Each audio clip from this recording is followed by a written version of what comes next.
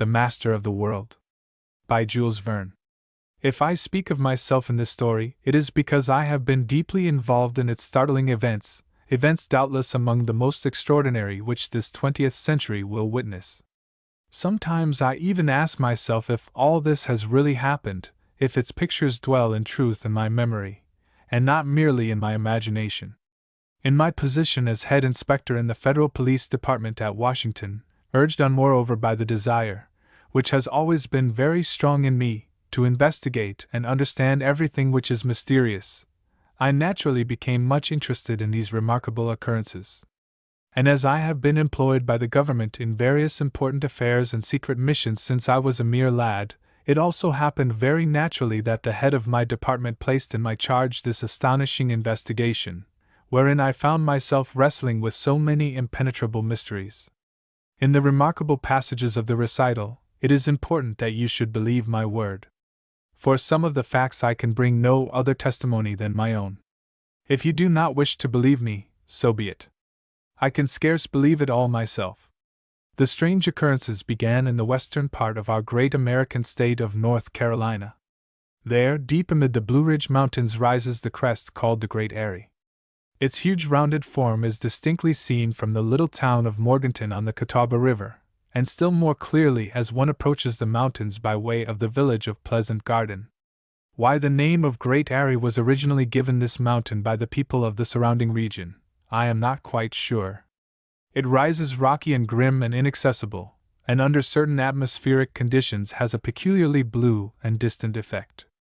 But the idea one would naturally get from the name is of a refuge for birds of prey, eagles, condors, vultures, the home of vast numbers of the feathered tribes, wheeling and screaming above peaks beyond the reach of man. Now, the Great Eyrie did not seem particularly attractive to birds. On the contrary, the people of the neighborhood began to remark that on some days when birds approached its summit they mounted still further, circled high above the crest, and then flew swiftly away, troubling the air with harsh cries. Why then the name Great Eyrie? Perhaps the mountain might better have been called a crater, for in the center of those steep and rounded walls there might well be a huge deep basin. Perhaps there might even lie within their circuit a mountain lake, such as exists in other parts of the Appalachian mountain system, a lagoon fed by the rain and the winter snows. In brief, was not this the site of an ancient volcano, one which had slept through ages, but whose inner fires might yet reawake? Might not the Great Eyrie reproduce in its neighborhood the violence of Mount Krakatoa or the terrible disaster of Mont Pelee? If there were indeed a central lake, was there not danger that its waters, penetrating the strata beneath, would be turned to steam by the volcanic fires and tear their way forth in a tremendous explosion, deluging the fair plains of Carolina with an eruption such as that of 1902 in Martinique? Indeed, with regard to this last possibility, there had been certain symptoms recently observed which might well be due to volcanic action. Smoke had floated above the mountain, and once the country folk passing near had heard subterranean noises, unexplainable rumblings. A glow in the sky had crowned the height at night. When the wind blew the smoky cloud eastward toward Pleasant Garden, a few cinders and ashes drifted down from it. And finally one stormy night pale flames, reflected from the clouds above the summit, cast upon the district below a sinister, warning light. In presence of these strange phenomena, it is not astonishing that the people of the surrounding district became seriously disquieted. And to the disquiet was joined an imperious need of knowing the true condition of the mountain. The Carolina newspapers had flaring headlines. "The Mystery of Great Eyrie." They asked if it was not dangerous to dwell in such a region. Their articles aroused curiosity and fear. Curiosity among those who, being in no danger themselves, were interested in the disturbance merely as a strange phenomenon of nature. Fear in those who were likely to be the victims if a catastrophe actually occurred. Those more immediately threatened were the citizens of Morganton, and even more the good folk of Pleasant Garden and the hamlets and farms yet closer to the mountain. Assuredly it was regrettable that mountain climbers had not previously attempted to ascend to the summit of the Great Eyrie. The cliffs of rock which surrounded it had never been scaled. Perhaps they might offer no path by which even the most daring climber could penetrate to the interior. Yet, if a volcanic eruption menaced all the western region of the Carolinas, then a complete examination of the mountain was become absolutely necessary.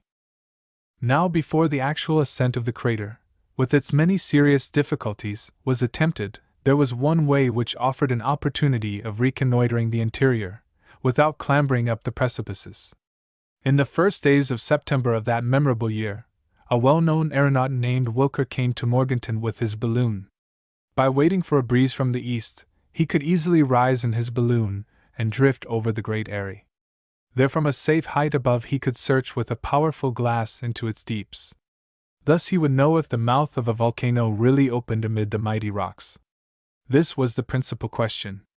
If this were settled, it would be known if the surrounding country must fear an eruption at some period more or less distant. The ascension was begun according to the program suggested. The wind was fair and steady, the sky clear.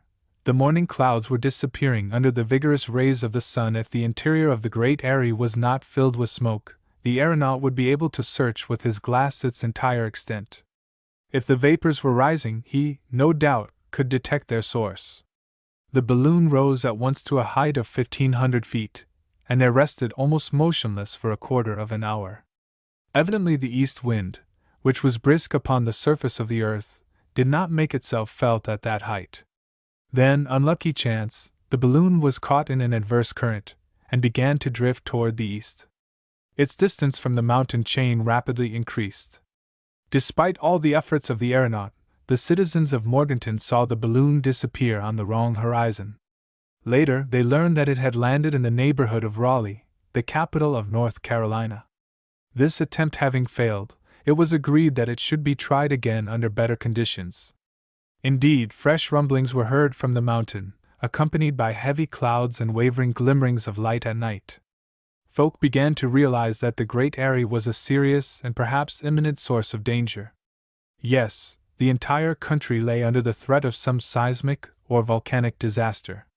During the first days of April of that year, these more or less vague apprehensions turned to actual panic. The newspapers gave prompt echo to the public terror. The entire district between the mountains and Morganton was sure that an eruption was at hand. The night of the 4th of April, the good folk of Pleasant Garden were awakened by a sudden uproar. They thought that the mountains were falling upon them. They rushed from their houses, ready for instant flight, fearing to see open before them some immense abyss, engulfing the farms and villages for miles around. The night was very dark. A weight of heavy clouds pressed down upon the plain. Even had it been day, the crest of the mountains would have been invisible. In the midst of this impenetrable obscurity, there was no response to the cries which arose from every side. Frightened groups of men, women, and children groped their way along the black roads in wild confusion. From every quarter came the screaming voices. "It is an earthquake! It is an eruption! Whence comes it? From the great area!" Into Morganton sped the news that stones, lava, ashes, were raining down upon the country. Shrewd citizens of the town, however, observed that if there were an eruption the noise would have continued and increased, the flames would have appeared above the crater, or at least their lurid reflections would have penetrated the clouds. Now, even these reflections were no longer seen. If there had been an earthquake, the terrified people saw that at least their houses had not crumbled beneath the shock. It was possible that the uproar had been caused by an avalanche, the fall of some mighty rock from the summit of the mountains. An hour passed without other incident. A wind from the west sweeping over the long chain of the Blue Ridge set the pines and hemlocks wailing on the higher slopes. There seemed no new cause for panic, and folk began to return to their houses. All, however, awaited impatiently the return of day. Then suddenly, toward 3 o'clock in the morning, another alarm! Flames leaped up above the rocky wall of the great area. Reflected from the clouds, they illuminated the atmosphere for a great distance. A crackling, as if of many burning trees, was heard. Had a fire spontaneously broken out? And to what cause was it due? Lightning could not have started the conflagration, for no thunder had been heard. True, there was plenty of material for fire. At this height the chain of the Blue Ridge is well wooded. But these flames were too sudden for any ordinary cause. An eruption! An eruption! The cry resounded from all sides. An eruption! The Great Eyrie was then indeed the crater of a volcano buried in the bowels of the mountains. And after so many years, so many ages even, had it reawakened? Added to the flames, was a rain of stones and ashes about to follow? Were the lavas going to pour down torrents of molten fire, destroying everything in their passage, annihilating the towns, the villages, the farms, all this beautiful world of meadows, fields and forests, even as far as Pleasant Garden and Morganton? This time the panic was overwhelming. Nothing could stop it.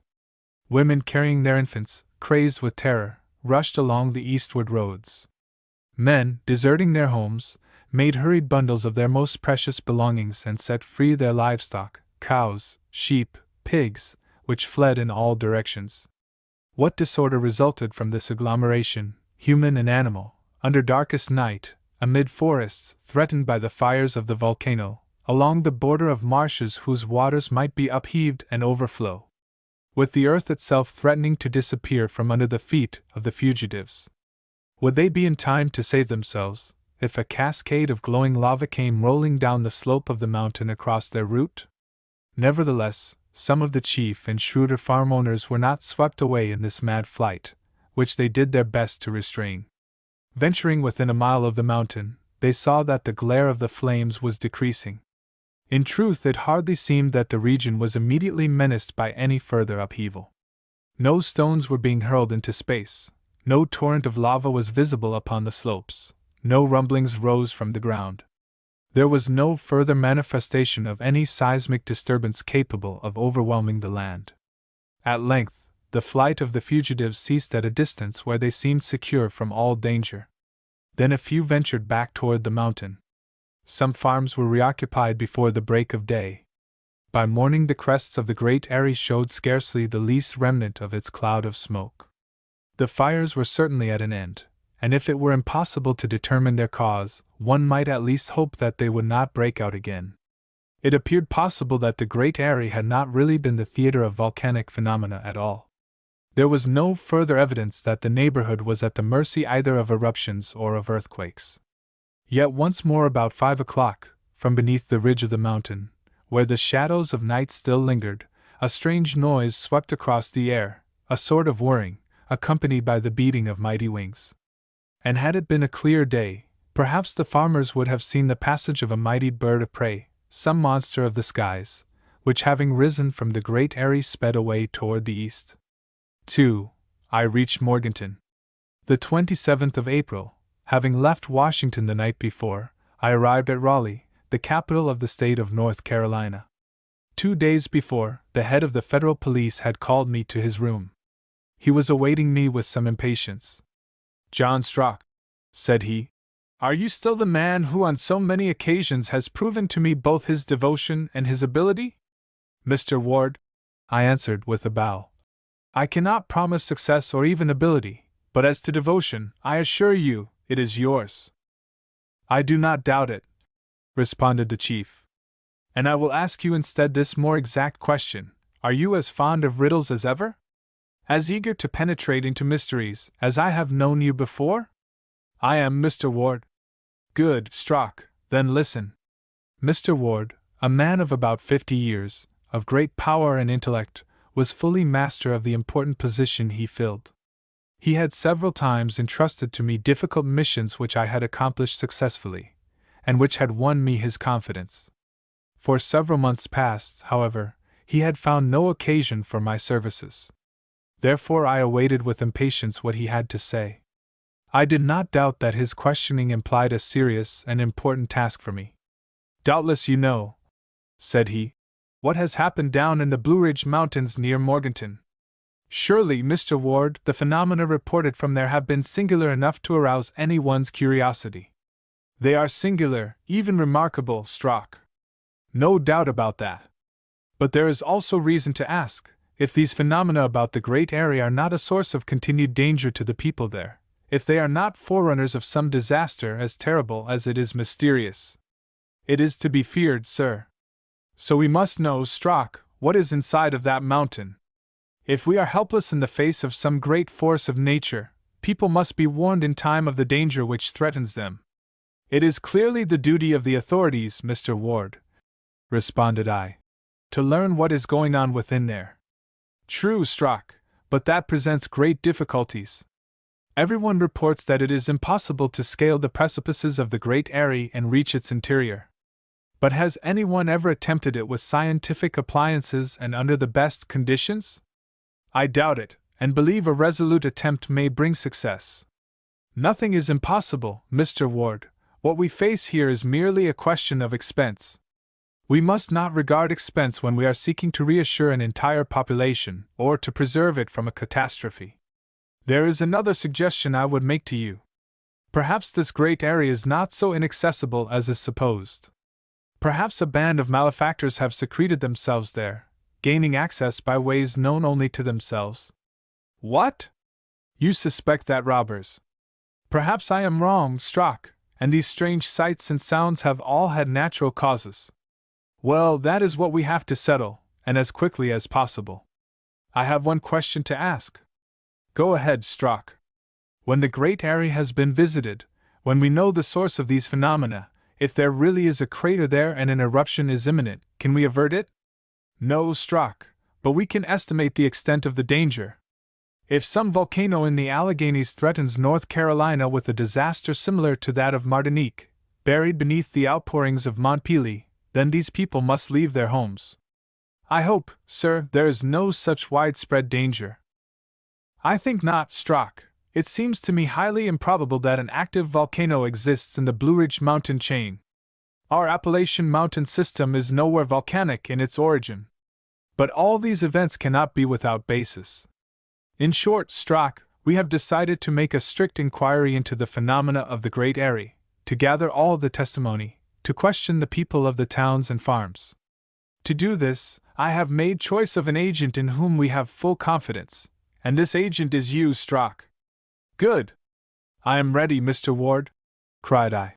And be sure that I shall neglect nothing to bring you full information.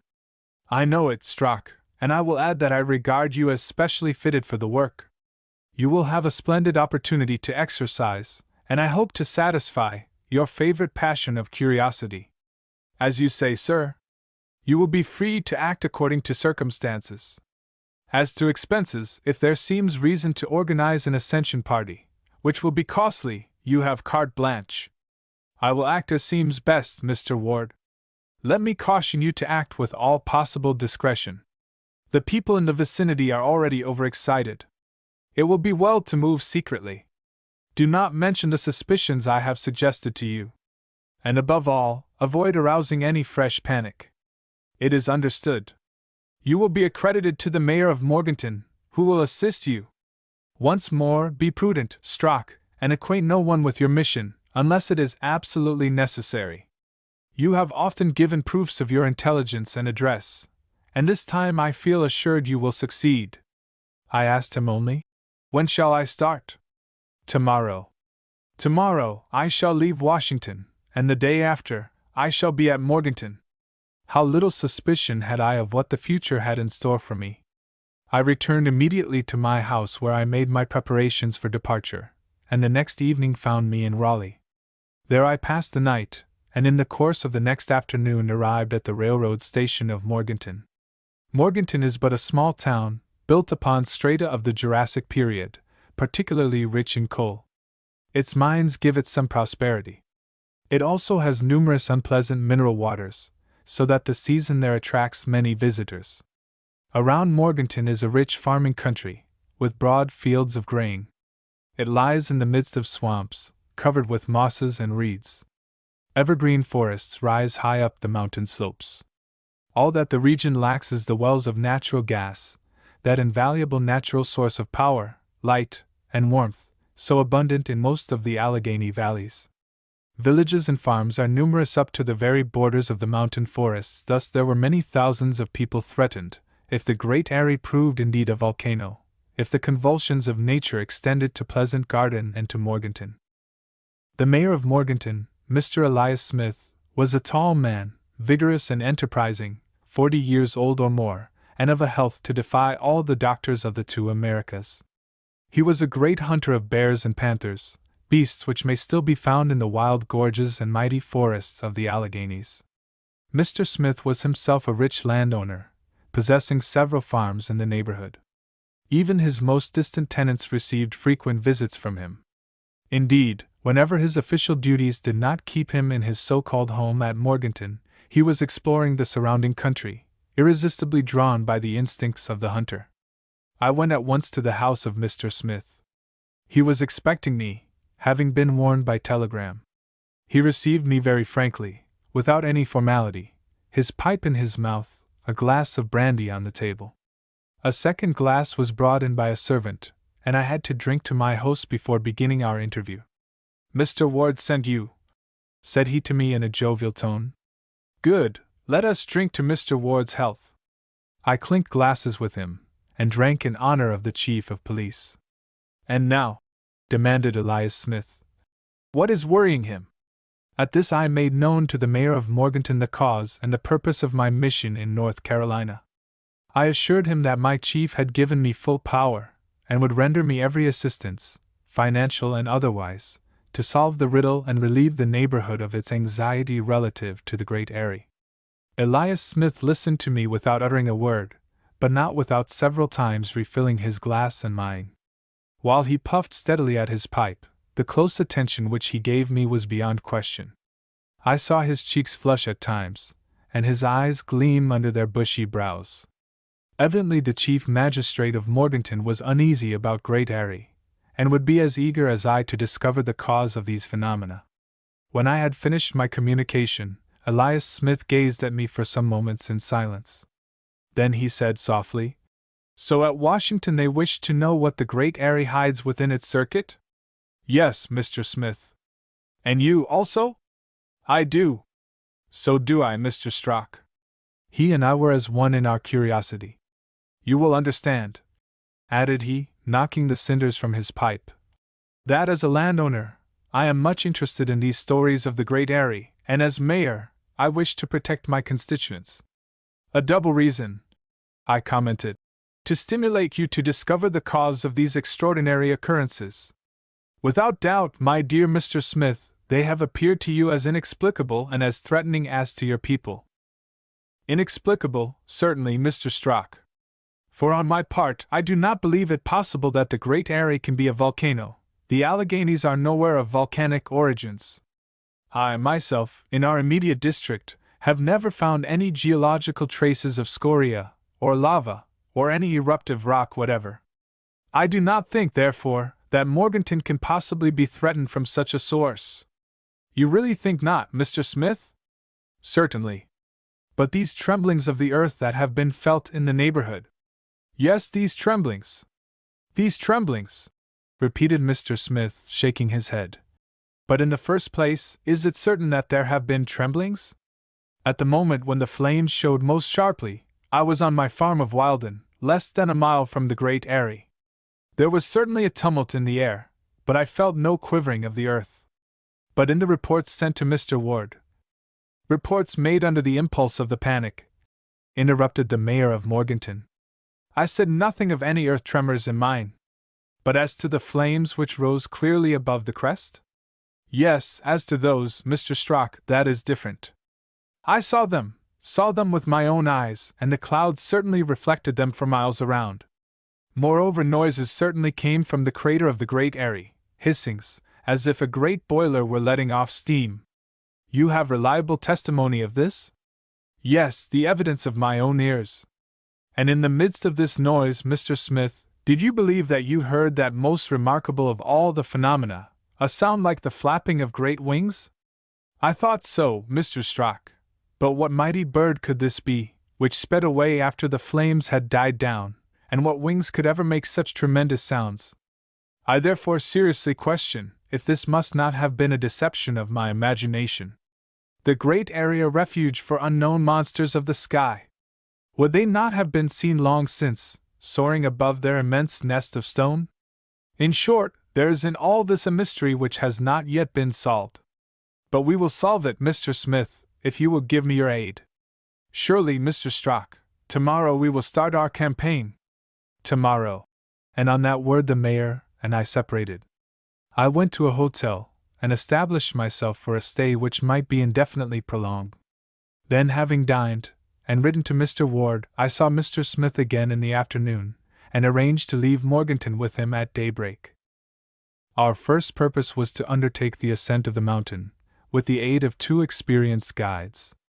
These men had ascended Mt. Mitchell and others of the highest peaks of the Blue Ridge. They had never, however, attempted the Great Eyrie, knowing that its walls of inaccessible cliffs defended it on every side. Moreover, before the recent startling occurrences, the Great Eyrie had not particularly attracted the attention of tourists. Mr. Smith knew the 2 guides personally as men daring, skillful, and trustworthy. They would stop at no obstacle, and we were resolved to follow them through everything. Moreover, Mr. Smith remarked at the last that perhaps it was no longer as difficult as formerly to penetrate within the Great Eyrie. And why? Asked I. Because a huge block has recently broken away from the mountain side, and perhaps it has left a practicable path or entrance. That would be a fortunate chance, Mr. Smith. We shall know all about it, Mr. Strock, no later than tomorrow. Till tomorrow, then. 3. The Great Eyrie. The next day at dawn, Elias Smith and I left Morganton by a road which, winding along the left bank of the Catawba River, led to the village of Pleasant Garden. The guides accompanied us, Harry Horn, a man of 30, and James Bruck, aged 25. They were both natives of the region, and in constant demand among the tourists who climbed the peaks of the Blue Ridge and Cumberland Mountains. A light wagon with 2 good horses was provided to carry us to the foot of the range. It contained provisions for 2 or 3 days, beyond which our trip surely would not be protracted. Mr. Smith had shown himself a generous provider both in meats and in liquors. As to water, the mountain springs would furnish it in abundance, increased by the heavy rains frequent in that region during springtime. It is needless to add that the mayor of Morganton, in his role of hunter, had brought along his gun and his dog, Nisco, who gamboled joyously about the wagon. Nisco, however, was to remain behind at the farm at Wilden when we attempted our ascent. He could not possibly follow us to the Great Eyrie with its cliffs to scale and its crevasses to cross. The day was beautiful. The fresh air in that climate is still cool of an April morning. A few fleecy clouds sped rapidly overhead, driven by a light breeze which swept across the long plains from the distant Atlantic. The sun, peeping forth at intervals, illumined all the fresh young verdure of the countryside. An entire world animated the woods through which we passed. From before our equipage fled squirrels, field mice, parakeets of brilliant colors and deafening loquacity. Possums passed in hurried leaps, bearing their young in their pouches. Myriads of birds were scattered amid the foliage of banyans, palms, and masses of rhododendrons, so luxuriant that their thickets were impenetrable. We arrived that evening at Pleasant Garden, where we were comfortably located for the night with the mayor of the town, a particular friend of Mr. Smith. Pleasant Garden proved little more than a village, but its mayor gave us a warm and generous reception, and we supped pleasantly in his charming home, which stood beneath the shades of some giant beech trees. Naturally, the conversation turned upon our attempt to explore the interior of the Great Eyrie. "You are right," said our host. "Until we all know what is hidden within there, our people will remain uneasy." "Has nothing new occurred?" I asked. "Since the last appearance of flames above the Great Eyrie?" "Nothing, Mr. Strock. From Pleasant Garden we can see the entire crest of the mountain. Not a suspicious noise has come down to us. Not a spark has risen. If a legion of devils is in hiding there, they must have finished their infernal cookery, and soared away to some other haunt." "Devils!" cried Mr. Smith. "Well, I hope they have not decamped without leaving some traces of their occupation, some parings of hoofs or horns or tails. We shall find them out." On the morrow, the 29th of April, we started again at dawn. By the end of the second day, we expected to reach the farm of Wilden at the foot of the mountain. The country was much the same as before, except that our road led more steeply upward. Woods and marshes alternated, though the latter grew sparser, being drained by the sun as we approached the higher levels. The country was also less populous.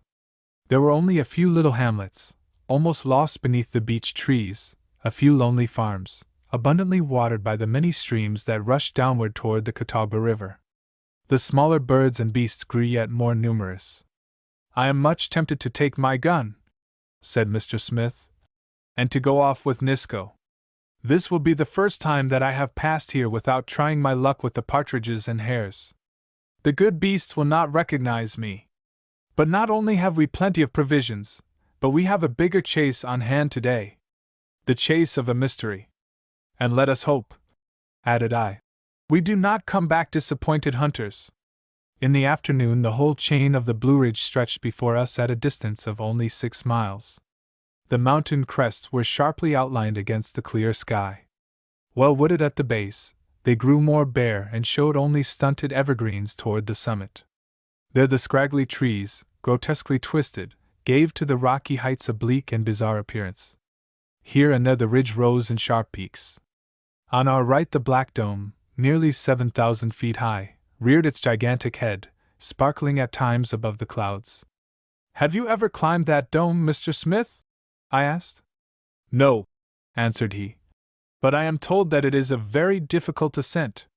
A few mountaineers have climbed it, but they report that it has no outlook commanding the crater of the Great Eyrie." "That is so," said the guide, Harry Horn. "I have tried it myself." "Perhaps," suggested I, "the weather was unfavorable." "On the contrary, Mr. Strock, it was unusually clear. But the wall of the Great Eyrie on that side rose so high, it completely hid the interior." "Forward!" cried Mr. Smith. "I shall not be sorry to set foot where no person has ever stepped, or even looked before." Certainly on this day the Great Eyrie looked tranquil enough. As we gazed upon it, there rose from its heights neither smoke nor flame. Toward 5 o'clock our expedition halted at the Wilden farm, where the tenants warmly welcomed their landlord. The farmer assured us that nothing notable had happened about the Great Eyrie for some time. We supped at a common table with all the people of the farm, and our sleep that night was sound and wholly untroubled by premonitions of the future. On the morrow, before break of day, we set out for the ascent of the mountain. The height of the Great Eyrie scarce exceeds 5,000 feet. A modest altitude, often surpassed in this section of the Alleghanies. As we were already more than 3,000 feet above sea level, the fatigue of the ascent could not be great. A few hours should suffice to bring us to the crest of the crater. Of course, difficulties might present themselves, precipices to scale, clefts and breaks in the ridge might necessitate painful and even dangerous detours. This was the unknown, the spur to our attempt. As I said, our guides knew no more than we upon this point. What made me anxious was, of course, the common report that the Great Eyrie was wholly inaccessible. But this remained unproven. And then there was the new chance that a fallen block had left a breach in the rocky wall. "At last," said Mr. Smith to me, after lighting the first pipe of the 20 or more which he smoked each day, "we are well started. As to whether the ascent will take more or less time—" "In any case, Mr. Smith," interrupted I, "you and I are fully resolved to pursue our quest to the end." "Fully resolved, Mr. Strock. My chief has charged me to snatch the secret from this demon of the Great Eyrie. We will snatch it from him, willing or unwilling," vowed Mr. Smith, calling heaven to witness. "Even if we have to search the very bowels of the mountain. As it may happen, then," said I, "that our excursion will be prolonged beyond today, it will be well to look to our provisions. Be easy, Mr. Strock. Our guides have food for 2 days in their knapsacks, besides what we carry ourselves. Moreover, though I left my brave Nisco at the farm, I have my gun. Game will be plentiful in the woods and gorges of the lower part of the mountain, and perhaps at the top we shall find a fire to cook it, already lighted." "Already lighted, Mr. Smith? And why not, Mr. Strock? These flames, these superb flames, which have so terrified our country folk. Is their fire absolutely cold? Is no spark to be found beneath their ashes? And then, if this is truly a crater, is the volcano so wholly extinct that we cannot find there a single ember? Bah! This would be but a poor volcano if it hasn't enough fire even to cook an egg or roast a potato. Come, I repeat, we shall see. We shall see." At that point of the investigation I had, I confess, no opinion formed. I had my orders to examine the Great Eyrie. If it proved harmless, I would announce it, and people would be reassured. But at heart, I must admit, I had the very natural desire of a man possessed by the demon of curiosity. I should be glad, both for my own sake, and for the renown which would attach to my mission if the great Airy proved the center of the most remarkable phenomena, of which I would discover the cause. Our ascent began in this order. The two guides went in front to seek out the most practicable paths. Elias Smith and I followed more leisurely. We mounted by a narrow and not very steep gorge amid rocks and trees. A tiny stream trickled downward under our feet. During the rainy season or after a heavy shower, the water doubtless bounded from rock to rock in tumultuous cascades. But it evidently was fed only by the rain, for now we could scarcely trace its course. It could not be the outlet of any lake within the Great Airy. After an hour of climbing, the slope became so steep that we had to turn, now to the right, now to the left, and our progress was much delayed. Soon the gorge became wholly impracticable. Its cliff-like sides offered no sufficient foothold. We had to cling by branches, to crawl upon our knees. At this rate the top would not be reached before sundown. "Faith!" cried Mr. Smith, stopping for breath. "I realize why the climbers of the Great Airy have been few, so few, that it has never been ascended within my knowledge. The fact is," I responded, "that it would be much toil for very little profit. And if we had not special reasons to persist in our attempt—" "You never said a truer word," declared Harry Horn. "My comrade and I have scaled the Black Dome several times, but we never met such obstacles as these. The difficulties seem almost impassable," added James Bruck. The question now was to determine to which side we should turn for a new route. To right, as to left, arose impenetrable masses of trees and bushes. In truth, even the scaling of cliffs would have been more easy. Perhaps if we could get above this wooded slope we could advance with surer foot. Now, we could only go ahead blindly, and trust to the instincts of our two guides. James Bruck was especially useful. I believe that gallant lad would have equaled a monkey in lightness and a wild goat in agility. Unfortunately, neither Elias Smith nor I was able to climb where he could. However, when it is a matter of real need with me, I trust I shall never be backward, being resolute by nature and well trained in bodily exercise. Where James Bruck went, I was determined to go, also, though it might cost me some uncomfortable falls. But it was not the same with the first magistrate of Morganton, less young, less vigorous, larger, stouter, and less persistent than we others. Plainly he made every effort, not to retard our progress, but he panted like a seal, and soon I insisted on his stopping to rest. In short, it was evident that the ascent of the Great Airy would require far more time than we had estimated. We had expected to reach the foot of the rocky wall before 11 o'clock, but we now saw that midday would still find us several hundred feet below it. Toward 10 o'clock, after repeated attempts to discover some more practicable route, after numberless turnings and returnings, one of the guides gave the signal to halt. We found ourselves at last on the upper border of the heavy wood. The trees, more thinly spaced, permitted us a glimpse upward to the base of the rocky wall which constituted the true Great Airy. "Phew!" exclaimed Mr. Smith, leaning against a mighty pine tree. "A little respite, a little repose, and even a little repast would not go badly." "We will rest an hour," said I. "Yes, after working our lungs and our legs, we will make our stomachs work." We were all agreed on this point. A rest would certainly freshen us. Our only cause for inquietude was now the appearance of the precipitous slope above us. We looked up toward one of those bare strips called in that region slides. Amid this loose earth, these yielding stones, and these abrupt rocks there was no roadway. Harry Horn said to his comrade, "It will not be easy." "Perhaps impossible," responded Bruck. Their comments caused me secret uneasiness. If I returned without even having scaled the mountain, my mission would be a complete failure, without speaking of the torture to my curiosity. And when I stood again before Mr. Ward, shamed and confused, I should cut but a sorry figure. We opened our knapsacks and lunched moderately on bread and cold meat. Our repast finished, in less than half an hour, Mr. Smith sprang up eager to push forward once more. James Bruck took the lead, and we had only to follow him as best we could. We advanced slowly. Our guides did not attempt to conceal their doubt and hesitation. Soon Horn left us and went far ahead to spy out which road promised most chance of success. 20 minutes later he returned and led us onward toward the northwest. It was on this side that the Black Dome rose at a distance of 3 or 4 miles. Our path was still difficult and painful, amid the sliding stones, held in place only occasionally by wiry bushes. At length, after a weary struggle, we gained some 200 feet further upward and found ourselves facing a great gash, which broke the earth at this spot. Here and there were scattered roots recently uptorn, branches broken off, huge stones reduced to powder, as if an avalanche had rushed down this flank of the mountain. "That must be the path taken by the huge block which broke away from the Great Eyrie," commented James Brock. "No doubt," answered Mr. Smith. "And I think we had better follow the road that it has made for us."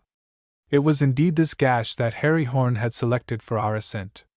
Our feet found lodgment in the firmer earth which had resisted the passage of the monster rock. Our task thus became much easier, and our progress was in a straight line upward, so that toward 11:30 we reached the upper border of the slide. Before us, less than 100 feet away, but towering 100 feet straight upwards in the air, rose the rocky wall which formed the final crest, the last defense of the Great Eyrie. From this side, the summit of the wall showed capriciously irregular, rising in rude towers and jagged needles. At one point the outline appeared to be an enormous eagle silhouetted against the sky, just ready to take flight. Upon this side, at least, the precipice was insurmountable. "Rest a minute," said Mr. Smith, "and we will see if it is possible to make our way around the base of this cliff." "At any rate," said Harry Horn, "the great block must have fallen from this part of the cliff, and it has left no breach for entering." They were both right. We must seek entrance elsewhere. After a rest of 10 minutes, we clambered up close to the foot of the wall, and began to make a circuit of its base. Assuredly the Great Eyrie now took on to my eyes an aspect absolutely fantastic. Its heights seemed peopled by dragons and huge monsters. If chimeras, griffins, and all the creations of mythology had appeared to guard it, I should have been scarcely surprised. With great difficulty and not without danger we continued our tour of this circumvallation, where it seemed that nature had worked as man does, with careful regularity. Nowhere was there any break in the fortification, nowhere a fault in the strata by which one might clamber up. Always this mighty wall, 100 feet in height. After an hour and a half of this laborious circuit, we regained our starting place. I could not conceal my disappointment, and Mr. Smith was not less chagrined than I. "1,000 devils!" cried he. "We know no better than before what is inside this confounded Great Eyrie, nor even if it is a crater."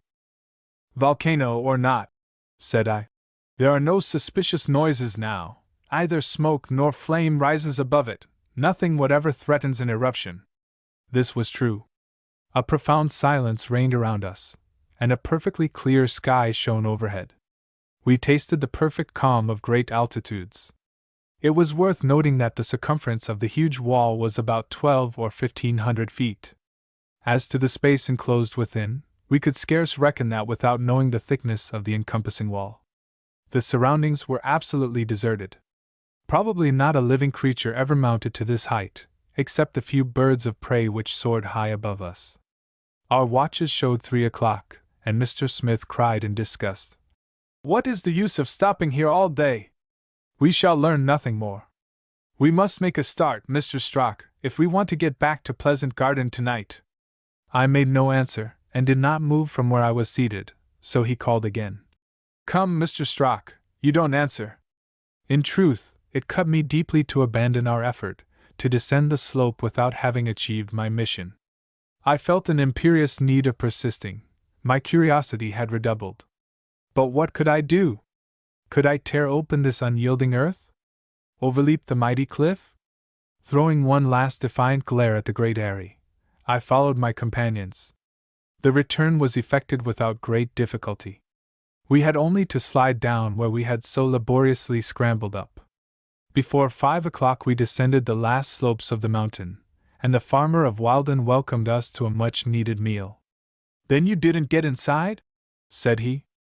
No, responded Mr. Smith, and I believe that the inside exists only in the imagination of our country folk. At 8:30 our carriage drew up before the house of the mayor of Pleasant Garden, where we passed the night. While I strove vainly to sleep, I asked myself if I should not stop there in the village and organize a new ascent. But what better chance had it of succeeding than the first? The wisest course was, doubtless, to return to Washington and consult Mr. Ward. So, the next day, having rewarded our 2 guides, I took leave of Mr. Smith at Morganton, and that same evening left by train for Washington. 4. A meeting of the Automobile Club. Was the mystery of the Great Eyrie to be solved some day by chances beyond our imagining? That was known only to the future. And was the solution a matter of the first importance? That was beyond doubt, since the safety of the people of Western Carolina perhaps depended upon it. Yet a fortnight after my return to Washington, public attention was wholly distracted from this problem by another very different in nature, but equally astonishing. Toward the middle of that month of May, the newspapers of Pennsylvania informed their readers of some strange occurrences in different parts of the state. On the roads which radiated from Philadelphia, the chief city, there circulated an extraordinary vehicle, of which no one could describe the form, or the nature, or even the size, so rapidly did it rush past. It was an automobile, all were agreed on that.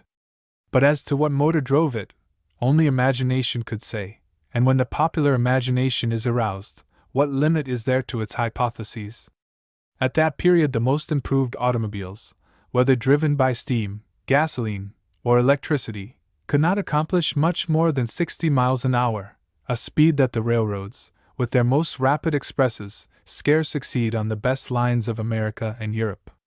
Now, this new automobile, which was astonishing the world, traveled at more than double this speed. It is needless to add that such a rate constituted an extreme danger on the highroads, as much so for vehicles as for pedestrians. This rushing mass, coming like a thunderbolt, preceded by a formidable rumbling, caused a whirlwind, which tore the branches from the trees along the road, terrified the animals browsing in adjoining fields, and scattered and killed the birds, which could not resist the suction of the tremendous air currents engendered by its passage. And a bizarre detail to which the newspapers drew particular attention: the surface of the roads was scarcely even scratched by the wheels of the apparition, which left behind it no such ruts as are usually made by heavy vehicles. At most there was a light touch, a mere brushing of the dust. It was only the tremendous speed which raised behind the vehicle such whirlwinds of dust. It is probable, commented the New York Herald, that the extreme rapidity of motion destroys the weight. Naturally, there were protests from all sides. It was impossible to permit the mad speed of this apparition, which threatened to overthrow and destroy everything in its passage, equipages and people. But how could it be stopped? No one knew to whom the vehicle belonged, nor whence it came, nor whither it went. It was seen but for an instant as it darted forward like a bullet in its dizzy flight.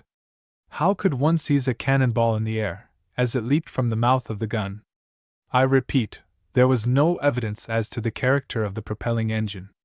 It left behind it no smoke, no steam, no odor of gasoline, or any other oil. It seemed probable, therefore, that the vehicle ran by electricity, and that its accumulators were of an unknown model, using some unknown fluid. The public imagination, highly excited, readily accepted every sort of rumor about this mysterious automobile. It was said to be a supernatural car.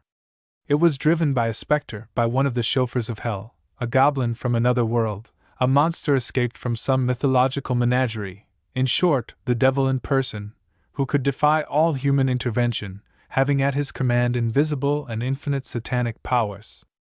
But even Satan himself had no right to run at such speed over the roads of the United States without a special permit, without a number on his car, and without a regular license. And it was certain that not a single municipality had given him permission to go 200 miles an hour. Public security demanded that some means be found to unmask the secret of this terrible chauffeur. Moreover, it was not only Pennsylvania that served as the theater of his sportive eccentricities. The police reported his appearance in other states, in Kentucky near Frankfort, in Ohio near Columbus, in Tennessee near Nashville, in Missouri near Jefferson, and finally in Illinois in the neighborhood of Chicago. The alarm having been given, it became the duty of the authorities to take steps against this public danger. To arrest or even to halt an apparition moving at such speed was scarcely practicable. A better way would be to erect across the roads solid gateways with which the flying machine must come in contact sooner or later, and be smashed into 1,000 pieces. "Nonsense!" declared the incredulous. "This madman would know well how to circle around such obstructions. And if necessary," added others, "the machine would leap over the barriers. And if he is indeed the devil, he has, as a former angel, presumably preserved his wings, and so he will take to flight." But this last was but the suggestion of foolish old gossips who did not stop to study the matter. For if the king of Hades possessed a pair of wings, why did he obstinately persist in running around on the earth at the risk of crushing his own subjects, when he might more easily have hurled himself through space as free as a bird? Such was the situation when, in the last week of May, a fresh event occurred, which seemed to show that the United States was indeed helpless in the hands of some unapproachable monster. And after the New World, would not the Old in its turn be desecrated by the mad career of this remarkable automobilist? The following occurrence was reported in all the newspapers of the Union, and with what comments and outcries it is easy to imagine.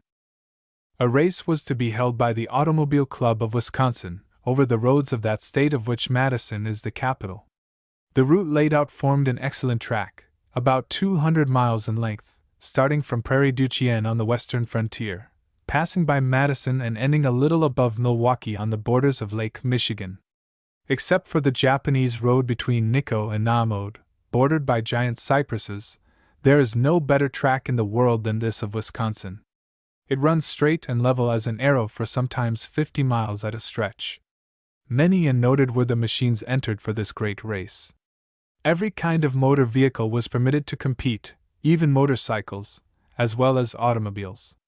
The machines were of all makes and nationalities. The sum of the different prizes reached $50,000, so that the race was sure to be desperately contested. New records were expected to be made. Calculating on the maximum speed hitherto attained, of perhaps 80 miles an hour, this international contest covering 200 miles would last about 3 hours.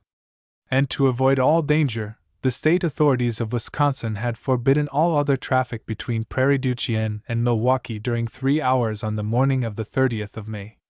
Thus, if there were any accidents, those who suffered would be themselves to blame. There was an enormous crowd, and it was not composed only of the people of Wisconsin.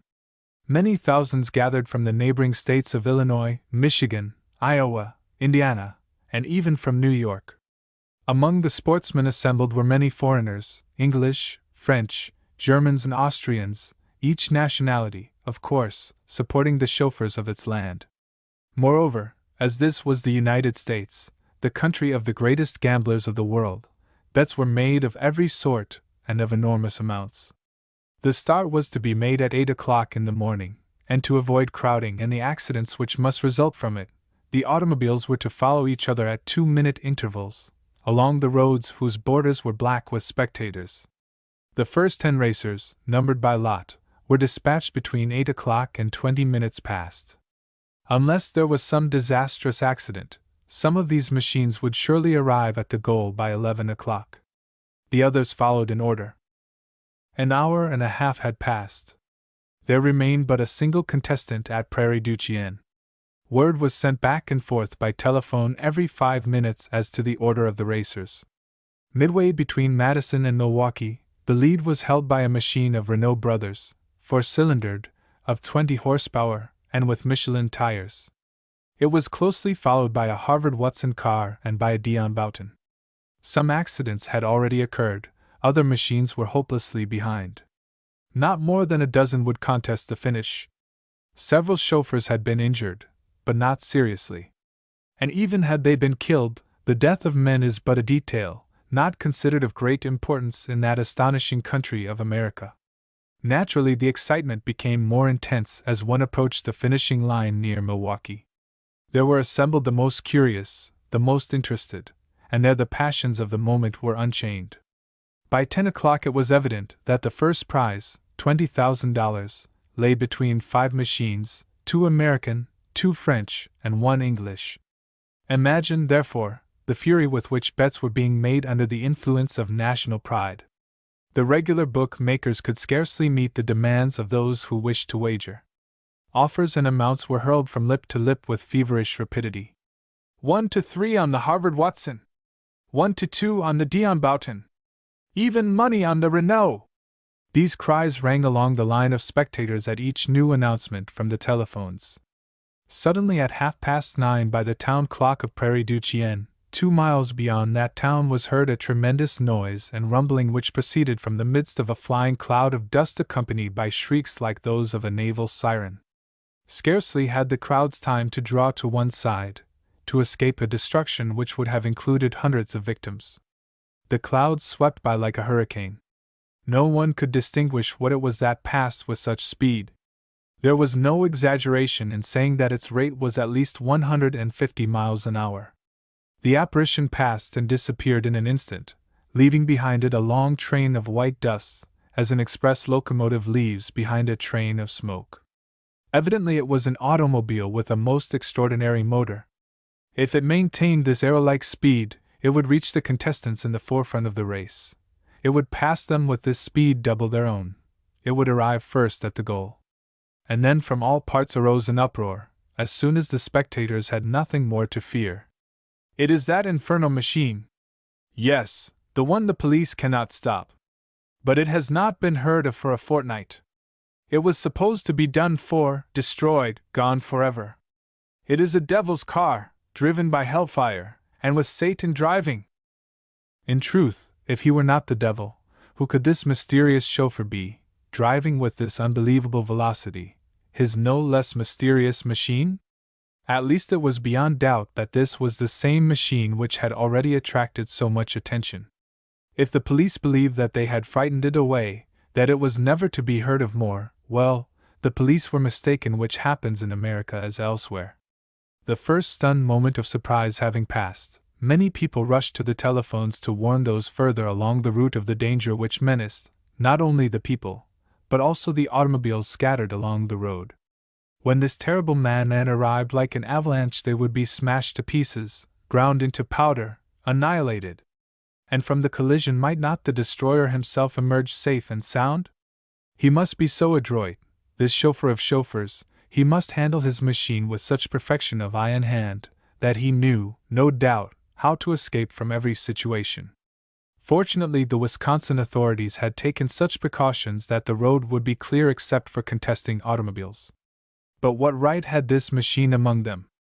And what said the racers themselves, who, warned by telephone, had to sheer aside from the road in their struggle for the grand prize? By their estimate, this amazing vehicle was going at least 130 miles an hour. Fast as was their speed, it shot by them at such a rate that they could hardly make out even the shape of the machine, a sort of lengthened spindle, probably not over 30 feet long. Its wheels spun with such velocity that they could scarce be seen. For the rest, the machine left behind it neither smoke nor scent. As for the driver, hidden in the interior of his machine, he had been quite invisible. He remained as unknown as when he had first appeared on the various roads throughout the country. Milwaukee was promptly warned of the coming of this interloper. Fancy the excitement the news caused. The immediate purpose agreed upon was to stop this projectile, to erect across its route an obstacle against which it would smash into 1,000 pieces. But was there time? Would not the machine appear at any moment? And what need was there, since the track ended on the edge of Lake Michigan, and so the vehicle would be forced to stop there anyway, unless its supernatural driver could ride the water as well as the land. Here, also, as all along the route, the most extravagant suggestions were offered. Even those who would not admit that the mysterious chauffeur must be Satan in person allowed that he might be some monster escaped from the fantastic visions of the apocalypse. And now there were no longer minutes to wait. Any second might bring the expected apparition. It was not yet 11 o'clock when a rumbling was heard far down the track, and the dust rose in violent whirlwinds. Harsh whistlings shrieked through the air, warning all to give passage to the monster. It did not slacken speed at the finish. Lake Michigan was not half a mile beyond, and the machine must certainly be hurled into the water. Could it be that the mechanician was no longer master of his mechanism? There could be little doubt of it. Like a shooting star, the vehicle flashed through Milwaukee. When it had passed the city, would it plunge itself to destruction in the waters of Lake Michigan? At any rate, when it disappeared at a slight bend in the road, no trace was to be found of its passage. Along the shores of New England. At the time when the newspapers were filled with these reports, I was again in Washington. On my return, I had presented myself at my chief's office, but had been unable to see him. Family affairs had suddenly called him away, to be absent some weeks. Mr. Ward, however, undoubtedly knew of the failure of my mission. The newspapers, especially those of North Carolina, had given full details of our ascent of the Great Eyrie. Naturally, I was much annoyed by this delay, which further fretted my restless curiosity. I could turn to no other plans for the future. Could I give up the hope of learning the secret of the Great Eyrie? No! I would return to the attack a dozen times if necessary, and despite every failure. Surely, the winning of access within those walls was not a task beyond human power. A scaffolding might be raised to the summit of the cliff, or a tunnel might be pierced through its depth. Our engineers met problems more difficult every day. But in this case it was necessary to consider the expense, which might easily grow out of proportion to the advantages to be gained. A tunnel would cost many $1,000s, and what good would it accomplish beyond satisfying the public curiosity and my own? My personal resources were wholly insufficient for the achievement. Mr. Ward, who held the government's funds, was away. I even thought of trying to interest some millionaire. Oh, if I could but have promised one of them some gold or silver mines within the mountain! But such an hypothesis was not admissible. The chain of the Appalachians is not situated in a gold-bearing region like that of the Pacific Mountains, the Transvaal, or Australia. It was not until the 15th of June that Mr. Ward returned to duty. Despite my lack of success, he received me warmly. "Here is our poor Strock!" cried he, at my entrance. "Our poor Strock, who has failed!" "No more, Mr. Ward, than if you had charged me to investigate the surface of the moon," answered I. "We found ourselves face to face with purely natural obstacles insurmountable with the forces then at our command." "I do not doubt that, Strock, I do not doubt that in the least. Nevertheless, the fact remains that you have discovered nothing of what is going on within the Great Eyrie." "Nothing, Mr. Ward." "You saw no sign of fire?" "None." "And you heard no suspicious noises whatever?" "None." "Then it is still uncertain if there is really a volcano there?" "Still uncertain, Mr. Ward. But if it is there, we have good reason to believe that it has sunk into a profound sleep." "Still," returned Mr. Ward, "there is nothing to show that it will not wake up again any day, Strock. It is not enough that a volcano should sleep, it must be absolutely extinguished, unless indeed all these threatening rumors have been born solely in the Carolinian imagination." "That is not possible, sir," I said. "Both Mr. Smith, the mayor of Morganton, and his friend the mayor of Pleasant Garden, are reliable men, and they speak from their own knowledge in this matter. Flames have certainly risen above the Great Eyrie. Strange noises have issued from it. There can be no doubt whatever of the reality of these phenomena." "Granted," declared Mr. Ward. "I admit that the evidence is unassailable. So the deduction to be drawn is that the Great Eyrie has not yet given up its secret. If we are determined to know it, Mr. Ward, the solution is only a solution of expense. Pickaxes and dynamite would soon conquer those walls." "No doubt," responded the chief. "But such an undertaking hardly seems justified, since the mountain is now quiet. We will wait a while, and perhaps nature herself will disclose her mystery." "Mr. Ward, believe me that I regret deeply that I have been unable to solve the problem you entrusted to me," I said. "Nonsense! Do not upset yourself, Strock. Take your defeat philosophically. We cannot always be successful, even in the police. How many criminals escape us? I believe we should never capture one of them, if they were a little more intelligent and less imprudent, and if they did not compromise themselves so stupidly. Nothing, it seems to me, would be easier than to plan a crime, a theft or an assassination, and to execute it without arousing any suspicions, or leaving any traces to be followed. You understand, Strock, I do not want to give our criminals lessons. I much prefer to have them remain as they are. Nevertheless, there are many whom the police will never be able to track down. On this matter I shared absolutely the opinion of my chief. It is among rascals that one finds the most fools. For this very reason I had been much surprised that none of the authorities had been able to throw any light upon the recent performances of the demon automobile. And when Mr. Ward brought up this subject, I did not conceal from him my astonishment. He pointed out that the vehicle was practically unpursuable, that in its earlier appearances, it had apparently vanished from all roads even before a telephone message could be sent ahead.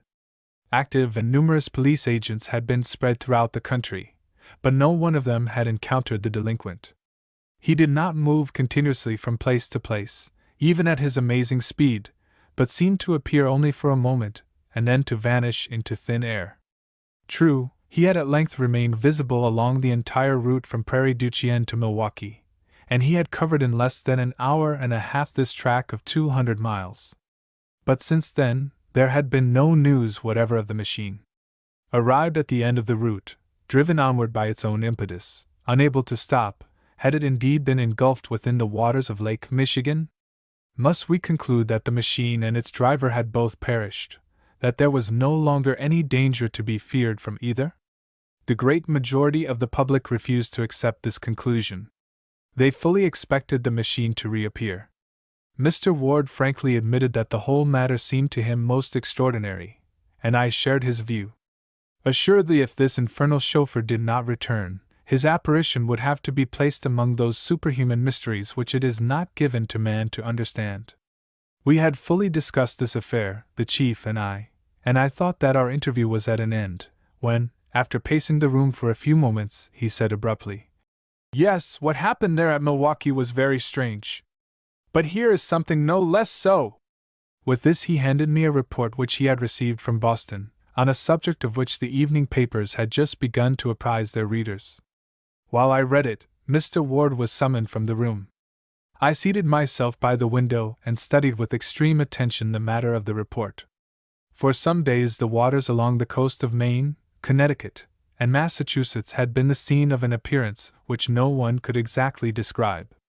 A moving body would appear amid the waters, some 2 or 3 miles offshore, and go through rapid evolutions. It would flash for a while back and forth among the waves and then dart out of sight. The body moved with such lightning speed that the best telescopes could hardly follow it.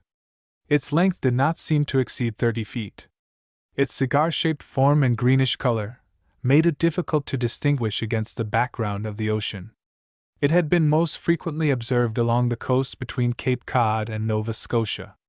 From Providence, from Boston, from Portsmouth, and from Portland motor boats and steam launches had repeatedly attempted to approach this moving body and even to give it chase. They could not get anywhere near it. Pursuit seemed useless. It darted like an arrow beyond the range of view. Naturally, widely differing opinions were held as to the nature of this object. But no hypothesis rested on any secure basis. Seamen were as much at a loss as others. At first sailors thought it must be some great fish, like a whale. But it is well known that all these animals come to the surface with a certain regularity to breathe, and spout up columns of mingled air and water. Now, this strange animal, if it was an animal, had never blown, as the whalers say, nor had it ever made any noises of breathing. Yet if it were not one of these huge marine mammals, how was this unknown monster to be classed? Did it belong among the legendary dwellers in the deep, the krakens, the octopuses, the leviathans, the famous sea serpents? At any rate, since this monster, whatever it was, had appeared along the New England shores, the little fishing smacks and pleasure boats dared not venture forth. Wherever it appeared the boats fled to the nearest harbor, as was but prudent. If the animal was of a ferocious character, none cared to await its attack. As to the large ships and coast steamers, they had nothing to fear from any monster, whale or otherwise. Several of them had seen this creature at a distance of some miles. But when they attempted to approach, it fled rapidly away. One day, even, A fast United States gunboat went out from Boston, if not to pursue the monster, at least to send after it a few cannon shot. Almost instantly the animal disappeared, and the attempt was vain. As yet, however, the monster had shown no intention of attacking either boats or people. At this moment Mr. Ward returned, and I interrupted my reading to say, "There seems as yet no reason to complain of this sea serpent. It flees before big ships. It does not pursue little ones.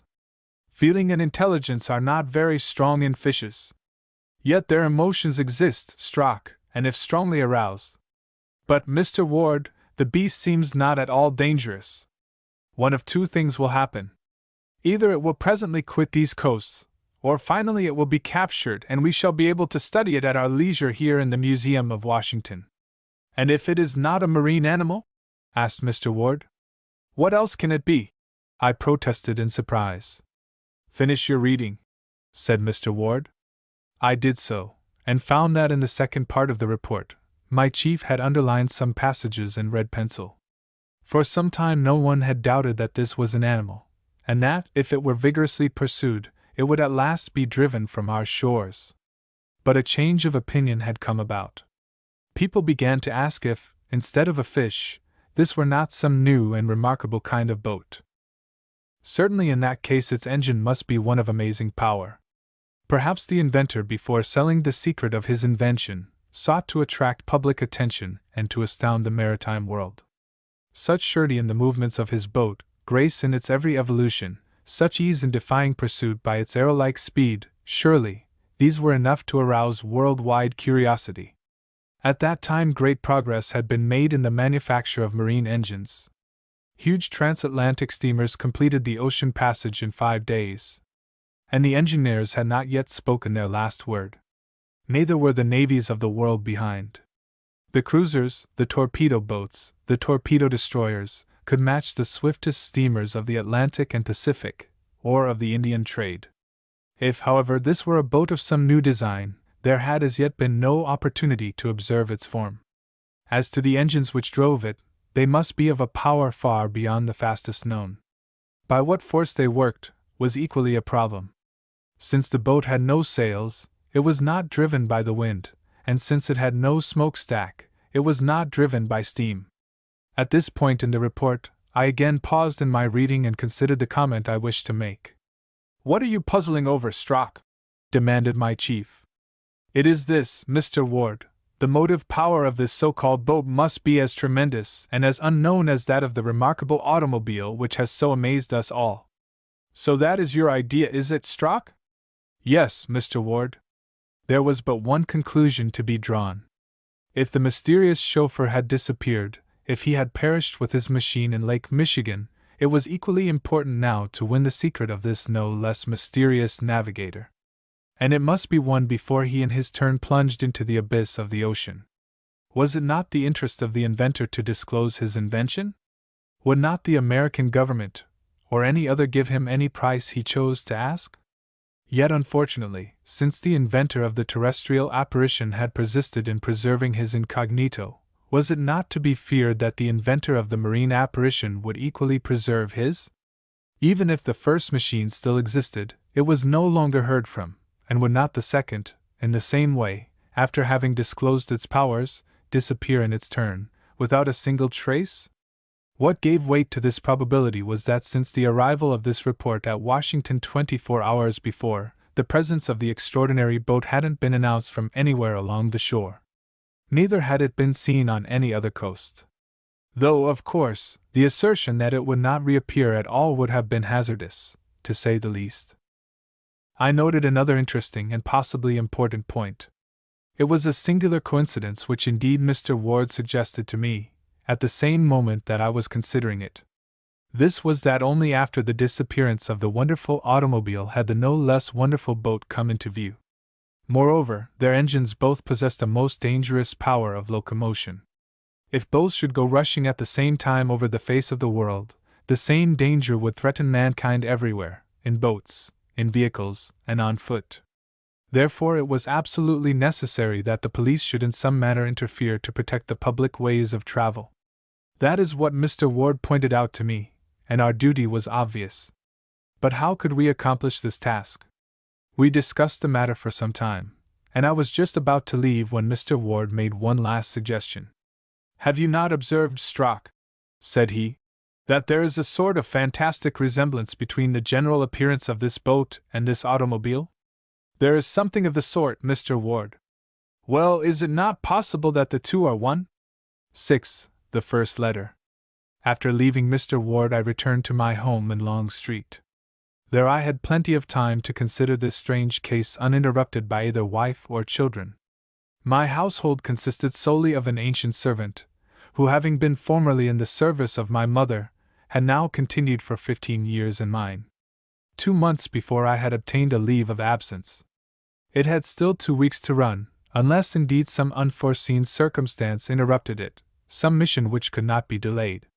This leave, as I have shown, had already been interrupted for 4 days by my exploration of the Great Eyrie. And now was it not my duty to abandon my vacation, and endeavor to throw light upon the remarkable events of which the road to Milwaukee and the shore of New England had been in turn the scene? I would have given much to solve the twin mysteries, but how was it possible to follow the track of this automobile, or this boat? Seated in my easy chair after breakfast, with my pipe lighted, I opened my newspaper. To what should I turn? Politics interested me but little, with its eternal strife between the Republicans and the Democrats. Neither did I care for the news of society, nor for the sporting page. You will not be surprised, then, that my first idea was to see if there was any news from North Carolina about the Great Eyrie. There was little hope of this, however, for Mr. Smith had promised to telegraph me at once if anything occurred. I felt quite sure that the mayor of Morganton was as eager for information and as watchful as could have been myself. The paper told me nothing new. It dropped idly from my hand, and I remained deep in thought.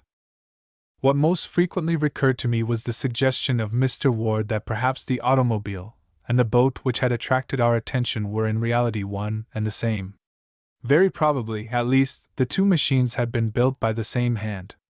And beyond doubt, these were similar engines, which generated this remarkable speed, more than doubling the previous records of earth and sea. "The same inventor," repeated I. Evidently this hypothesis had strong grounds. The fact that the two machines had not yet appeared at the same time added weight to the idea. I murmured to myself, "After the mystery of Great Eyrie, comes that of Milwaukee and Boston. Will this new problem be as difficult to solve as was the other?" I noted idly that this new affair had a general resemblance to the other, since both menaced the security of the general public. To be sure, only the inhabitants of the Blue Ridge region had been in danger from an eruption or possible earthquake at Great Eyrie. While now, on every road of the United States, or along every league of its coasts and harbors, every inhabitant was in danger from this vehicle or this boat, with its sudden appearance and insane speed. I found that, as was to be expected, the newspapers not only suggested, but enlarged upon the dangers of the case. Timid people everywhere were much alarmed. My old servant, naturally credulous and superstitious, was particularly upset. That same day after dinner, as she was clearing away the things, she stopped before me, a water bottle in one hand, the serviette in the other, and asked anxiously, "Is there no news, sir?" "None," I answered, knowing well to what she referred. "The automobile has not come back?" "No." "Nor the boat?" "Nor the boat. There is no news even in the best informed papers." "But your secret police information?" "We are no wiser." "Then, sir, if you please, of what use are the police?" "It is a question which has fazed me more than once." "Now you see what will happen," continued the old housekeeper, complainingly. "Some fine morning, he will come without warning, this terrible chauffeur, and rush down our street here, and kill us all. Good! When that happens, there will be some chance of catching him. He will never be arrested, sir." "Why not?" "Because he is the devil himself, and you can't arrest the devil." Decidedly, thought I, the devil has many uses, and if he did not exist we would have to invent him, to give people some way of explaining the inexplicable. It was he who lit the flames of the Great Eyrie. It was he who smashed the record in the Wisconsin race. It is he who is scurrying along the shores of Connecticut and Massachusetts. But putting to one side this evil spirit who is so necessary, for the convenience of the ignorant, there was no doubt that we were facing a most bewildering problem. Had both of these machines disappeared forever? They had passed like a meteor, like a star shooting through space, and in 100 years the adventure would become a legend, much to the taste of the gossips of the next century. For several days the newspapers of America, and even those of Europe, continued to discuss these events. Editorials crowded upon editorials. Rumors were added to rumors. Storytellers of every kind crowded to the front. The public of 2 continents was interested.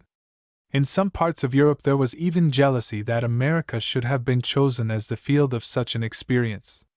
If these marvelous inventors were American, then their country, their army and navy, would have a great advantage over others. The United States might acquire an incontestable superiority. Under the date of the 10th of June, a New York paper published a carefully studied article on this phase of the subject. Comparing the speed of the swiftest known vessels with the smallest minimum of speed which could possibly be assigned to the new boat, the article demonstrated that if the United States secured this secret, Europe would be but 3 days away from her, while she would still be 5 days from Europe. If our own police had searched diligently to discover the mystery of the Great Eyrie, the Secret Service of every country in the world was now interested in these new problems. Mr. Ward referred to the matter each time I saw him. Our chat would begin by his rallying me about my ill success in Carolina, and I would respond by reminding him that success there was only a question of expense. "Never mind, my good Strock," said he. "There will come a chance for our clever inspector to regain his laurels. Take now this affair of the automobile and the boat.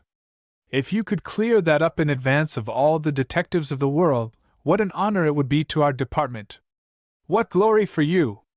It certainly would, Mr. Ward. And if you put the matter in my charge— Who knows, Strock? Let us wait a while. Let us wait." Matters stood thus when, on the morning of June 15th, my old servant brought me a letter from the letter carrier, a registered letter for which I had to sign. I looked at the address. I did not know the handwriting. The postmark, dating from 2 days before, was stamped at the post office of Morganton. Morganton! Here at last was, no doubt, news from Mr. Elias Smith. "Yes," exclaimed I, speaking to my old servant, for lack of another. "It must be from Mr. Smith at last. I know no one else in Morganton. And if he writes he has news—" "Morganton?" said the old woman. "Isn't that the place where the demons set fire to their mountain?" "Exactly." "Oh, sir! I hope you don't mean to go back there." "Why not?" "Because you will end by being burned up in that furnace of the Great Eyrie. And I wouldn't want you buried that way, sir. Cheer up, and let us see if it is not better news than that." The envelope was sealed with red sealing wax, and stamped with a sort of coat of arms surmounted with 3 stars. The paper was thick and very strong. I broke the envelope and drew out a letter. It was a single sheet, folded in 4, and written on one side only. My first glance was for the signature. There was no signature. Nothing but 3 initials at the end of the last line. "The letter is not from the mayor of Morganton," said I. "Then from whom?" asked the old servant, doubly curious in her quality as a woman and as an old gossip. Looking again at the 3 initials of the signature, I said, "I know no one for whom these letters would stand, either at Morganton nor elsewhere." The handwriting was bold. Both upstrokes and downstrokes very sharp, about 20 lines in all. Here is the letter, of which I, with good reason, retained an exact copy. It was dated, to my extreme stupefaction, from that mysterious Great Eyrie. Great Eyrie, Blue Ridge MTNS, to Mr. Strock, North Carolina, June 13th. Chief Inspector of Police, 34 Long Street, Washington, D.C. Sir, you were charged with the mission of penetrating the Great Eyrie. You came on April the 28th, accompanied by the mayor of Morganton and 2 guides. You mounted to the foot of the wall, and you encircled it, finding it too high and steep to climb. You sought a breach and you found none. Know this, none enter the Great Eyrie, or if one enters, he never returns. Do not try again, for the second attempt will not result as did the first, but will have grave consequences for you. Heed this warning, or evil fortune will come to you. M.O.W. 7. A third machine. I confess that at first this letter dumbfounded me. O's and H's slipped from my open mouth. The old servant stared at me, not knowing what to think. Oh, sir! Is it bad news? I answered, for I kept few secrets from this faithful soul by reading her the letter from end to end. She listened with much anxiety. A joke, without doubt, said I, shrugging my shoulders. Well, returned my superstitious handmaid, if it isn't from the devil, it's from the devil's country anyway. Left alone, I again went over this unexpected letter. Reflection inclined me yet more strongly to believe that it was the work of a practical joker. My adventure was well known. The newspapers had given it in full detail. Some satirist, such as exists even in America, must have written this threatening letter to mock me. To assume, on the other hand, that the Aerie really served as the refuge of a band of criminals seemed absurd. If they feared that the police would discover their retreat, surely they would not have been so foolish as thus to force attention upon themselves. Their chief security would lie in keeping their presence there unknown.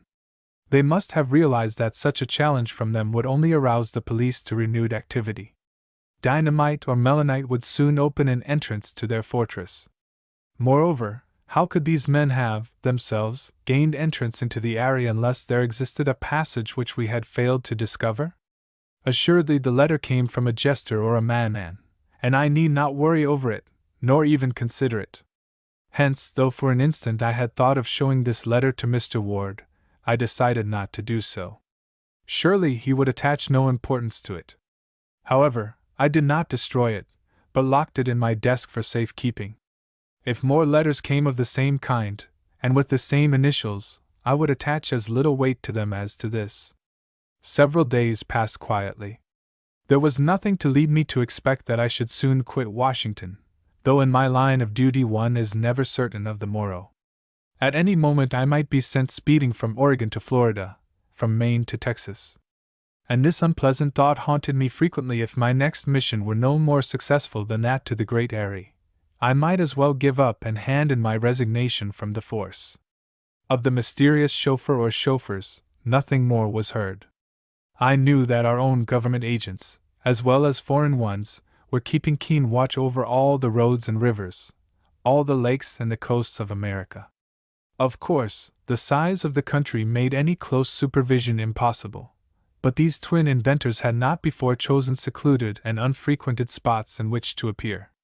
The main highway of Wisconsin on a great race day, the harbor of Boston, incessantly crossed by thousands of boats, these were hardly what would be called hiding places.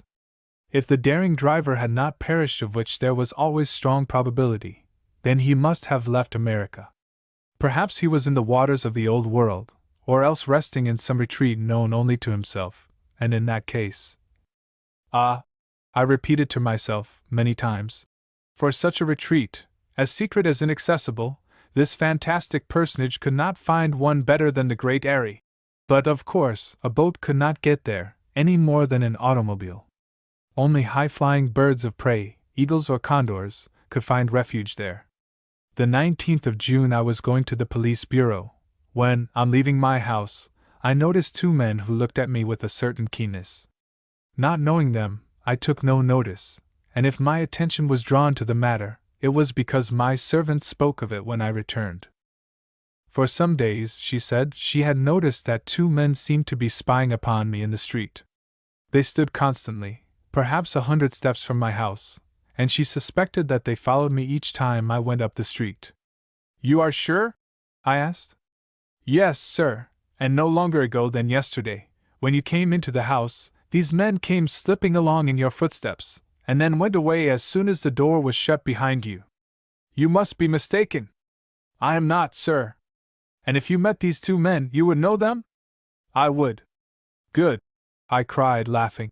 I see you have the very spirit for a detective. I must engage you as a member of our force. Joke if you like, sir. But I have still two good eyes, and I don't need spectacles to recognize people. Someone is spying on you, that's certain, and you should put some of your men to track them in turn. All right, I promise to do so, I said to satisfy her.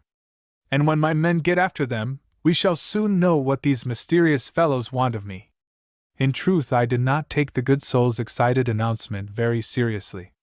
I added, however, when I go out, I will watch the people around me with great care. That will be best, sir. My poor old housekeeper was always frightening herself at nothing. If I see them again, she added, I will warn you before you set foot out of doors. Agreed. And I broke off the conversation, knowing well that if I allowed her to run on, she would end by being sure that Beelzebub himself and one of his chief attendants were at my heels. The 2 following days, there was certainly no one spying on me, either at my exits or entrances. So I concluded my old servant had made much of nothing, as usual. But on the morning of the 22nd of June, after rushing upstairs as rapidly as her age would permit, the devoted old soul burst into my room and in a half-whisper gasped, Sir! Sir! What is it? They are there! Who? I queried, my mind on anything but the web she had been spinning about me. The 2 spies. Ah, those wonderful spies! Themselves! In the street! Right in front of our windows! Watching the house, waiting for you to go out. I went to the window and raising just an edge of the shade, so as not to give any warning, I saw 2 men on the pavement. They were rather fine-looking men, broad-shouldered and vigorous, aged somewhat under 40, dressed in the ordinary fashion of the day, with slouched hats, heavy woolen suits, stout walking shoes and sticks in hand. Undoubtedly, they were staring persistently at my apparently unwatchful house. Then, having exchanged a few words, they strolled off a little way, and returned again. Are you sure these are the same men you saw before? Yes, sir. Evidently, I could no longer dismiss her warning as a hallucination, and I promised myself to clear up the matter. As to following the men myself, I was presumably too well known to them. To address them directly would probably be of no use. But that very day, one of our best men should be put on watch, and if the spies returned on the morrow, they should be tracked in their turn, and watched until their identity was established. At the moment, were they waiting to follow me to police headquarters? For it was there that I was bound, as usual. If they accompanied me, I might be able to offer them a hospitality for which they would scarce thank me. I took my hat, and while the housekeeper remained peeping from the window, I went downstairs, opened the door, and stepped into the street. The 2 men were no longer there. Despite all my watchfulness, that day I saw no more of them as I passed along the streets. From that time on, indeed, neither my old servant nor I saw them again before the house, nor did I encounter them elsewhere. Their appearance, however, was stamped upon my memory. I would not forget them. Perhaps, after all, admitting that I had been the object of their espionage, they had been mistaken in my identity. Having obtained a good look at me, they now followed me no more. So in the end, I came to regard this matter as of no more importance than the letter with the initials M.O.W. Then, on the 24th of June, there came a new event, to further stimulate both my interest and that of the general public in the previous mysteries of the automobile and the boat. The Washington Evening Star published the following account, which was next morning copied by every paper in the country. Lake Kerdal in Kansas, 40 miles west of Topeka, is little known. It deserves wider knowledge, and doubtless will have it hereafter, for attention is now drawn to it in a very remarkable way. This lake, deep among the mountains, appears to have no outlet. What it loses by evaporation, it regains from the little neighboring streamlets and the heavy rains. Lake Kerdal covers about 75 square miles, and its level is but slightly below that of the heights which surround it. Shut in among the mountains, it can be reached only by narrow and rocky gorges. Several villages, however, have sprung up upon its banks. It is full of fish, and fishing boats cover its waters. Lake Kerdal is in many places 50 feet deep close to shore. Sharp, pointed rocks form the edges of this huge basin. Its surges, roused by high winds, beat upon its banks with fury, and the houses near at hand are often deluged with spray as if with the downpour of a hurricane. The lake, already deep at the edge, becomes yet deeper toward the center, where in some places soundings show over 300 feet of water. The fishing industry supports a population of several thousands, and there are several hundred fishing boats in addition to the dozen or so of little steamers which serve the traffic of the lake. Beyond the circle of the mountains lie the railroads which transport the products of the fishing industry throughout Kansas and the neighboring states. This account of Lake Kerdal is necessary for the understanding of the remarkable facts which we are about to report. And this is what the Evening Star then reported in its startling article. For some time past, the fishermen have noticed a strange upheaval in the waters of the lake. Sometimes it rises as if a wave surged up from its depths. Even in perfectly calm weather, when there is no wind whatever, this upheaval sometimes arises in a mass of foam. Tossed about by violent waves and unaccountable currents, boats have been swept beyond all control. Sometimes they have been dashed one against another, and serious damage has resulted. This confusion of the waters evidently has its origin somewhere in the depths of the lake, and various explanations have been offered to account for it.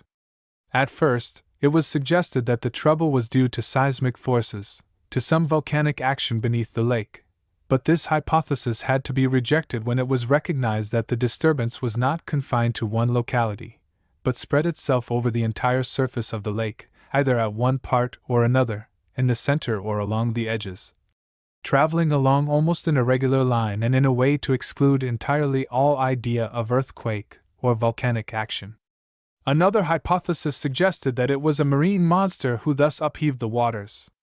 But unless the beast had been born in the lake and had there grown to its gigantic proportions unsuspected, which was scarce possible, he must have come there from outside. Lake Kerdal, however, has no connection with any other waters.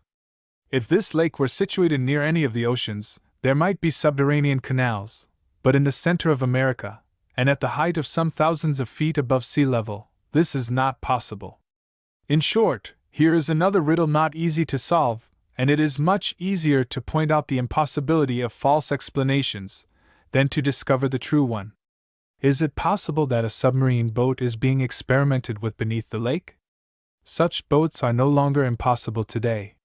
Some years ago, at Bridgeport, Connecticut, there was launched a boat, the Protector, which could go on the water, under the water, and also upon land.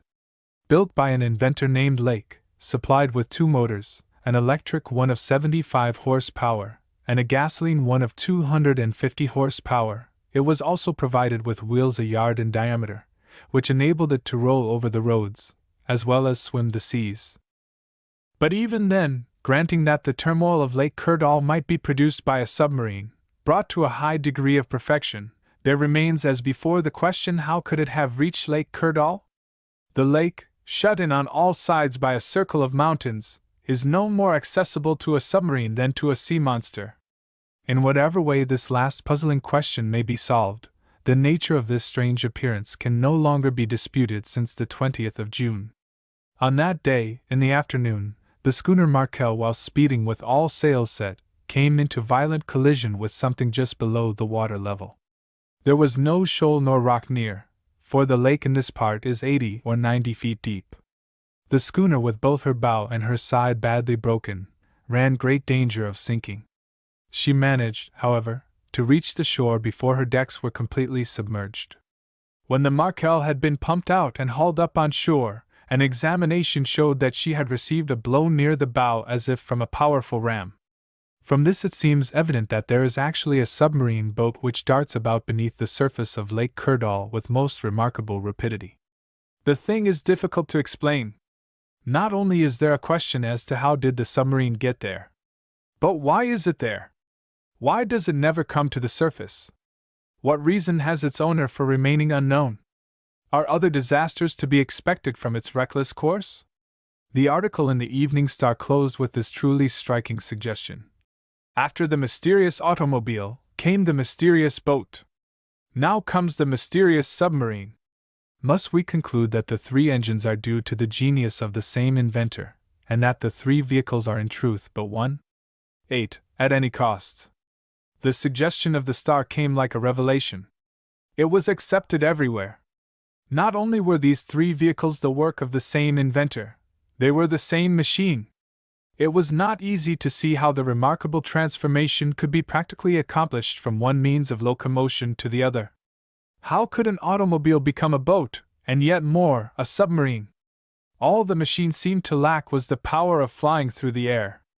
Nevertheless, everything that was known of the three different machines, as to their size, their shape, their lack of odor or of steam, and above all their remarkable speed, seemed to imply their identity. The public, grown blasé with so many excitements, found in this new marvel a stimulus to reawaken their curiosity. The newspapers dwelt now chiefly on the importance of the invention. This new engine, whether in one vehicle or three, had given proofs of its power. What amazing proofs! The invention must be bought at any price. The United States government must purchase it at once for the use of the nation. Assuredly, the great European powers would stop at nothing to be beforehand with America, and gain possession of an engine so invaluable for military and naval use.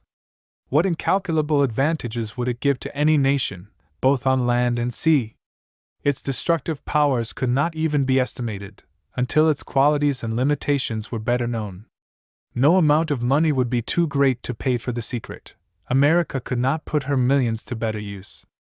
But to buy the machine, it was necessary to find the inventor, and there seemed the chief difficulty. In vain was Lake Kurdal searched from end to end. Even its depths were explored with a sounding line without result. Must it be concluded that the submarine no longer lurked beneath its waters? But in that case, how had the boat gotten away? For that matter, how had it come? An insoluble problem.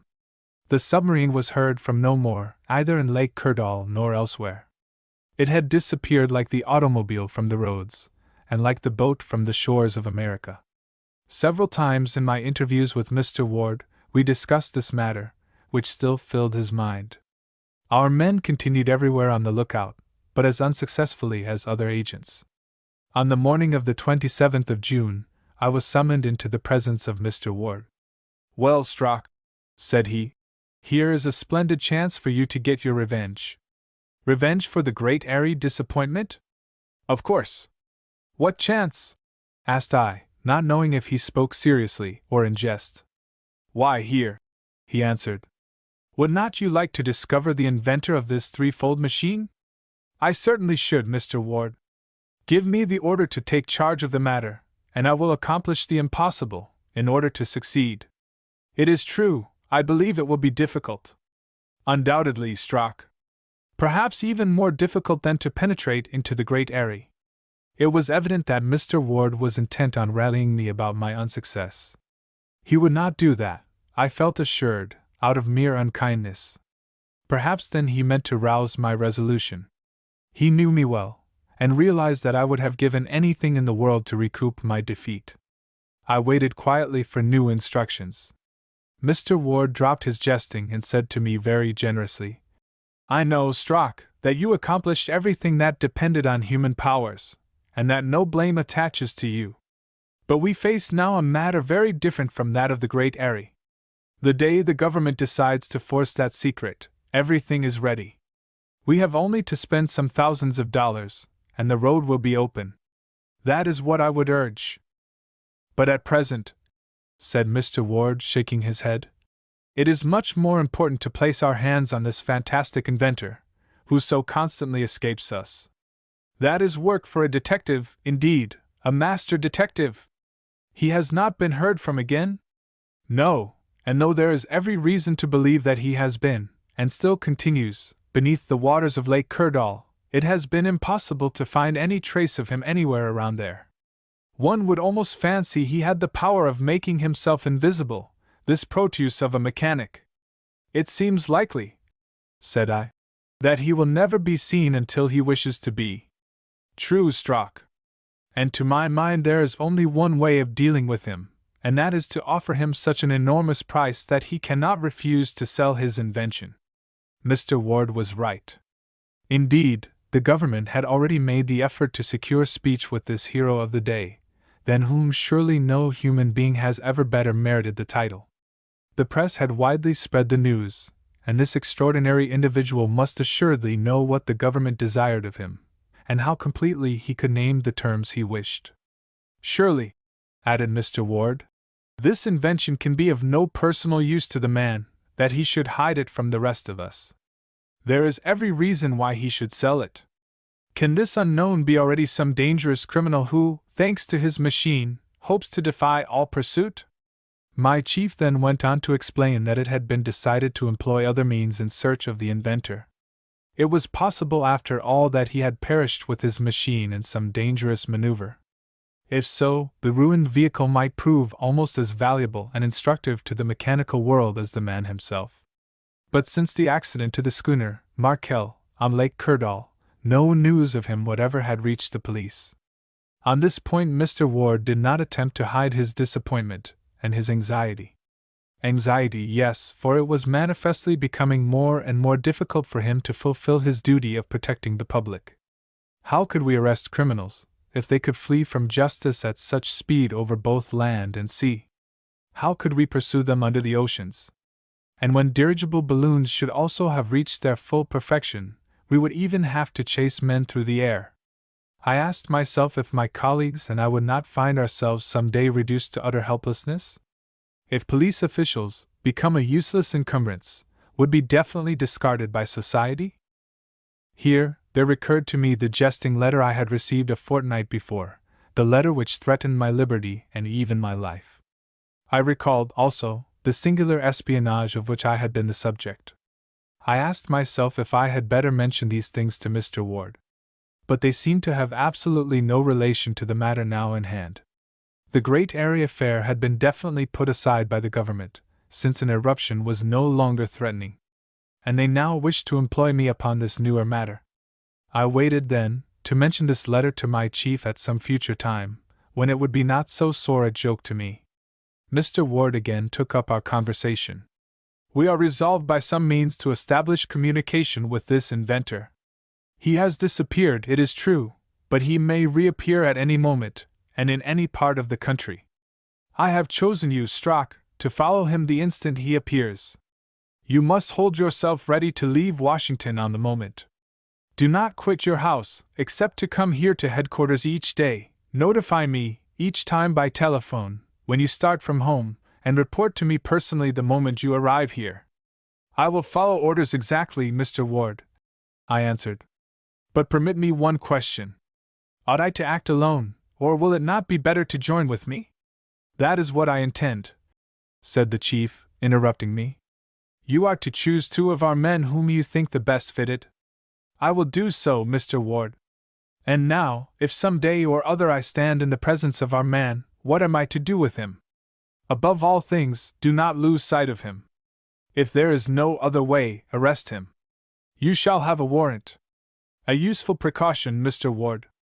If he started to jump into his automobile and to speed away at the rate we know of, I must stop him at any cost.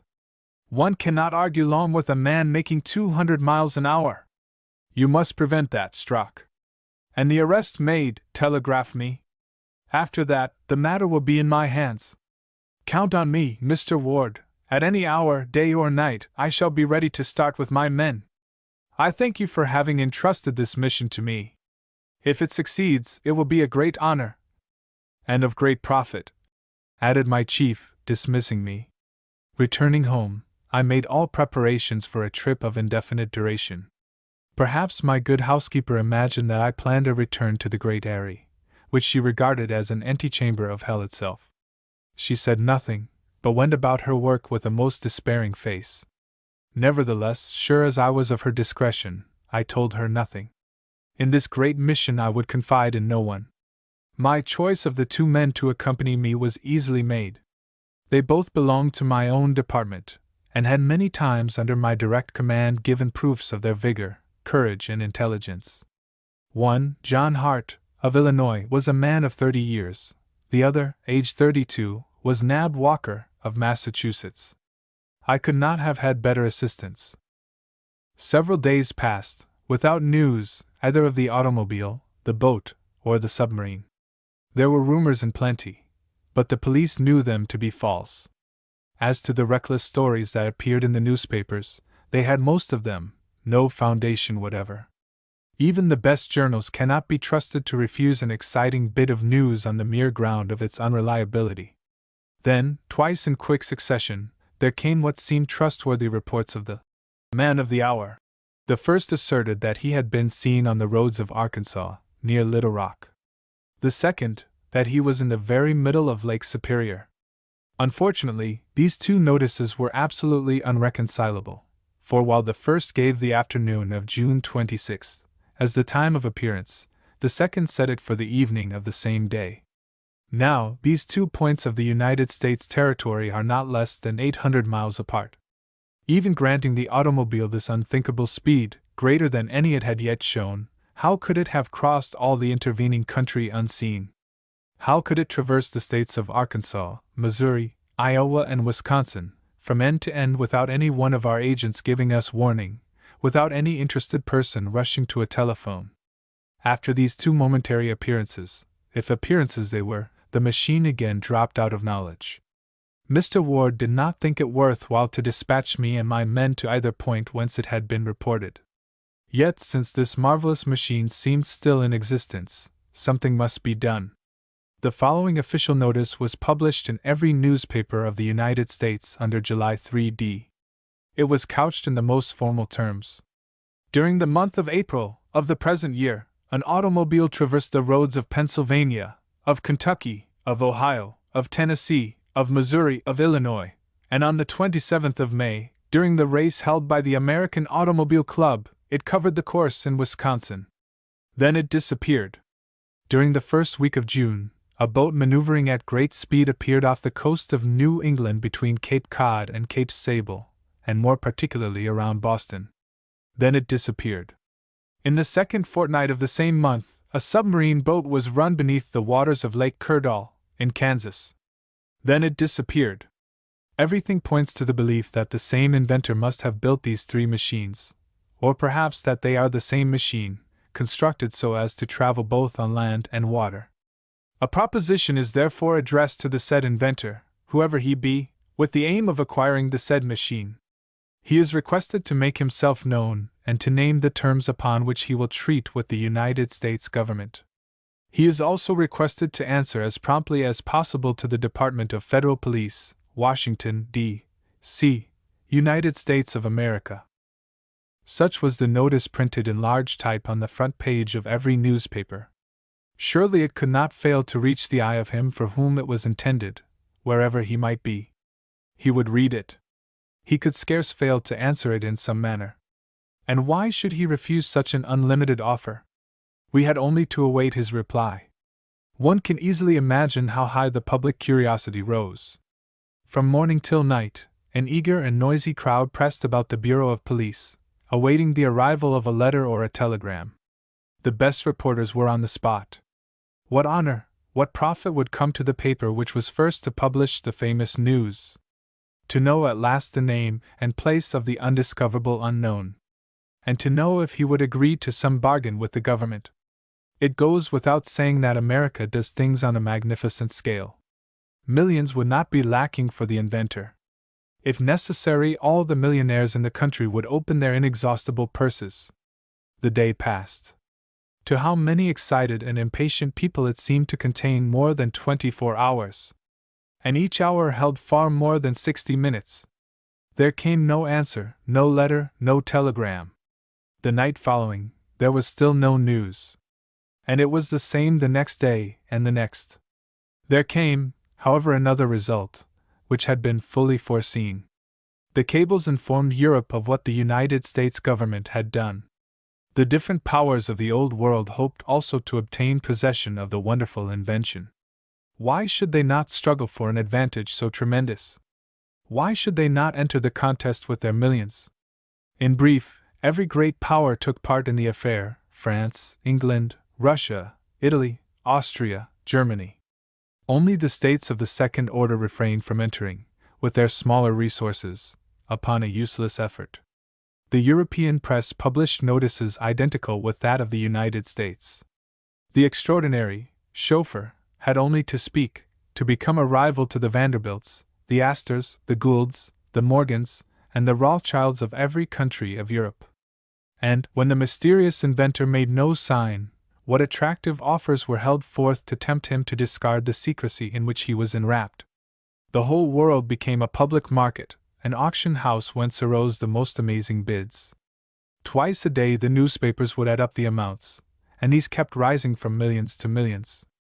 The end came when the United States Congress, after a memorable session, voted to offer the sum of $20 million. And there was not a citizen of the states of whatever rank who objected to the amount, so much importance was attached to the possession of this prodigious engine of locomotion.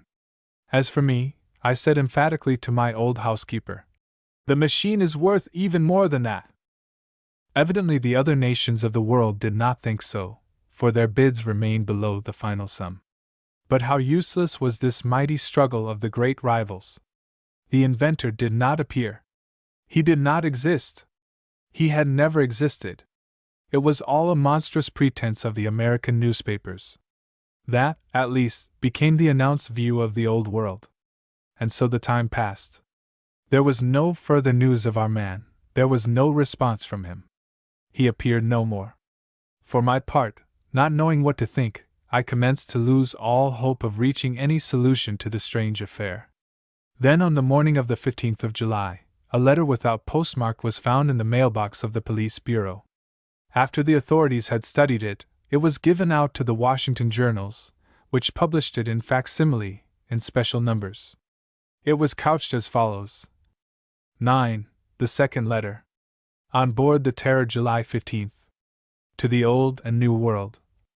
The propositions emanating from the different governments of Europe, as also that which has finally been made by the United States of America, need expect no other answer than this. I refuse absolutely and definitely the sums offered for my invention. My machine will be neither French nor German, nor Austrian nor Russian, nor English nor American. The invention will remain my own, and I shall use it as pleases me. With it, I hold control of the entire world, and there lies no force within the reach of humanity which is able to resist me, under any circumstances whatsoever. Let no one attempt to seize or stop me. It is, and will be, utterly impossible. Whatever injury anyone attempts against me, I will return 100-fold. As to the money which is offered me, I despise it. I have no need of it. Moreover, on the day when it pleases me to have millions, or billions, I have but to reach out my hand and take them. Let both the old and the new world realize this. They can accomplish nothing against me. I can accomplish anything against them. I sign this letter, the master of the world. X. Outside the law. Such was the letter addressed to the government of the United States. As to the person who had placed it in the mailbox of the police, no one had seen him. The sidewalk in front of our offices had probably not been once vacant during the entire night. From sunset to sunrise there had always been people, busy, anxious, or curious, passing before our door. It is true, however, that even then, the bearer of the letter might easily have slipped by unseen and dropped the letter in the box. The night had been so dark, you could scarcely see from one side of the street to the other. I have said that this letter appeared in facsimile in all the newspapers to which the government communicated it. Perhaps one would naturally imagine that the first comment of the public would be, "This is the work of some practical joker." It was in that way that I had accepted my letter from the great Airy, 5 weeks before. But this was not the general attitude toward the present letter, either in Washington, nor in the rest of America. To the few who would have maintained that the document should not be taken seriously, an immense majority would have responded, "This letter has not the style nor the spirit of a jester. Only one man could have written it, and that is the inventor of this unapproachable machine." To most people this conclusion seemed indisputable owing to a curious state of mind easily explainable. For all the strange facts of which the key had hitherto been lacking, this letter furnished an explanation. The theory now almost universally accepted was as follows. The inventor had hidden himself for a time, only in order to reappear more startlingly in some new light. Instead of having perished in an accident, he had concealed himself in some retreat where the police were unable to discover him. Then, to assert positively his attitude toward all governments, he had written this letter. But instead of dropping it in the post in any one locality, which might have resulted in its being traced to him, he had come to Washington and deposited it himself in the very spot suggested by the government's official notice, the Bureau of Police. Well, if this remarkable personage had reckoned that this new proof of his existence would make some noise in two worlds, he certainly figured rightly. That day, the millions of good folk who read and reread their daily paper could, to employ a well-known phrase, scarcely believe their eyes. As for myself, I studied carefully every phrase of the defiant document. The handwriting was black and heavy. An expert at chirography would doubtless have distinguished in the lines traces of a violent temperament, of a character stern and unsocial. Suddenly, a cry escaped me, a cry that fortunately my housekeeper did not hear. Why had I not noticed sooner the resemblance of the handwriting to that of the letter I had received from Morganton? Moreover, a yet more significant coincidence, the initials with which my letter had been signed, did they not stand for the words, Master of the World? And whence came the second letter? On board the Terror. Doubtless this name was that of the triple machine commanded by the mysterious captain. The initials in my letter were his own signature, and it was he who had threatened me if I dared to renew my attempt on the Great Eyrie. I rose and took from my desk the letter of June 13th. I compared it with the facsimile in the newspapers. There was no doubt about it. They were both in the same peculiar handwriting. My mind worked eagerly. I sought to trace the probable deductions from this striking fact, known only to myself. The man who had threatened me was the commander of this Terror, startling name, only too well justified. I asked myself if our search could not now be prosecuted under less vague conditions. Could we not now start our men upon a trail which would lead definitely to success? In short, what relation existed between the Terror and the Great Eyrie? What connection was there between the phenomena of the Blue Ridge Mountains, and the no less phenomenal performances of the fantastic machine? I knew what my first step should be, and with the letter in my pocket, I hastened to police headquarters. Inquiring if Mr. Ward was within and receiving an affirmative reply, I hastened toward his door, and rapped upon it with unusual and perhaps unnecessary vigor.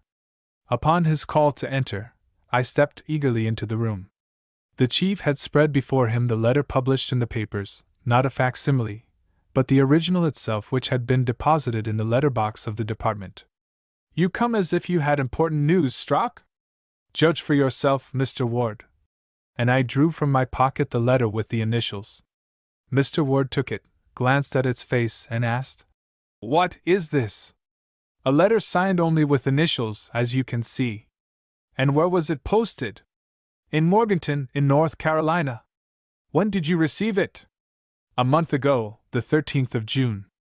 What did you think of it then? That it had been written as a joke. And now, Strock? I think what you will think, Mr. Ward, after you have studied it. My chief turned to the letter again and read it carefully. It is signed with 3 initials, said he. Yes, Mr. Ward, and those initials belong to the words, Master of the World, in this facsimile. Of which this is the original, responded Mr. Ward, taking it up. It is quite evident, I urged, that the 2 letters are by the same hand. It seems so. You see what threats are made against me, to protect the Great Eyrie. Yes, the threat of death. But Strock, you have had this letter for a month. Why have you not shown it to me before? Because I attached no importance to it. Today, after the letter from the Terror, it must be taken seriously. I agree with you. It appears to me most important. I even hope it may prove the means of tracking this strange personage. That is what I also hope, Mr. Ward. Only what connection can possibly exist between the Terror and the Great Eyrie? That I do not know. I cannot even imagine. There can be but one explanation, continued Mr. Ward, though it is almost inadmissible, even impossible. And that is? That the Great Eyrie was the spot selected by the inventor, where he gathered his material. That is impossible, cried I. In what way would he get his material in there? And how get his machine out? After what I have seen, Mr. Ward, your suggestion is impossible. Unless, Strock. Unless what? I demanded. Unless the machine of this master of the world has also wings, which permit it to take refuge in the great eyrie. At the suggestion that the terror, which had searched the deeps of the sea, might be capable also of rivaling the vultures and the eagles, I could not restrain an expressive shrug of incredulity. Neither did Mr. Ward himself dwell upon the extravagant hypothesis. He took the two letters and compared them afresh. He examined them under a microscope, especially the signatures, and established their perfect identity. Not only the same hand, but the same pen had written them. After some moments of further reflection, Mr. Ward said, "I will keep your letter, Strock. Decidedly, I think that you are fated to play an important part in this strange affair, or rather in these two affairs. What thread attaches them, I cannot yet see, but I am sure the thread exists. You have been connected with the first, and it will not be surprising if you have a large part in the second." "I hope so, Mr. Ward. You know how inquisitive I am." "I do, Strock. That is understood. Now I can only repeat my former order. Hold yourself in readiness to leave Washington at a moment's warning." All that day, the public excitement caused by the defiant letter mounted steadily higher. It was felt both at the White House and at the Capitol that public opinion absolutely demanded some action. Of course, it was difficult to do anything. Where could one find this master of the world? And even if he were discovered, how could he be captured? He had at his disposal not only the powers he had displayed, but apparently still greater resources as yet unknown. How had he been able to reach Lake Kerdal over the rocks, and how had he escaped from it? Then, if he had indeed appeared on Lake Superior, how had he covered all the intervening territory unseen? What a bewildering affair it was altogether! This, of course, made it all the more important to get to the bottom of it. Since the millions of dollars had been refused, force must be employed. The inventor and his invention were not to be bought. And in what haughty and menacing terms he had couched his refusal!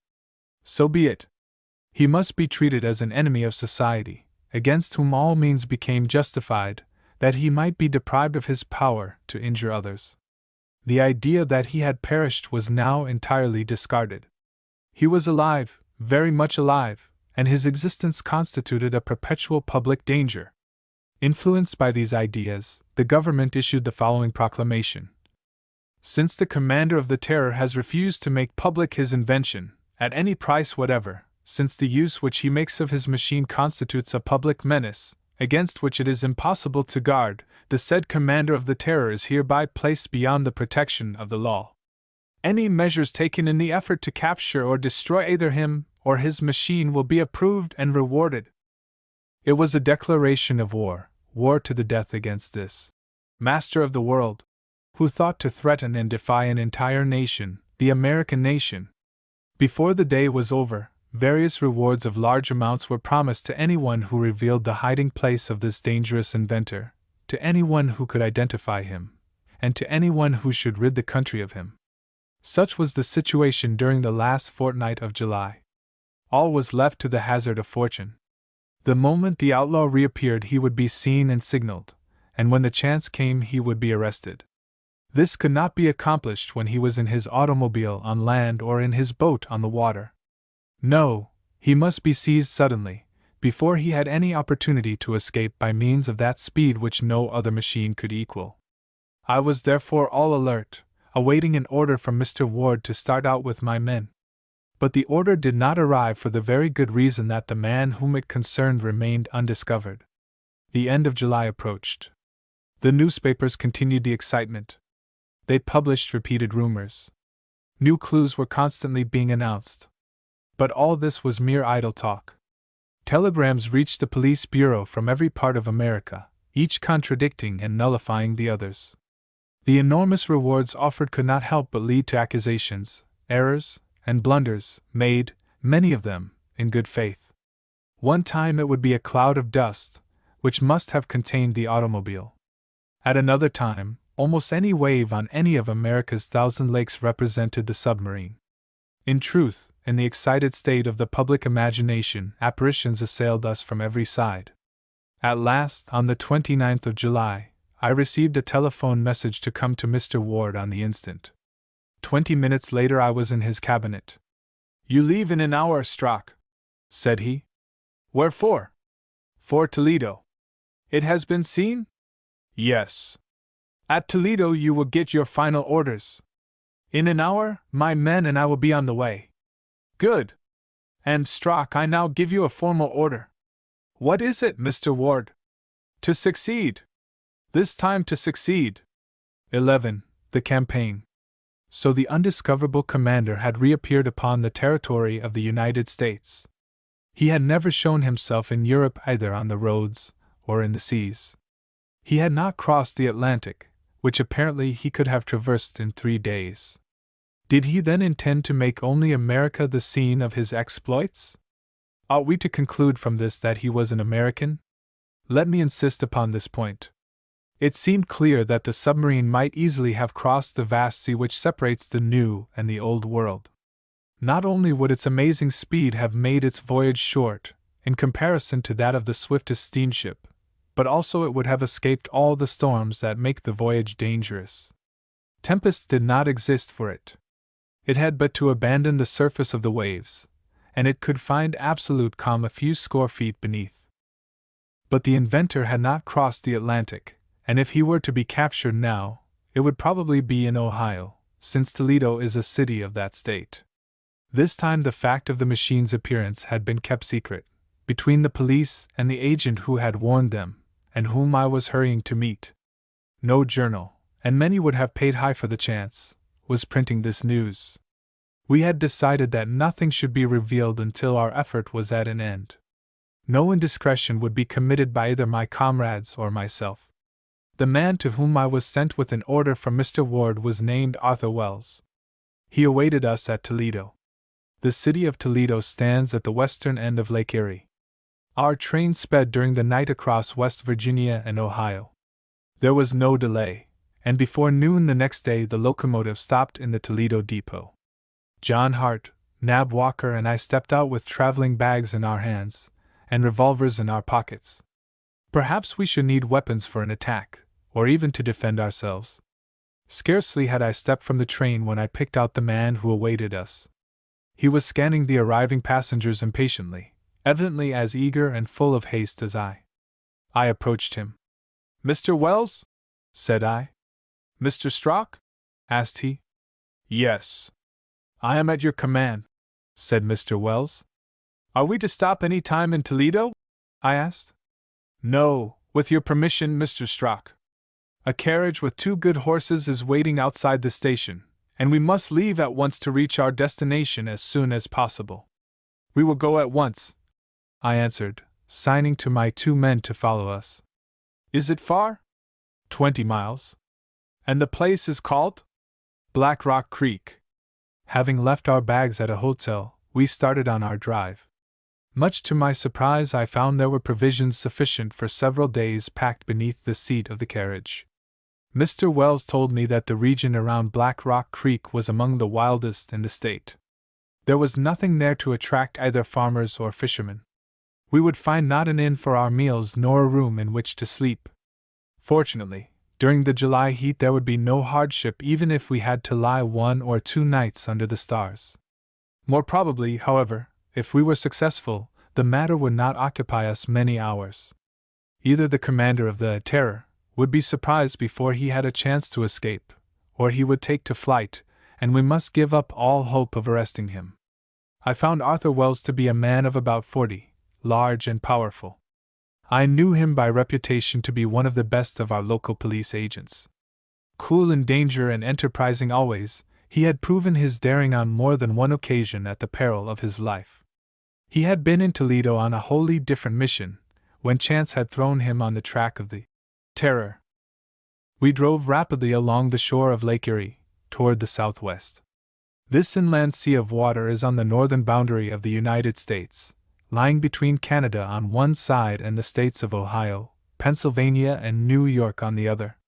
If I stop to mention the geographical position of this lake, its depth, its extent, and the waters nearest around, it is because the knowledge is necessary for the understanding of the events which were about to happen. The surface of Lake Erie covers about 10,000 square miles. It is nearly 600 feet above sea level. It is joined on the northwest, by means of the Detroit River, with the still greater lakes to the westward, and receives their waters. It has also rivers of its own, though of less importance, such as the Rocky, the Cuyahoga, and the Black. The lake empties at its northeastern end into Lake Ontario by means of Niagara River and its celebrated falls. The greatest known depth of Lake Erie is over 130 feet. Hence it will be seen that the mass of its waters is considerable. In short, this is a region of most magnificent lakes. The land, though not situated far northward, is exposed to the full sweep of the Arctic cold. The region to the northward is low, and the winds of winter rush down with extreme violence. Hence Lake Erie is sometimes frozen over from shore to shore. The principal cities on the borders of this great lake are Buffalo at the east, which belongs to New York State, and Toledo in Ohio, at the west, with Cleveland and Sandusky, both Ohio cities, at the south. Smaller towns and villages are numerous along the shore. The traffic is naturally large, its annual value being estimated at considerably over $2 million. Our carriage followed a rough and little-used road along the borders of the lake, and as we toiled along, Arthur Wells told me what he had learned.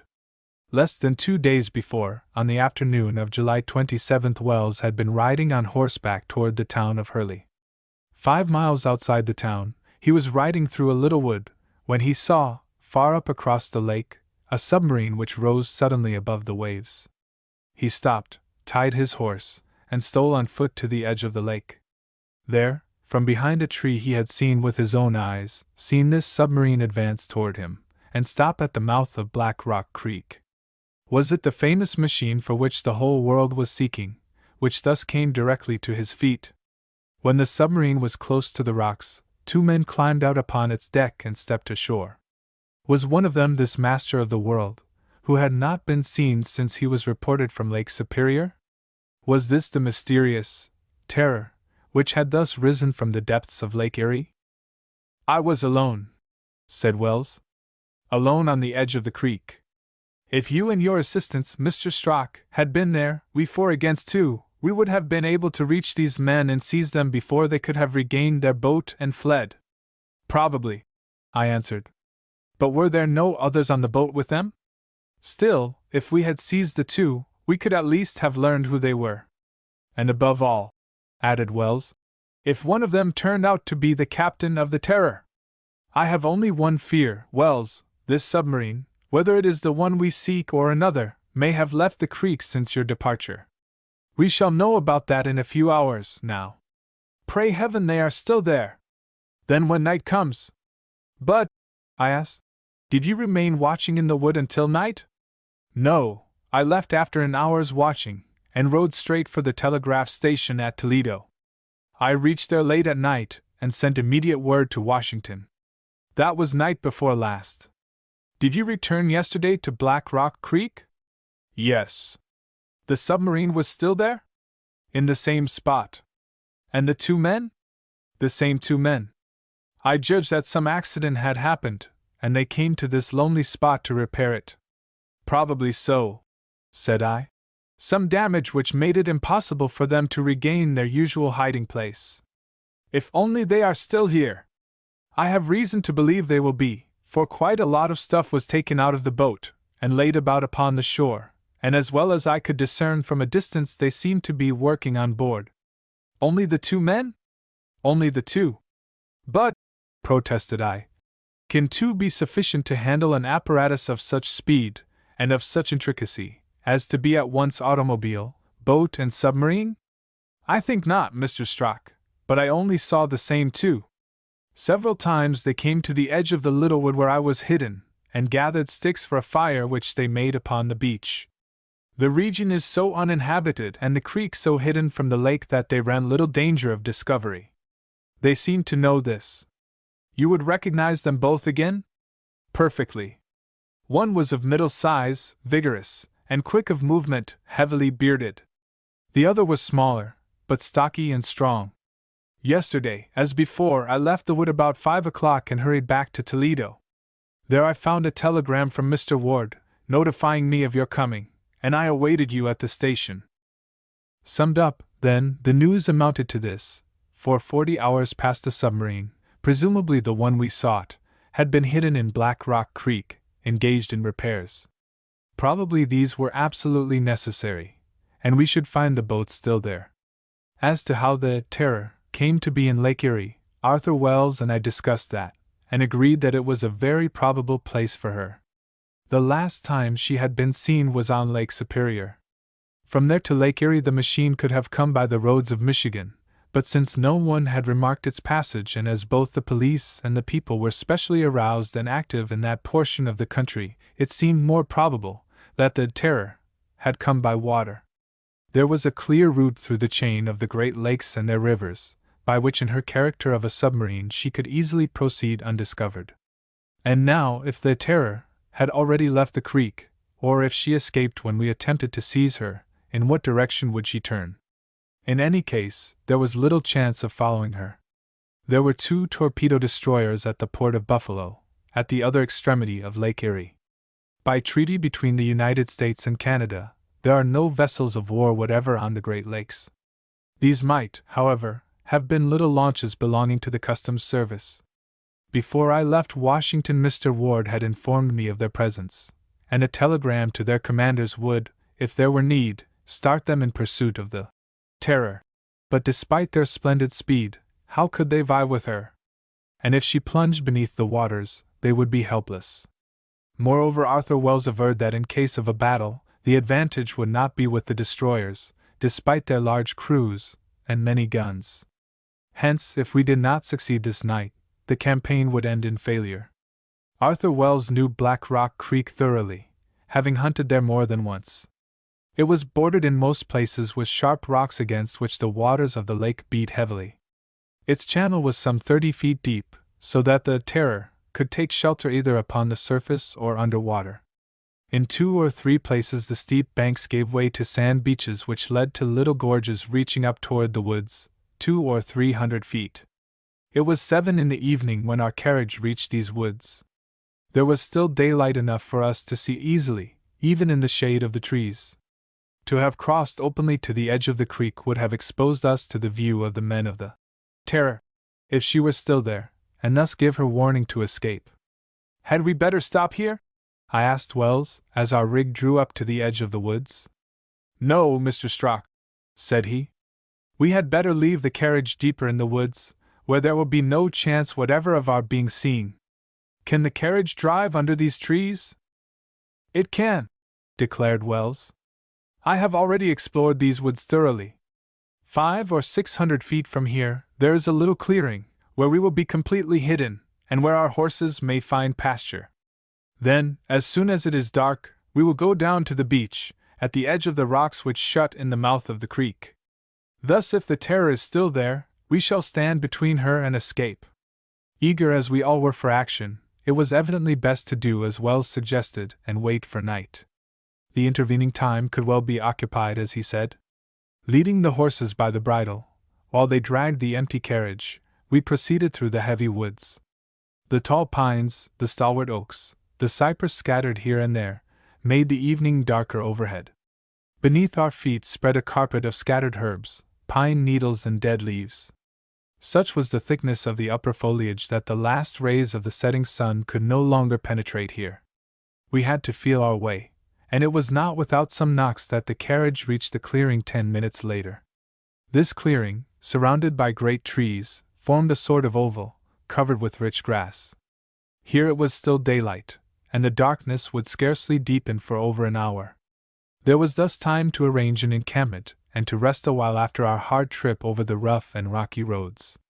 Of course, we were intensely eager to approach the creek and see if the Terror was still there. But prudence restrained us. A little patience, and the night would enable us to reach a commanding position unsuspected. Wells urged this strongly, and despite my eagerness, I felt that he was right. The horses were unharnessed, and left to browse under the care of the coachman who had driven us. The provisions were unpacked, and John Hart and Nab Walker spread out a meal on the grass at the foot of a superb cypress which recalled to me the forest odors of Morganton and Pleasant Garden. We were hungry and thirsty, and food and drink were not lacking. Then our pipes were lighted to calm the anxious moments of waiting that remained. Silence reigned within the wood. The last song of the birds had ceased. With the coming of night the breeze fell little by little, and the leaves scarcely quivered even at the tops of the highest branches. The sky darkened rapidly after sundown, and twilight deepened into obscurity. I looked at my watch. It was 8:30. "It is time, Wells." "When you will, Mr. Strock." "Then let us start." We cautioned the coachman not to let the horses stray beyond the clearing. Then we started. Wells went in advance, I followed him, and John Hart and Nab Walker came behind. In the darkness, we three would have been helpless without the guidance of Wells. Soon we reached the farther border of the woods, and before us stretched the banks of Black Rock Creek. All was silent, all seemed deserted. We could advance without risk. If the Terror was there, she had cast anchor behind the rocks. But was she there? That was the momentous question. As we approached the denouement of this exciting affair, my heart was in my throat. Wells motioned to us to advance. The sand of the shore crunched beneath our steps. The 200 feet between us and the mouth of the creek were crossed softly, and a few minutes sufficed to bring us to the rocks at the edge of the lake. There was nothing. Nothing. The spot where Wells had left the Terror 24 hours before was empty. The Master of the World was no longer at Black Rock Creek. 12. Black Rock Creek. Human nature is prone to illusions. Of course, there had been all along a probability that the Terror had deserted the locality, even admitting that it was she Wells had seen the previous day. If some damage to her triple system of locomotion had prevented her from regaining either by land or by water her usual hiding place, and obliged her to seek refuge in Black Rock Creek, what ought we to conclude now upon finding her here no longer? Obviously that, having finished her repairs, she had continued on her way, and was already far beyond the waters of Lake Erie. But probable as this result had been from the first, we had more and more ignored it as our trip proceeded. We had come to accept as a fact that we should meet the Terror, that we should find her anchored at the base of the rocks where Wells had seen her. And now what disappointment! I might even say, what despair! All our efforts gone for nothing. Even if the Terror was still upon the lake, to find her, reach her and capture her, was beyond our power, and it might as well be fully recognized beyond all human power. We stood there, Wells and I, completely crushed, while John Hart and Nab Walker, no less chagrined, went tramping along the banks of the creek, seeking any trace that had been left behind. Posted there, at the mouth of the creek, Wells and I exchanged scarcely a word. What need was there of words to enable us to understand each other? After our eagerness and our despair, we were now exhausted. Defeated in our well-planned attempt, we felt as unwilling to abandon our campaign as we were unable to continue it. Nearly an hour slipped by. We could not resolve to leave the place. Our eyes still sought to pierce the night. Sometimes a glimmer, due to the sparkle of the waters, trembled on the surface of the lake. Then it vanished, and with it the foolish hope that it had roused. Sometimes again, we thought we saw a shadow outlined against the dark, the silhouette of an approaching boat. Yet again some eddies would swirl up at our feet, as if the creek had been stirred within its depths. These vain imaginings were dissipated one after the other. They were but the illusions raised by our strained fancies. At length our companions rejoined us. My first question was, "Nothing new?" "Nothing," said John Hart. "You have explored both banks of the creek?" "Yes," responded Nab Walker. "As far as the shallow water above, and we have not seen even a vestige of the things which Mr. Wells saw laid on the shore." "Let us wait a while," said I, unable to resolve upon a return to the woods. At that moment our attention was caught by a sudden agitation of the waters, which swelled upward at the foot of the rocks. "It is like the swell from a vessel," said Wells. "Yes," said I, instinctively lowering my voice. "What has caused it?" "The wind has completely died out." "Does it come from something on the surface of the lake? Or from something underneath?" said Wells, bending forward, the better to determine. The commotion certainly seemed as if caused by some boat, whether from beneath the water, or approaching the creek from outside upon the lake. Silent, motionless, we strained eyes and ears to pierce the profound obscurity. The faint noise of the waves of the lake lapping on the shore beyond the creek came to us distinctly through the night. John Hart and Nab Walker drew a little aside upon a higher ridge of rocks. As for me, I leaned close to the water to watch the agitation. It did not lessen. On the contrary, it became momentarily more evident, and I began to distinguish a sort of regular throbbing, like that produced by a screw in motion. "There is no doubt," declared Wells, leaning close to me. "There is a boat coming toward us." "There certainly is," responded I. "Unless they have whales or sharks in Lake Erie." "No, it is a boat," repeated Wells. "Is she headed toward the mouth of the creek, or is she going further up it?" "This is just where you saw the boat twice before?" "Yes, just here." "Then if this is the same one, and it can be no other, she will probably return to the same spot." "There!" whispered Wells, extending his hand toward the entrance of the creek. Our companions rejoined us, and all four, crouching low upon the bank, peered in the direction he pointed. We vaguely distinguished a black mass moving through the darkness. It advanced very slowly and was still outside the creek, upon the lake, perhaps a cable's length to the northeast. We could scarcely hear even now the faint throbbing of its engines. Perhaps they had stopped, and the boat was only gliding forward under their previous impulse. It seemed, then, that this was indeed the submarine which Wells had watched, and it was returning to pass this night, like the last, within the shelter of the creek. Why had it left the anchorage, if only to return? Had it suffered some new disaster, which again impaired its power? Or had it been before compelled to leave, with its repairs still unfinished? What cause constrained it to return here? Was there some imperious reason why it could no longer be turned into an automobile, and go darting away across the roads of Ohio? To all these questions which came crowding upon me, I could give no answer. Furthermore, both Wells and I kept reasoning under the assumption that this was really the terror commanded by the Master of the World, who had dated from it his letter of defiance to the government. Yet this premise was still unproven, no matter how confident we might feel of it. Whatever boat this was, that stole so softly through the night, it continued to approach us. Assuredly its captain must know perfectly the channels and shores of Black Rock Creek, since he ventured here in such darkness. Not a light showed upon the deck. Not a single ray from within the cabin glimmered through any crevice. A moment later, we heard some machinery moving very softly. The swell of the eddies grew stronger, and in a few moments the boat touched the quay. This word, quay, only used in that region, exactly describes the spot. The rocks at our feet formed a level, 5 or 6 feet above the water, and descending to it perpendicularly, exactly like a landing wharf. "We must not stop here," whispered Wells, seizing me by the arm. "No," I answered. "They might see us. We must lie crouched upon the beach.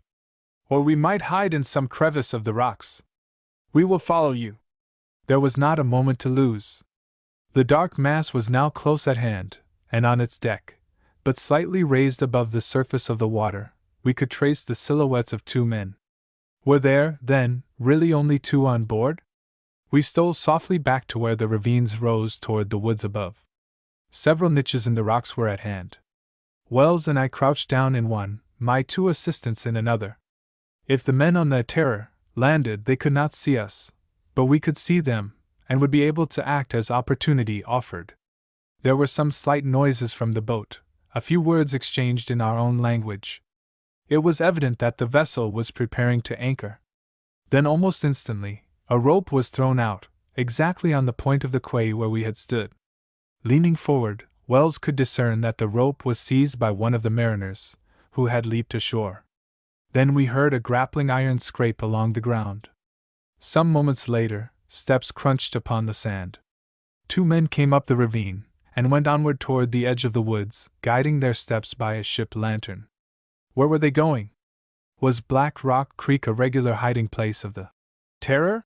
Had her commander a depot here for stores or provisions? Did they come here to restock their craft, when the whim of their wild voyaging brought them to this part of the continent? Did they know this deserted, uninhabited spot so well that they had no fear of ever being discovered here? "What shall we do?" whispered Wells. "Wait till they return and then—" My words were cut short by a surprise. The men were not 30 feet from us, when one of them, chancing to turn suddenly, the light of their lantern fell full upon his face. He was one of the two men who had watched before my house in Long Street. I could not be mistaken. I recognized him as positively as my old servant had done. It was he. It was assuredly one of the spies of whom I had never been able to find any further traces. There was no longer any doubt, my warning letter had come from them.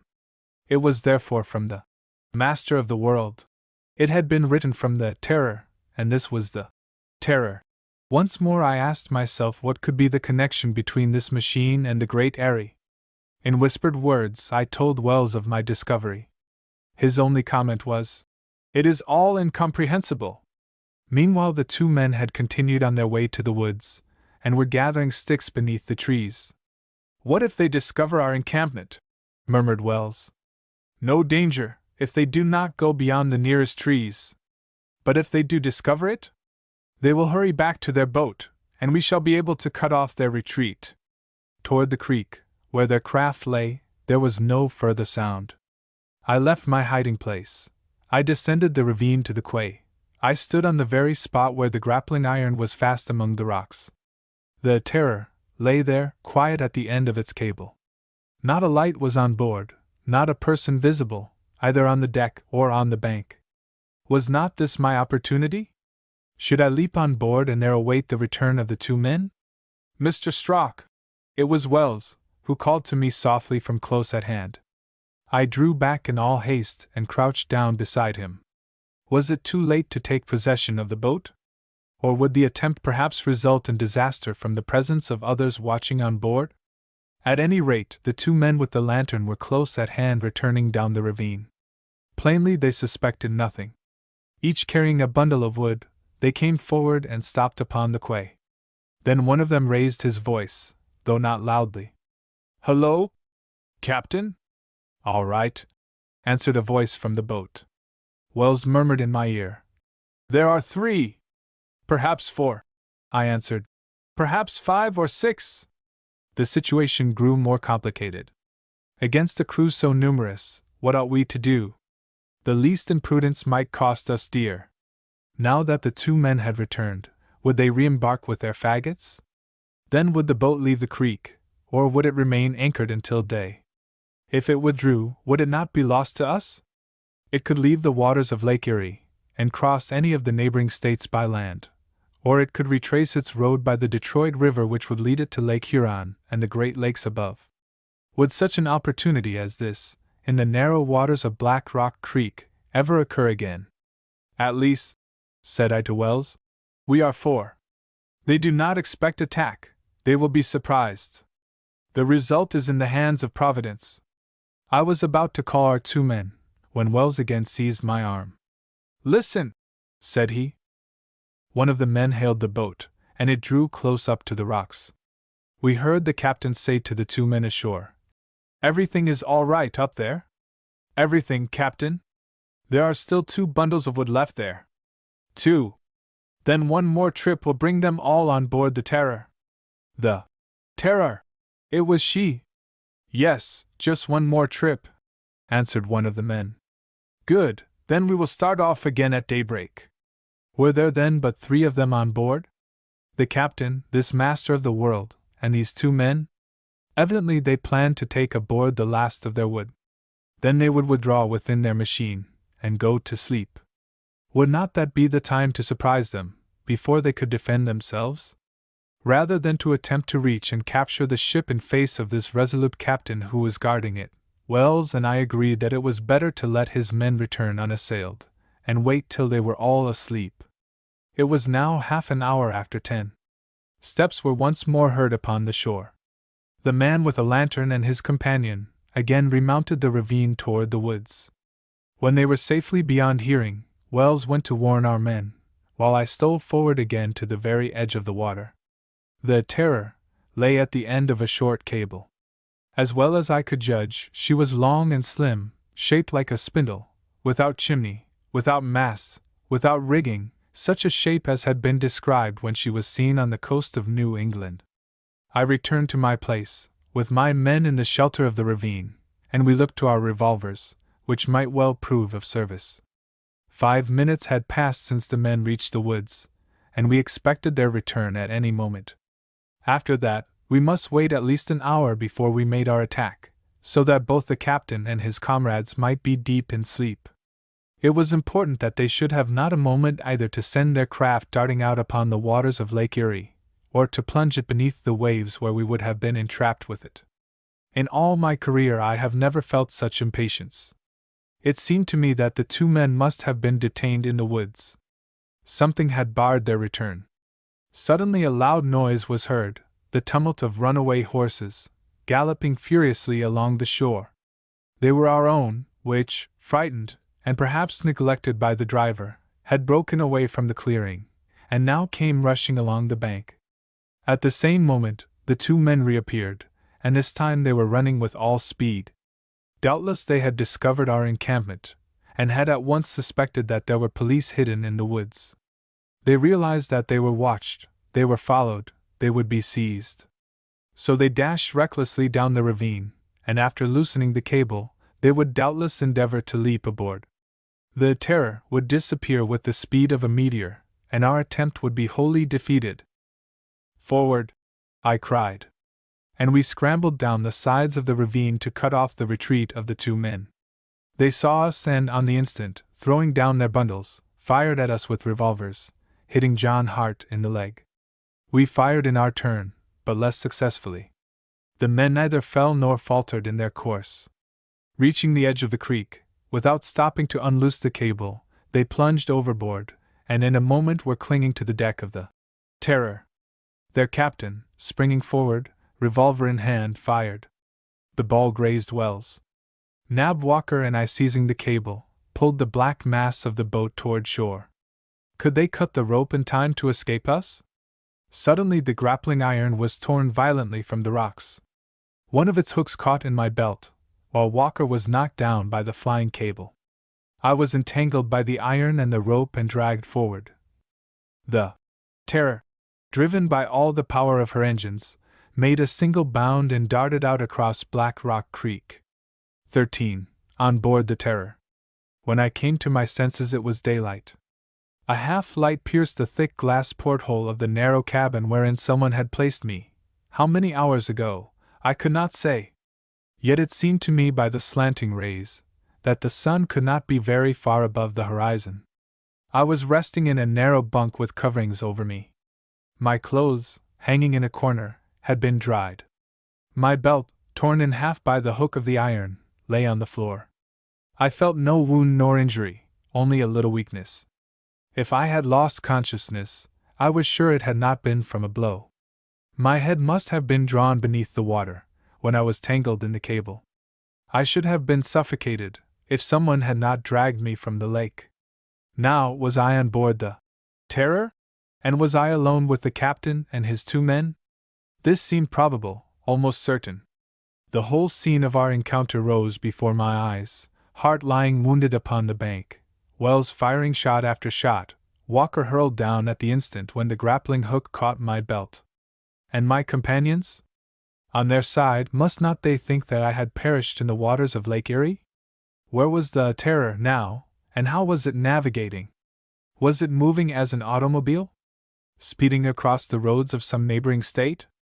If so, and if I had been unconscious for many hours, the machine with its tremendous powers must be already far away. Or, on the other hand, were we, as a submarine, following some course beneath the lake? No, the Terror was moving upon some broad liquid surface. The sunlight, penetrating my cabin, showed that the window was not submerged.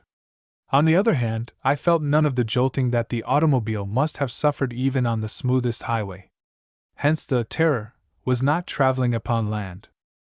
As to deciding whether she was still traversing Lake Erie, that was another matter. Had not the captain reascended the Detroit River, and entered Lake Huron, or even Lake Superior beyond? It was difficult to say. At any rate, I decided to go up on deck. From there I might be able to judge. Dragging myself somewhat heavily from the bunk, I reached for my clothes and dressed, though without much energy. Was I not probably locked within this cabin? The only exit seemed by a ladder and hatchway above my head. The hatch rose readily to my hand, and I ascended halfway on deck. My first care was to look forward, backward, and on both sides of the speeding Terror. Everywhere a vast expanse of waves. Not a shore in sight. Nothing but the horizon formed by sea and sky. Whether it was a lake or the ocean I could easily settle. As we shot forward at such speed, the water cut by the bow rose furiously upward on either side, and the spray lashed savagely against me. I tasted it. It was fresh water, and very probably that of Lake Erie. The sun was but midway toward the zenith, so it could scarcely be more than 7 or 8 hours since the moment when the Terror had darted from Black Rock Creek. This must therefore be the following morning, that of the 31st of July. Considering that Lake Erie is 220 miles long, and over 50 wide, there was no reason to be surprised that I could see no land, either that of the United States to the southeast nor of Canada to the northwest. At this moment there were 2 men on the deck, one being at the bow on the lookout, the other in the stern, keeping the course to the northeast. As I judged by the position of the sun, the one at the bow was he whom I had recognized as he ascended the ravine at Black Rock. The second was his companion who had carried the lantern. I looked in vain for the one whom they had called Captain. He was not in sight.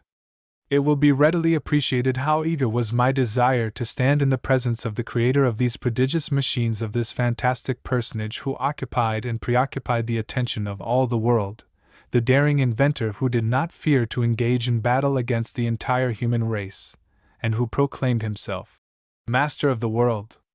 I approached the man on the lookout, and after a minute of silence I asked him, "Where is the captain?" He looked at me through half-closed eyes. He seemed not to understand me. Yet I knew, having heard him the night before, that he spoke English.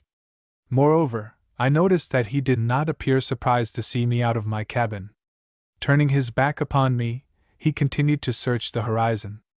I stepped then toward the stern, determined to ask the same question about the captain. But when I approached the steersman, he waved me away with his hand, and I obtained no other response. It only remained for me to study this craft, from which we had been repelled with revolver shots, when we had seized upon its anchor rope. I therefore set leisurely to work to examine the construction of this machine, which was carrying me, whither? The deck and the upper works were all made of some metal which I did not recognize.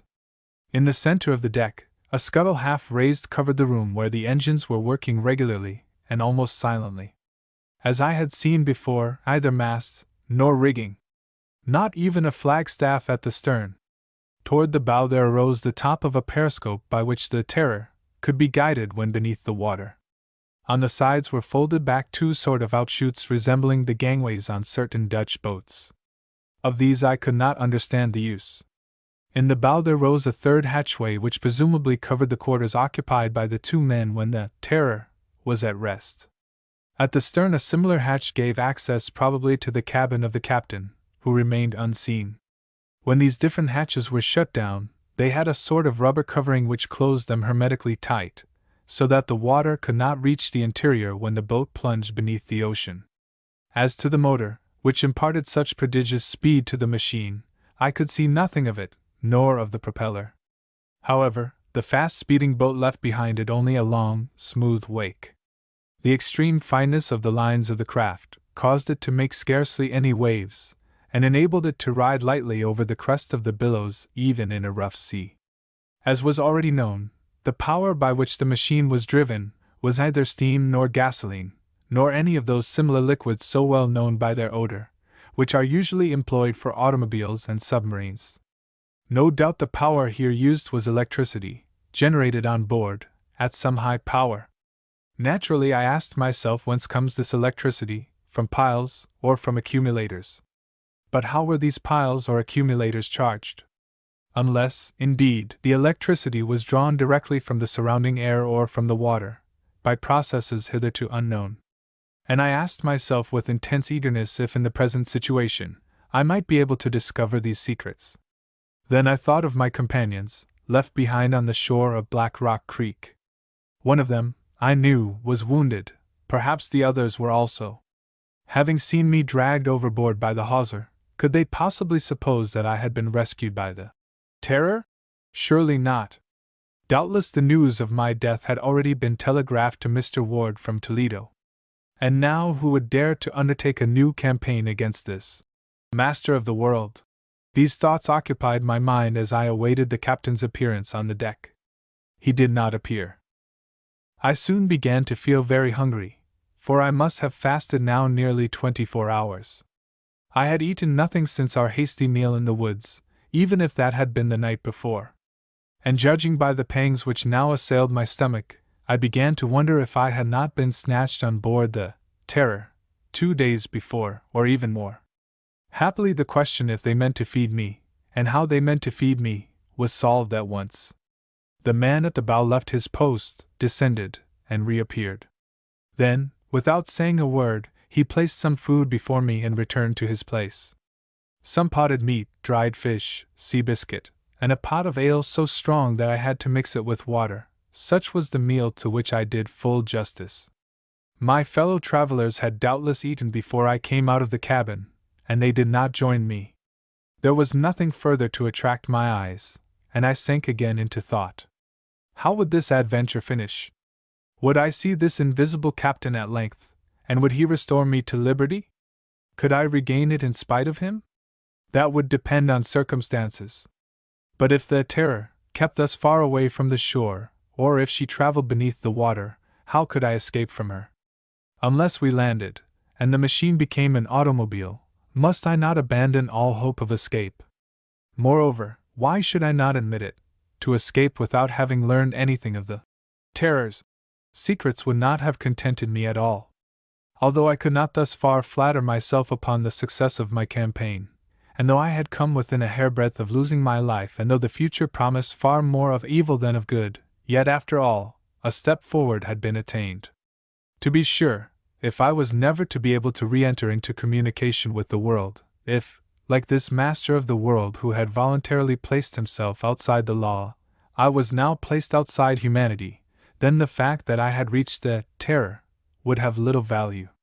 The craft continued headed to the northeast, following the longer axis of Lake Erie. She was advancing at only half speed, for, had she been doing her best, she must some hours before have reached the northeastern extremity of the lake. At this end Lake Erie has no other outlet than the Niagara River, by which it empties into Lake Ontario. Now, this river is barred by the famous cataract some 15 miles beyond the important city of Buffalo. Since the Terror had not retreated by the Detroit River down which she had descended from the upper lakes, how was she to escape from these waters, unless indeed she crossed by land? The sun passed the meridian. The day was beautiful, warm but not unpleasantly so, thanks to the breeze made by our passage. The shores of the lake continued invisible on both the Canadian and the American side. Was the captain determined not to show himself? Had he some reason for remaining unknown?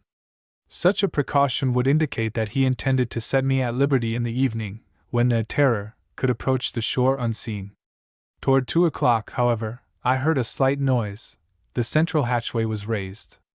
The man I had so impatiently awaited appeared on deck. I must admit he paid no more attention to me than his men had done. Going to the stern, he took the helm. The man whom he had relieved, after a few words in a low tone, left the deck, descending by the forward hatchway. The captain, having scanned the horizon, consulted the compass, and slightly altered our course. The speed of the Terror increased. This man, so interesting both to me and to the world, must have been some years over 50. He was of middle height, with powerful shoulders still very erect, a strong head, with thick hair rather gray than white, smooth-shaven cheeks, and a short, crisp beard. His chest was broad, his jaw prominent, and he had that characteristic sign of tremendous energy, bushy eyebrows drawn sharply together. Assuredly he possessed a constitution of iron, splendid health, and warm red blood beneath his sun-burned skin. Like his companions, the captain was dressed in sea clothes covered by an oilskin coat, and with a woolen cap which could be pulled down to cover his head entirely, when he so desired.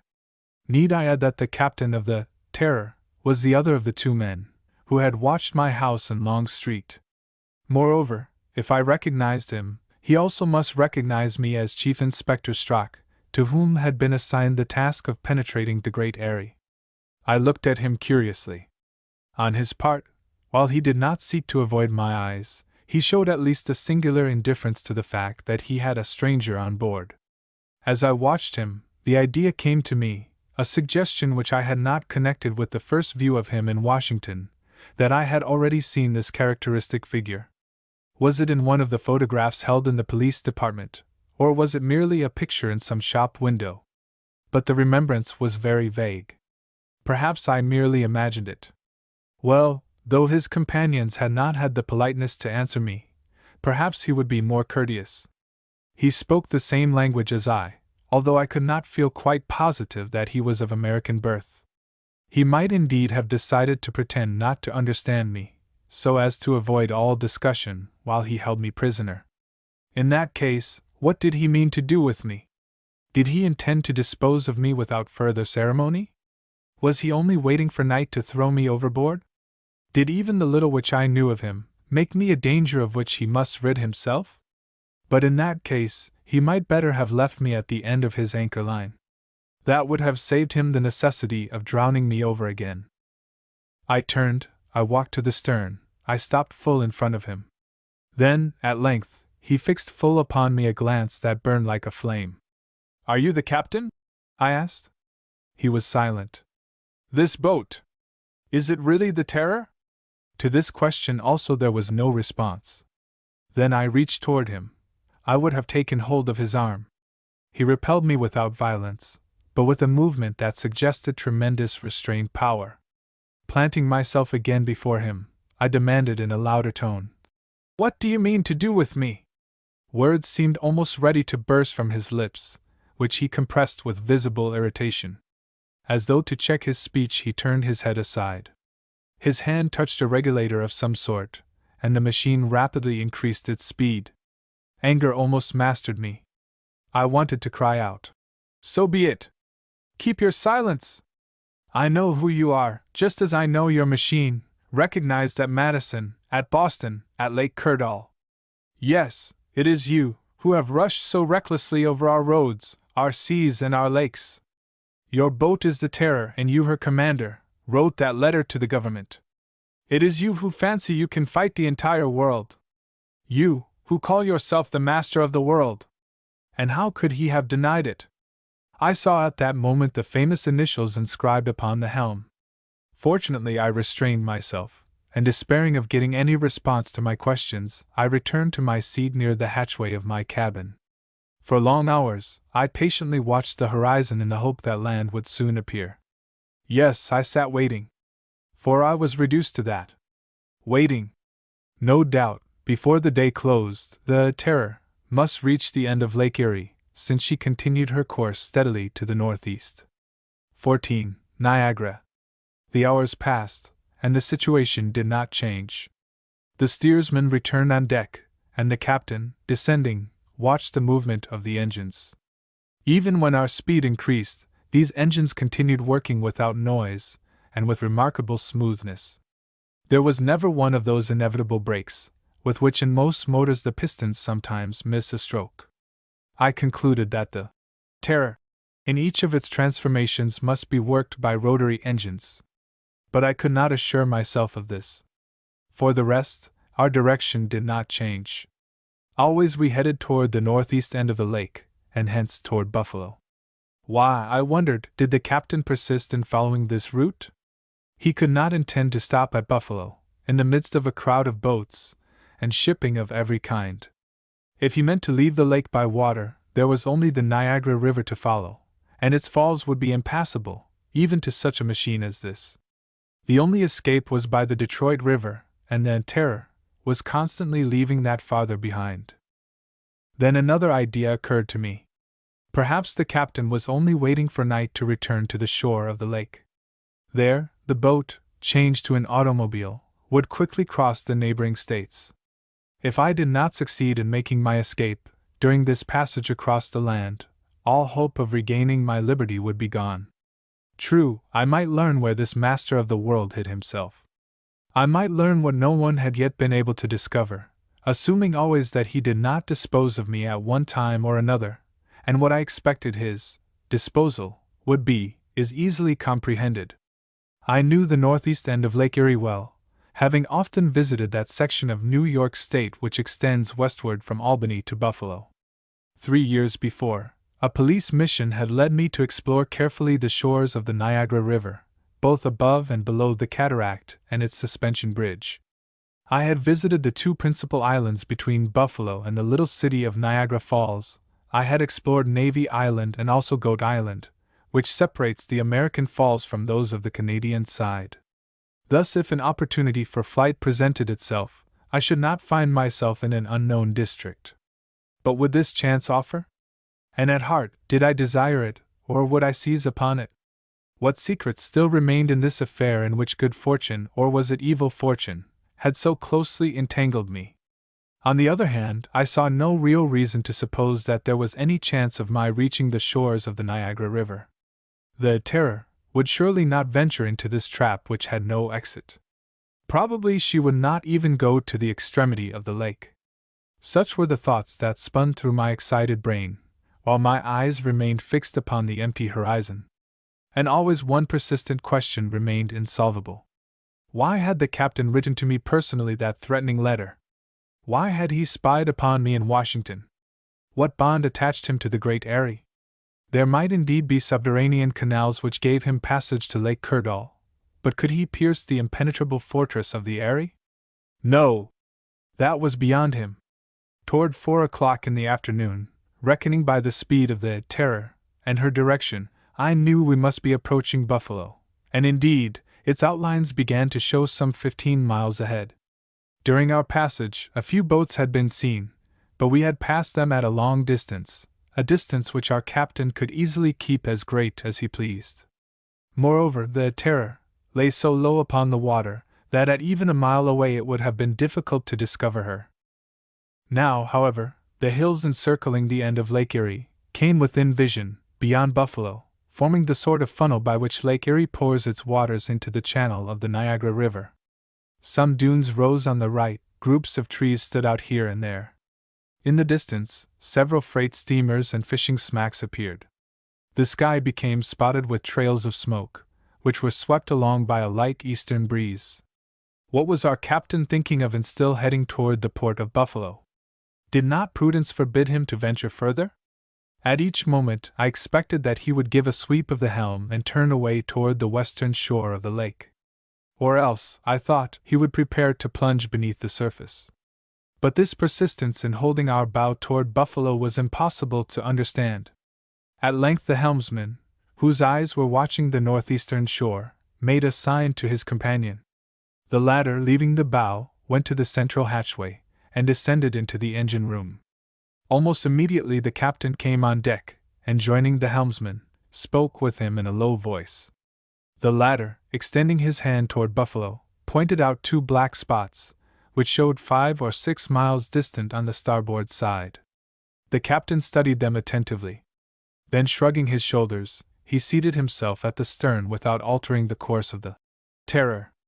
A quarter of an hour later, I could see plainly that there were 2 smoke clouds at the point they had studied so carefully. Little by little the black spots beneath these became more defined. They were 2 long, low steamers, which, coming from the port of Buffalo, were approaching rapidly. Suddenly it struck me that these were the 2 torpedo destroyers of which Mr. Ward had spoken, and which I had been told to summon in case of need. These destroyers were of the newest type, the swiftest boats yet constructed in the country. Driven by powerful engines of the latest make, they had covered almost 30 miles an hour. It is true, the Terror commanded an even greater speed, and always, if she were surrounded so that flight was impossible, she could submerge herself out of reach of all pursuit. In truth, the destroyers would have had to be submarines to attack the Terror, with any chance of success. And I know not if, even in that case, the contest would have been equal. Meanwhile, it seemed to me evident that the commanders of the two ships had been warned, perhaps by Mr. Wells, who, returning swiftly to Toledo, might have telegraphed to them the news of our defeat. It appeared, moreover, that they had seen the Terror, for they were headed at full speed toward her. Yet our captain, seemingly giving them no thought whatever, continued his course toward the Niagara River. What would the torpedo destroyers do? Presumably, they would maneuver so as to seek to shut the Terror within the narrowing end of the lake where the Niagara offered her no passage. Our captain now took the helm. One of the men was at the bow, the other in the engine room. Would the order be given for me to go down into the cabin? It was not, to my extreme satisfaction. To speak frankly, no one paid any attention to me. It was as if I had not been on board. I watched, therefore, not without mixed emotions, the approach of the destroyers. Less than 2 miles distant now, they separated in such a way as to hold the Terror between their fires. As to the master of the world, his manner indicated only the most profound disdain. He seemed sure that these destroyers were powerless against him. With a touch to his machinery he could distance them, no matter what their speed. With a few turns of her engine, the Terror would dart beyond their cannon shots. Or, in the depths of the lake, what projectiles could find the submarine? 5 minutes later, scarcely a mile separated us from the two powerful fighters which pursued us. Our captain permitted them to approach still closer. Then he pressed upon a handle. The Terror, doubling the action of her propellers, leaped across the surface of the lake. She played with the destroyers. Instead of turning in flight, she continued her forward course. Who knew if she would not even have the audacity to pass between her two enemies, to coax them after her, until the hour when, as night closed in, they would be forced to abandon the useless pursuit. The city of Buffalo was now in plain view on the border of the lake. I saw its huge buildings, its church towers, its grain elevators. Only 4 or 5 miles ahead, Niagara River opened to the northward. Under these new conditions, which way should I turn? When we passed in front of the destroyers, or perhaps between them, should I not throw myself into the waters? I was a good swimmer, and such a chance might never occur again. The captain could not stop to recapture me. By diving could I not easily escape, even from a bullet? I should surely be seen by one or other of the pursuers. Perhaps, even, their commanders had been warned of my presence on board the Terror. Would not a boat be sent to rescue me? Evidently my chance of success would be even greater if the Terror entered the narrow waters of Niagara River. At Navy Island I would be able to set foot on territory that I knew well. But to suppose that our captain would rush into this river where he might be swept over the great cataract. That seemed impossible. I resolved to await the destroyer's closest approach, and at the last moment I would decide. Yet my resolution to escape was but half-hearted. I could not resign myself thus to lose all chance of following up this mystery. My instincts as a police official revolted. I had but to reach out my hand in order to seize this man who had been outlawed. Should I let him escape me? No! I would not save myself.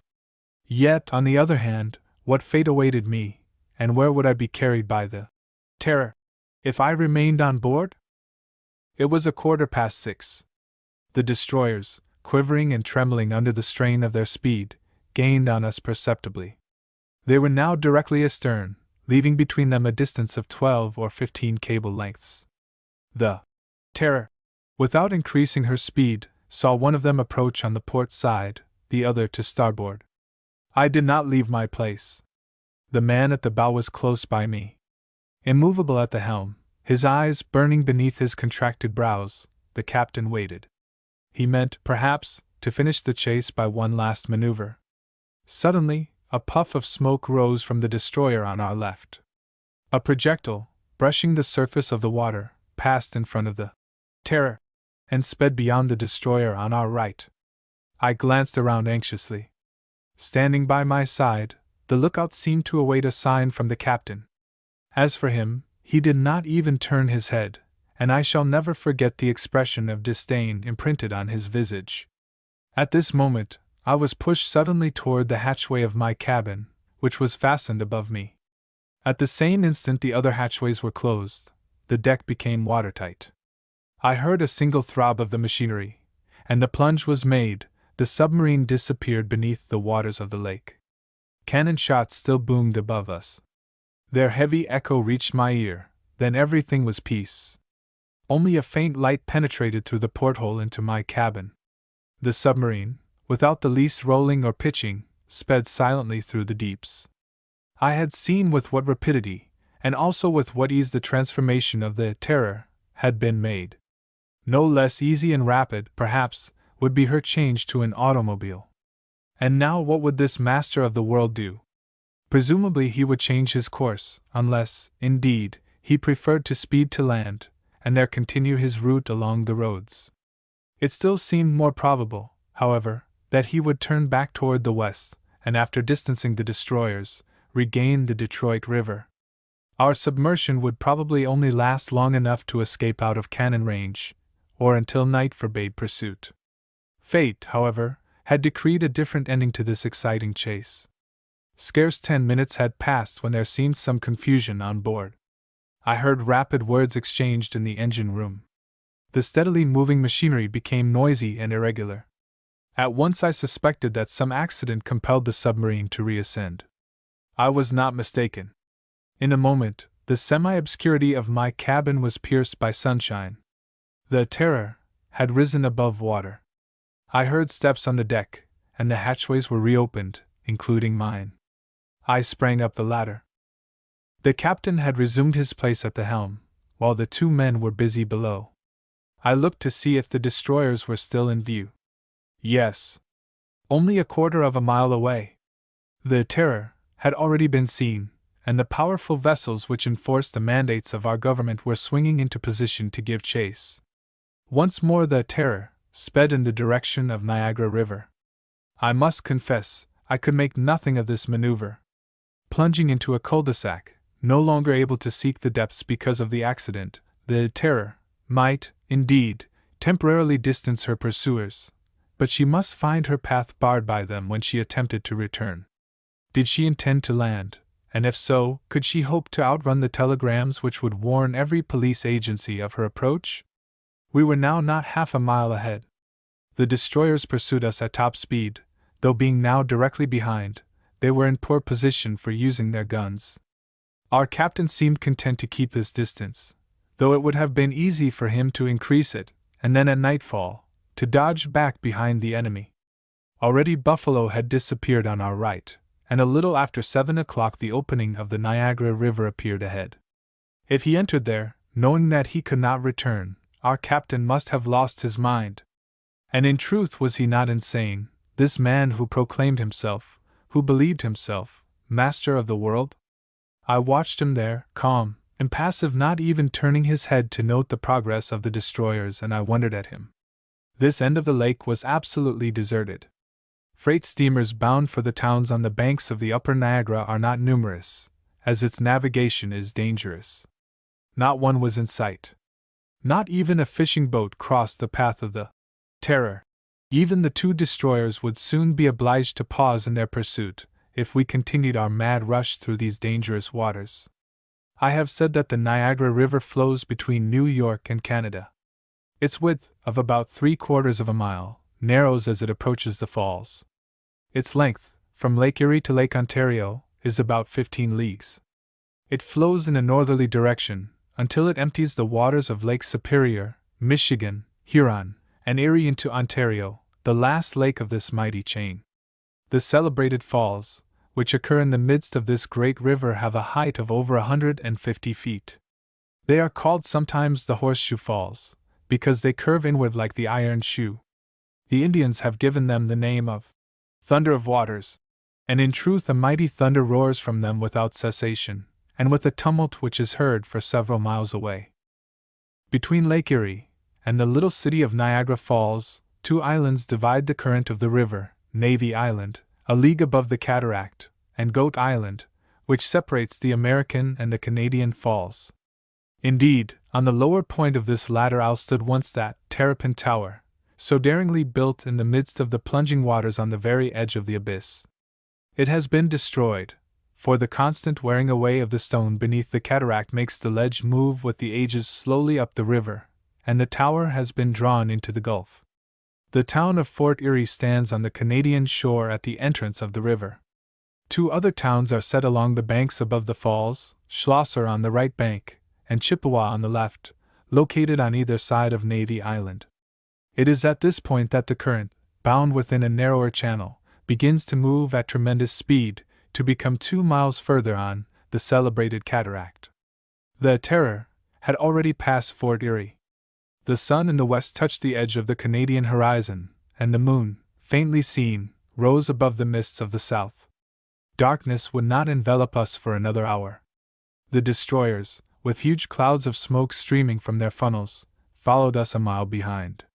They sped between banks green with shade trees and dotted with cottages which lay among lovely gardens. Obviously, the Terror could no longer turn back. The destroyers shut her in completely.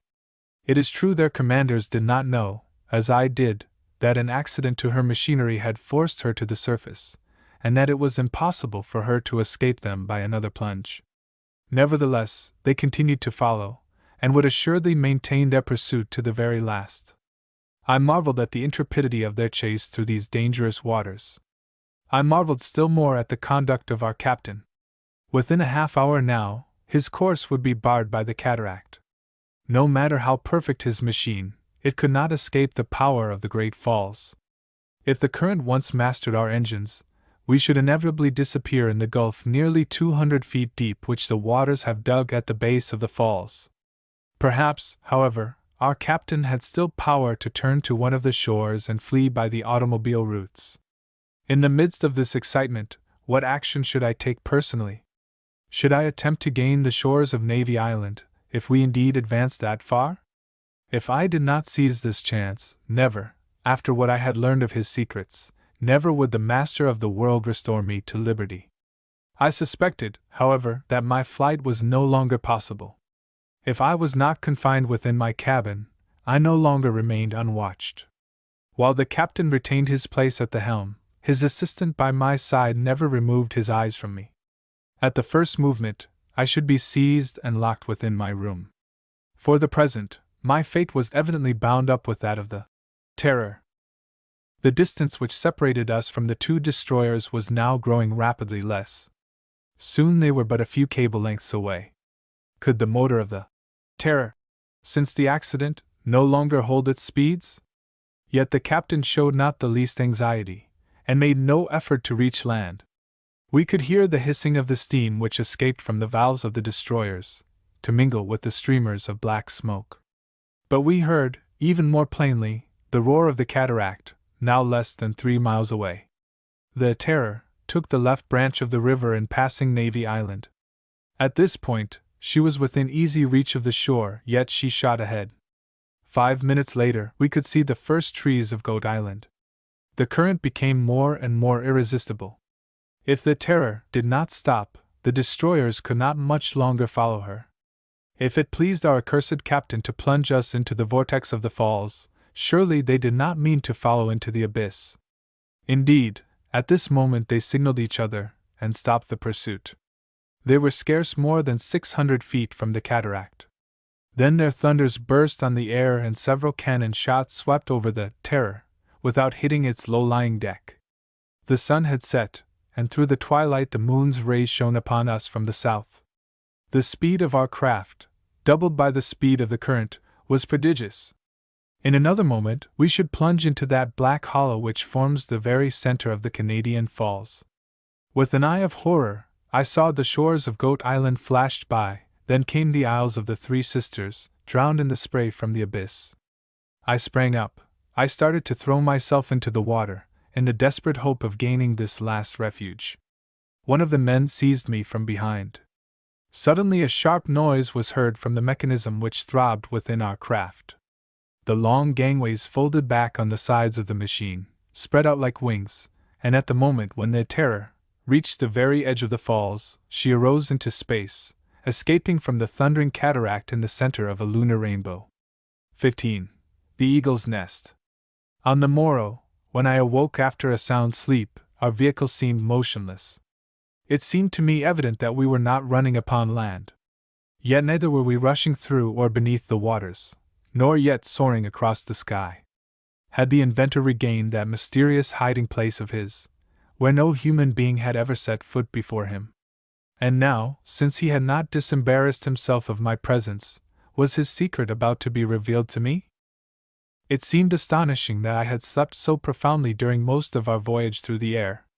It puzzled me, and I asked if this sleep had not been caused by some drug, mixed with my last meal, the captain of the Terror having wished thus to prevent me from knowing the place where we landed. All that I can recall of the previous night is the terrible impression made upon me by that moment when the machine, instead of being caught in the vortex of the cataract, rose under the impulse of its machinery like a bird with its huge wings beating with tremendous power. So this machine actually fulfilled a fourfold use. It was at the same time automobile, boat, submarine, and airship. Earth, sea, and air, it could move through all three elements. And with what power? With what speed? A few instants sufficed to complete its marvelous transformations. The same engine drove it along all its courses, and I had been a witness of its metamorphoses. But that of which I was still ignorant, and which I could perhaps discover, was the source of the energy which drove the machine, and above all, who was the inspired inventor who, after having created it, in every detail, guided it with so much ability and audacity. At the moment when the Terror rose above the Canadian Falls, I was held down against the hatchway of my cabin. The clear, moonlit evening had permitted me to note the direction taken by the airship. It followed the course of the river and passed the suspension bridge 3 miles below the falls. It is here that the irresistible rapids of the Niagara River begin, where the river bends sharply to descend toward Lake Ontario. On leaving this point, I was sure that we had turned toward the east. The captain continued at the helm. I had not addressed a word to him. What good would it do? He would not have answered. I noted that the Terror seemed to be guided in its course through the air with surprising ease. Assuredly, the roads of the air were as familiar to it as those of the seas and of the lands. In the presence of such results, could one not understand the enormous pride of this man who proclaimed himself master of the world? Was he not in control of a machine infinitely superior to any that had ever sprung from the hand of man, and against which men were powerless? In truth, why should he sell this marvel? Why should he accept the millions offered him? Yes, I comprehended now that absolute confidence in himself which was expressed in his every attitude. And where might not his ambition carry him, if by its own excess it mounted some day into madness? A half hour after the Terror soared into the air, I had sunk into complete unconsciousness, without realizing its approach. I repeat, it must have been caused by some drug. Without doubt, our commander did not wish me to know the road he followed. Hence I cannot say whether the aviator continued his flight through space, or whether the mariner sailed the surface of some sea or lake, or the chauffeur sped across the American roads. No recollection remains with me of what passed during that night of July 31st. Now, what was to follow from this adventure? And especially concerning myself, what would be its end? I have said that at the moment when I awoke from my strange sleep, the Terror seemed to me completely motionless. I could hardly be mistaken. Whatever had been her method of progress, I should have felt some movement, even in the air. I lay in my berth in the cabin, where I had been shut in without knowing it, just as I had been on the preceding night which I had passed on board the Terror on Lake Erie. My business now was to learn if I would be allowed to go on deck here where the machine had landed. I attempted to raise the hatchway. It was fastened. Ah, said I. Am I to be kept here until the Terror recommences its travels? Was not that, indeed, the only time when escape was hopeless? My impatience and anxiety may be appreciated. I knew not how long this halt might continue. I had not a quarter of an hour to wait. A noise of bars being removed came to my ear. The hatchway was raised from above. A wave of light and air penetrated my cabin. With one bound I reached the deck. My eyes in an instant swept round the horizon. The Terror, as I had thought, rested quiet on the ground. She was in the midst of a rocky hollow measuring from 15 to 1800 feet in circumference. A floor of yellow gravel carpeted its entire extent, unrelieved by a single tuft of herbage. This hollow formed an almost regular oval, with its longer diameter extending north and south. As to the surrounding wall, what was its height, what the character of its crest, I could not judge. Above us was gathered a fog so heavy that the rays of the sun had not yet pierced it. Heavy trails of cloud drifted across the sandy floor. Doubtless the morning was still young, and this mist might later be dissolved. It was quite cold here, although this was the first day of August. I concluded therefore that we must be far in the north, or else high above sea level. We must still be somewhere on the new continent, though where, it was impossible to surmise. Yet no matter how rapid our flight had been, the airship could not have traversed either ocean in the dozen hours since our departure from Niagara. At this moment, I saw the captain come from an opening in the rocks, probably a grotto, at the base of this cliff hidden in the fog. Occasionally, in the mists above, appeared the shadows of huge birds. Their raucous cries were the sole interruption to the profound silence. Who knows if they were not affrighted by the arrival of this formidable, winged monster, which they could not match either in might or speed. Everything led me to believe that it was here that the master of the world withdrew in the intervals between his prodigious journeys. Here was the garage of his automobile, the harbor of his boat, the hangar of his airship. And now the Terror stood motionless at the bottom of this hollow. At last I could examine her, and it looked as if her owners had no intention of preventing me. The truth is that the commander seemed to take no more notice of my presence than before. His two companions joined him, and the three did not hesitate to enter together into the grotto I had seen. What a chance to study the machine, at least its exterior. As to its inner parts, probably I should never get beyond conjecture. In fact, except for that of my cabin, the hatchways were closed, and it would be vain for me to attempt to open them. At any rate, it might be more interesting to find out what kind of propeller drove the Terror in these many transformations. I jumped to the ground and found I was left at leisure to proceed with this first examination. The machine was, as I have said, spindle-shaped. The bow was sharper than the stern. The body was of aluminium, the wings of a substance whose nature I could not determine. The body rested on 4 wheels, about 2 feet in diameter.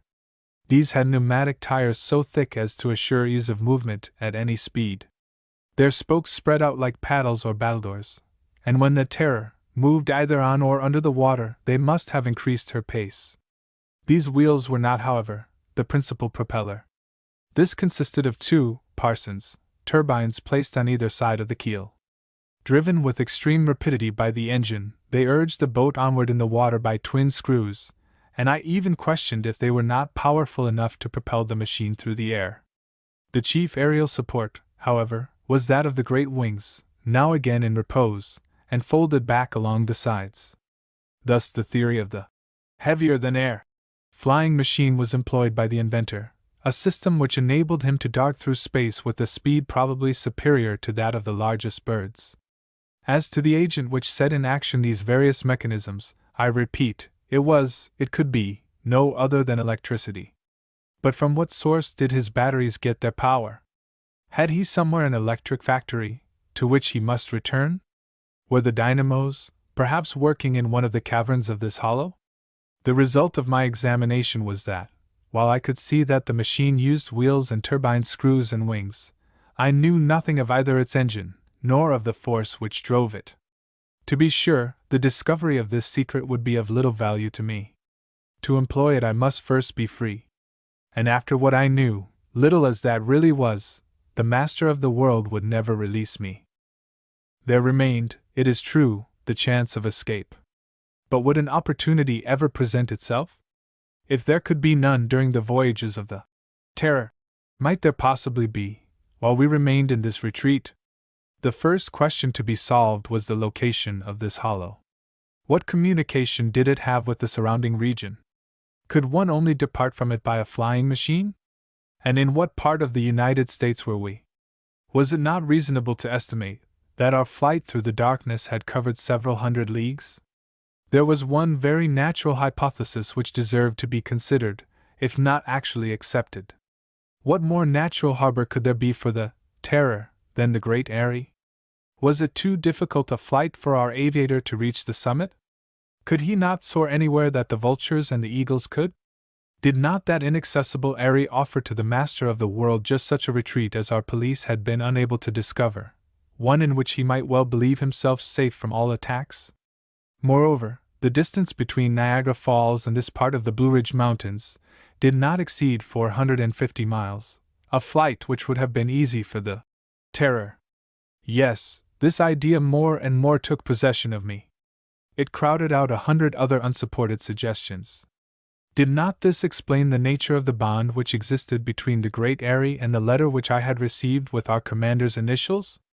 And the threats against me if I renewed the ascent?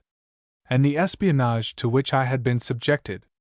And all the phenomena of which the Great Eyrie had been the theater, were they not to be attributed to this same cause, though what lay behind the phenomena was not yet clear? Yes, the Great Eyrie. The Great Eyrie. But since it had been impossible for me to penetrate here, would it not be equally impossible for me to get out again, except upon the Terror? Ah, if the mists would but lift! Perhaps I should recognize the place. What was as yet a mere hypothesis would become a starting point to act upon. However, since I had freedom to move about, since neither the captain nor his men paid any heed to me, I resolved to explore the hollow. The three of them were all in the grotto toward the north end of the oval. Therefore I would commence my inspection at the southern end. Reaching the rocky wall, I skirted along its base and found it broken by many crevices. Above, arose more solid rocks of that feldspar of which the chain of the Alleghanies largely consists. To what height the rock wall rose, or what was the character of its summit, was still impossible to see. I must wait until the sun had scattered the mists. In the meantime, I continued to follow along the base of the cliff. None of its cavities seemed to extend inward to any distance. Several of them contained debris from the hand of man, bits of broken wood, heaps of dried grasses. On the ground were still to be seen the footprints that the captain and his men must have left, perhaps months before, upon the sand. My jailers, being doubtless very busy in their cabin, did not show themselves until they had arranged and packed several large bundles. Did they purpose to carry those on board the Terror? And were they packing up with the intention of permanently leaving their retreat? In half an hour my explorations were completed and I returned toward the center. Here and there were heaped up piles of ashes, bleached by weather. There were fragments of burned planks and beams, posts to which clung rusted ironwork, armatures of metal twisted by fire, all the remnants of some intricate mechanism destroyed by the flames. Clearly at some period not very remote the hollow had been the scene of a conflagration, accidental or intentional. Naturally I connected this with the phenomena observed at the Great Eyrie, the flames which rose above the crest, the noises which had so frightened the people of Pleasant Garden and Morganton. But of what mechanisms were these the fragments, and what reason had our captain for destroying them? At this moment I felt a breath of air. A breeze came from the east. The sky swiftly cleared. The hollow was filled with light from the rays of the sun which appeared midway between the horizon and the zenith. A cry escaped me. The crest of the rocky wall rose 100 feet above me. And on the eastern side was revealed that easily recognizable pinnacle, the rock like a mounting eagle. It was the same that had held the attention of Mr. Elias Smith and myself, when we had looked up at it from the outer side of the Great Eyrie. Thus there was no further doubt. In its flight during the night the airship had covered the distance between Lake Erie and North Carolina. It was in the depth of this eyrie that the machine had found shelter. This was the nest, worthy of the gigantic and powerful bird created by the genius of our captain. The fortress whose mighty walls none but he could scale. Perhaps even, he had discovered in the depths of some cavern, some subterranean passage by which he himself could quit the Great Eyrie, leaving the Terror safely sheltered within. At last I saw it all. This explained the first letter sent me from the Great Eyrie itself with the threat of death.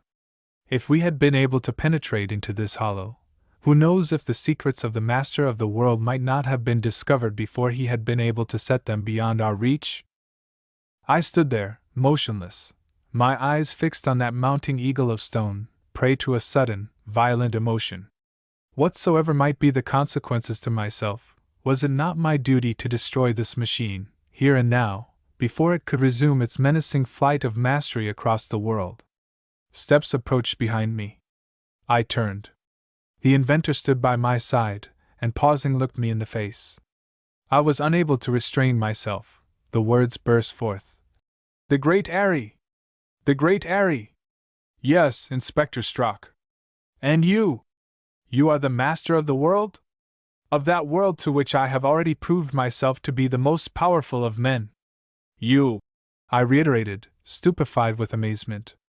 "I," responded he, drawing himself up in all his pride. "I, Rober the Conqueror." 16. Rober the Conqueror. Rober the Conqueror. This then was the likeness I had vaguely recalled. Some years before, the portrait of this extraordinary man had been printed in all the American newspapers, under date of the 13th of June, the day after this personage had made his sensational appearance at the meeting of the Weldon Institute at Philadelphia. I had noted the striking character of the portrait at the time: the square shoulders, the back like a regular trapeze, its longer side formed by that geometrical shoulder line, the robust neck, the enormous spheroidal head. The eyes, at the least emotion, burned with fire, while above them were the heavy, permanently contracted brows, which signified such energy. The hair was short and crisp, with a glitter as of metal in its lights. The huge breast rose and fell like a blacksmith's forge, and the thighs, the arms and hands, were worthy of the mighty body. The narrow beard was the same also, with the smooth shaven cheeks which showed the powerful muscles of the jaw. And this was Rober the Conqueror, who now stood before me, who revealed himself to me, hurling forth his name like a threat, within his own impenetrable fortress. Let me recall briefly the facts which had previously drawn upon Rober the Conqueror the attention of the entire world. The Weldon Institute was a club devoted to aeronautics under the presidency of one of the chief personages of Philadelphia, commonly called Uncle Prudent. Its secretary was Mr. Philip Evans. The members of the Institute were devoted to the theory of the lighter-than-air machine, and under their two leaders were constructing an enormous dirigible balloon, the Go-Ahead. At a meeting in which they were discussing the details of the construction of their balloon, this unknown Rober had suddenly appeared and, ridiculing all their plans, had insisted that the only true solution of flight lay with the heavier-than-air machines, and that he had proven this by constructing one. He was in this turn doubted and ridiculed by the members of the club, who called him in mockery Rober the Conqueror. In the tumult that followed, revolver shots were fired, and the intruder disappeared. That same night he had by force abducted the president and the secretary of the club, and had taken them, much against their will, upon a voyage in the wonderful airship, the Albatross, which he had constructed. He meant thus to prove to them beyond argument the correctness of his assertions. This ship, 100 feet long, was upheld in the air by a large number of horizontal screws and was driven forward by vertical screws at its bow and stern. It was managed by a crew of at least half a dozen men, who seemed absolutely devoted to their leader, Rober. After a voyage almost completely around the world, Mr. Prudent and Mr. Evans managed to escape from the Albatross, after a desperate struggle. They even managed to cause an explosion on the airship, destroying it, and involving the inventor and all his crew in a terrific fall from the sky into the Pacific Ocean. Mr. Prudent and Mr. Evans then returned to Philadelphia. They had learned that the Albatross had been constructed on an unknown isle of the Pacific called Island X, but since the location of this hiding place was wholly unknown, its discovery lay scarcely within the bounds of possibility. Moreover, the search seemed entirely unnecessary, as the vengeful prisoners were quite certain that they had destroyed their jailers. Hence the two millionaires, restored to their homes, went calmly on with the construction of their own machine, the Go-Ahead. They hoped by means of it to soar once more into the regions they had traversed with Rober, and to prove to themselves that their lighter-than-air machine was at least the equal of the heavy Albatross. If they had not persisted, they would not have been true Americans. On the 20th of April in the following year the Go-Ahead was finished and the ascent was made, from Fairmount Park in Philadelphia. I myself was there with thousands of other spectators. We saw the huge balloon rise gracefully, and thanks to its powerful screws, it maneuvered in every direction with surprising ease. Suddenly a cry was heard, a cry repeated from 1,000 throats. Another airship had appeared in the distant skies, and it now approached with marvelous rapidity. It was another albatross, perhaps even superior to the first. Rober and his men had escaped death in the Pacific, and burning for revenge, they had constructed a second airship in their secret Island X. Like a gigantic bird of prey, the albatross hurled itself upon the go-ahead. Doubtless, Rober, while avenging himself, wished also to prove the immeasurable superiority of the heavier-than-air machines. Mr. Prudent and Mr. Evans defended themselves as best they could. Knowing that their balloon had nothing like the horizontal speed of the albatross, they attempted to take advantage of their superior lightness and rise above her. The go-ahead, throwing out all her ballast, soared to a height of over 20,000 feet. Yet even there the albatross rose above her and circled round her with ease. Suddenly an explosion was heard.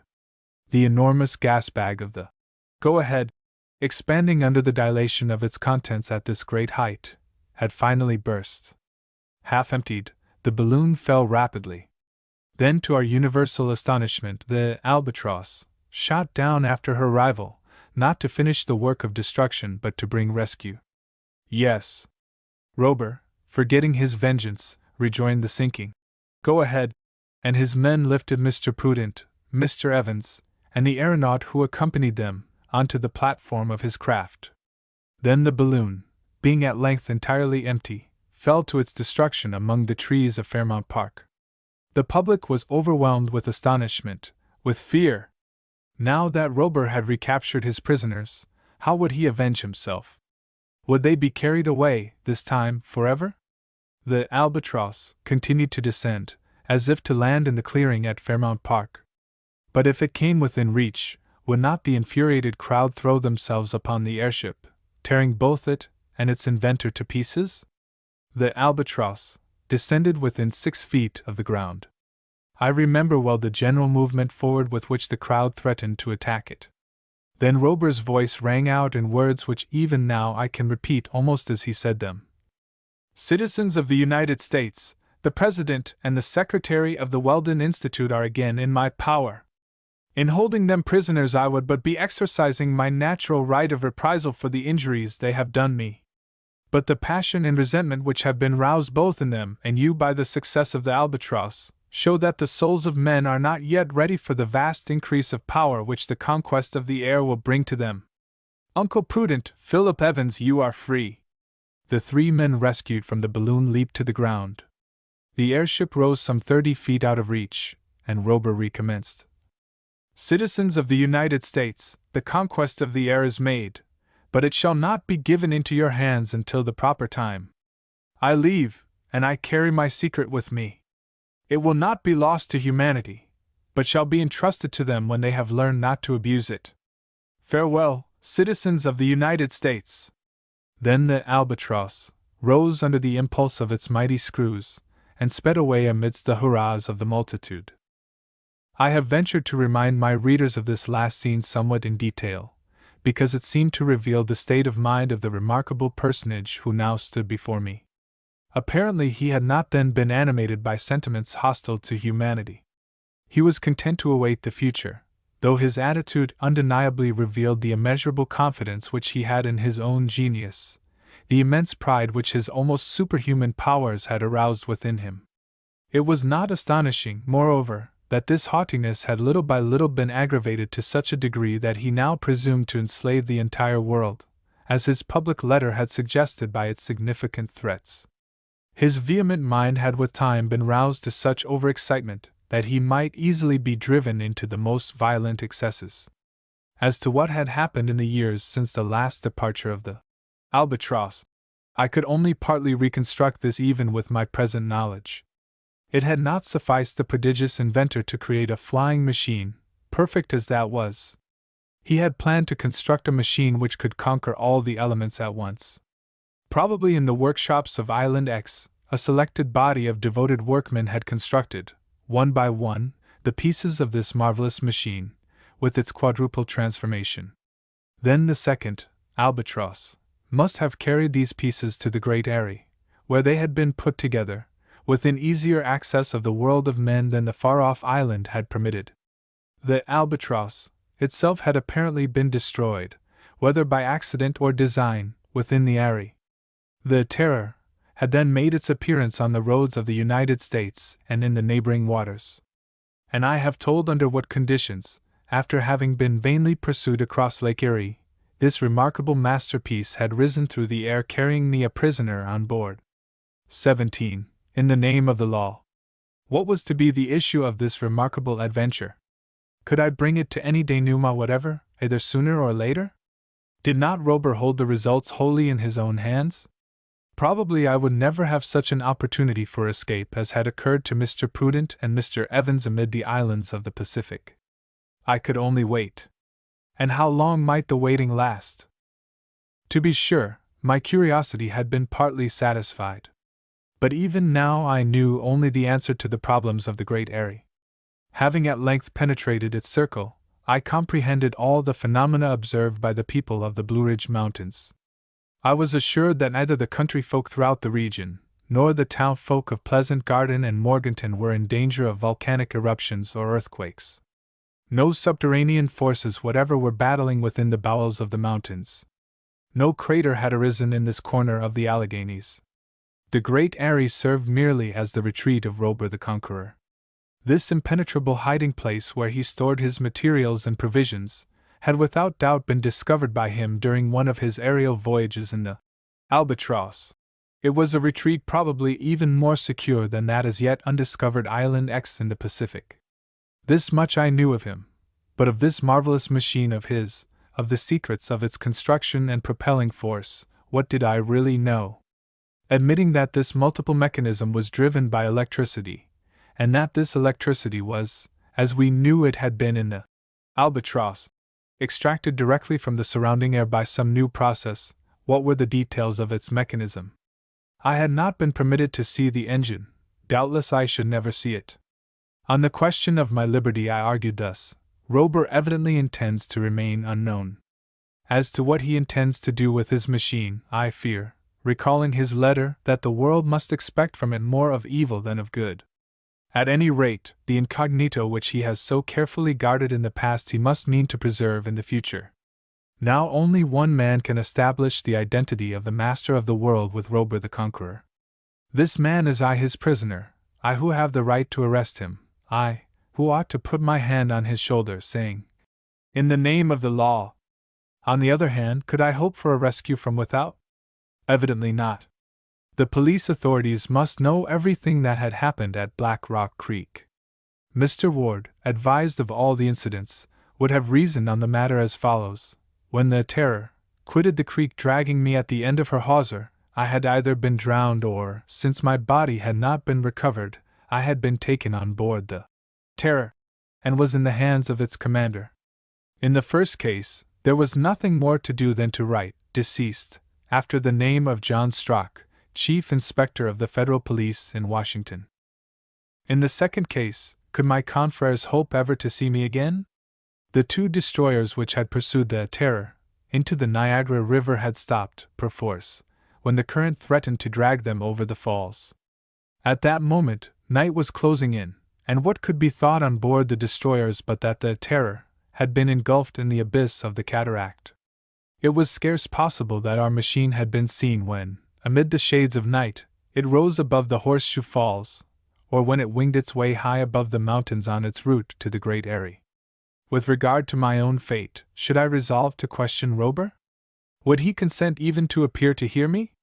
Was he not content with having hurled at me his name? Would not that name seem to him to answer everything?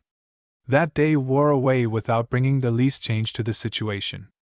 Rober and his men continued actively at work upon the machine, which apparently needed considerable repair. I concluded that they meant to start forth again very shortly, and to take me with them. It would, however, have been quite possible to leave me at the bottom of the eyrie. There would have been no way by which I could have escaped, and there were provisions at hand sufficient to keep me alive for many days. What I studied particularly during this period was the mental state of Rober. He seemed to me under the dominance of a continuous excitement. What was it that his ever-seething brain now meditated?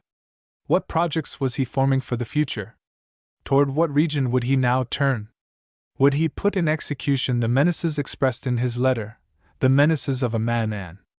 The night of that first day, I slept on a couch of dry grass in one of the grottos of the Great Eyrie.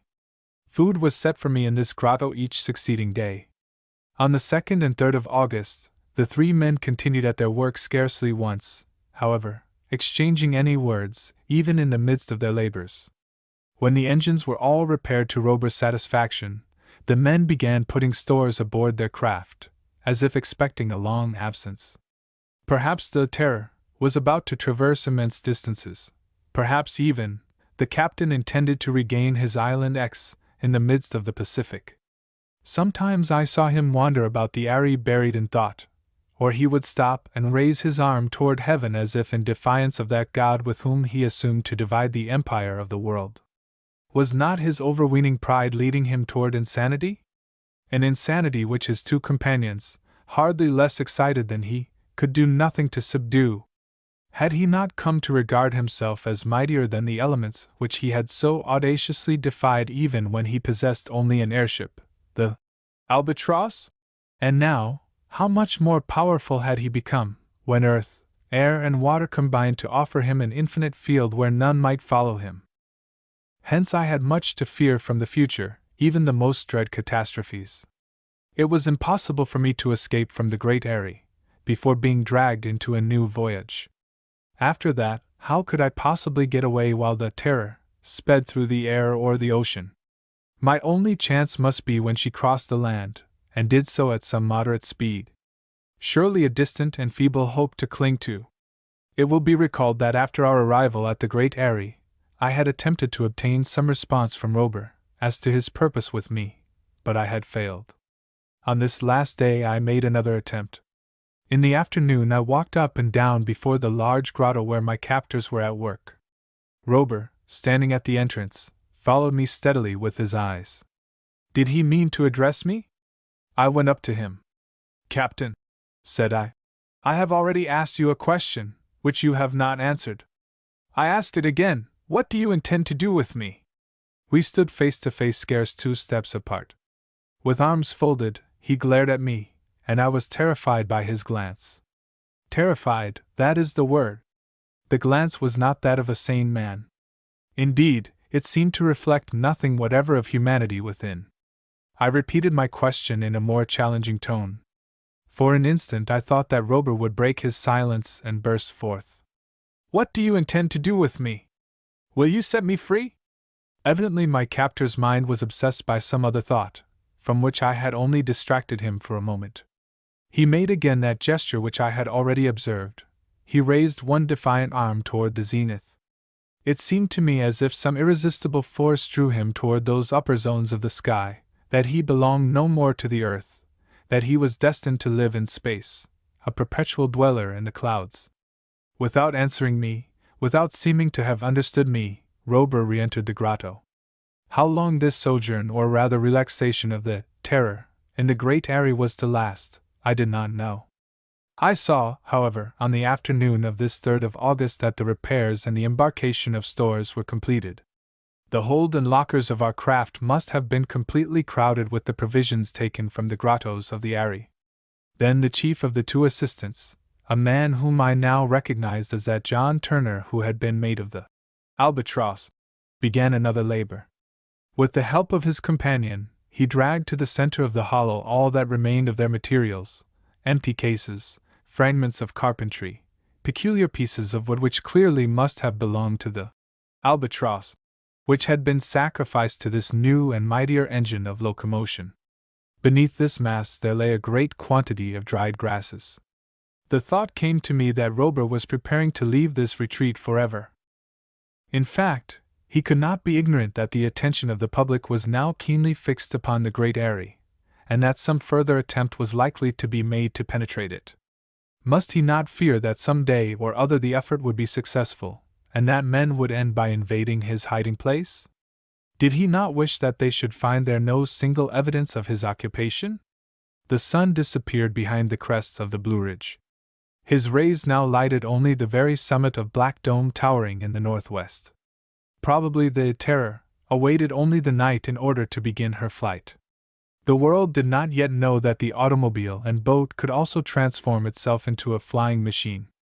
Until now, it had never been seen in the air.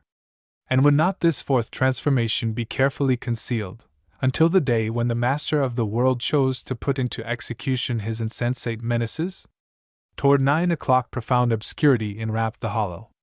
Not a star looked down on us. Heavy clouds driven by a keen eastern wind covered the entire sky. The passage of the Terror would be invisible, not only in our immediate neighborhood, but probably across all the American territory and even the adjoining seas. At this moment Turner, approaching the huge stack in the middle of the Erie, set fire to the grass beneath. The whole mass flared up at once. From the midst of a dense smoke, the roaring flames rose to a height which towered above the walls of the great Erie. Once more the good folk of Morganton and Pleasant Garden would believe that the crater had reopened. These flames would announce to them another volcanic upheaval. I watched the conflagration. I heard the roarings and cracklings which filled the air. From the deck of the Terror, Rober watched it also. Turner and his companion pushed back into the fire the fragments which the violence of the flames cast forth. Little by little the huge bonfire grew less. The flames sank down into a mere mass of burnt-out ashes, and once more all was silence and blackest night. Suddenly I felt myself seized by the arm. Turner drew me toward the Terror. Resistance would have been useless. And moreover, what could be worse than to be abandoned without resources in this prison whose walls I could not climb? As soon as I set foot on the deck, Turner also embarked. His companion went forward to the lookout. Turner climbed down into the engine room, lighted by electric bulbs, from which not a gleam escaped outside. Rober himself was at the helm, the regulator within reach of his hand, so that he could control both our speed and our direction. As to me, I was forced to descend into my cabin, and the hatchway was fastened above me. During that night, as on that of our departure from Niagara, I was not allowed to watch the movements of the Terror. Nevertheless, if I could see nothing of what was passing on board, I could hear the noises of the machinery. I had first the feeling that our craft, its bow slightly raised, lost contact with the earth. Some swerves and balancings in the air followed. Then the turbines underneath spun with prodigious rapidity, while the great wings beat with steady regularity. Thus the Terror, probably forever, had left the great Erie, and launched into the air as a ship launches into the waters. Our captain soared above the double chain of the Alleghanies, and without doubt he would remain in the upper zones of the air until he had left all the mountain region behind. But in what direction would he turn? Would he pass in flight across the plains of North Carolina, seeking the Atlantic Ocean? Or would he head to the west to reach the Pacific? Perhaps he would seek, to the south, the waters of the Gulf of Mexico. When day came, how should I recognize which sea we were upon, if the horizon of water and sky encircled us on every side?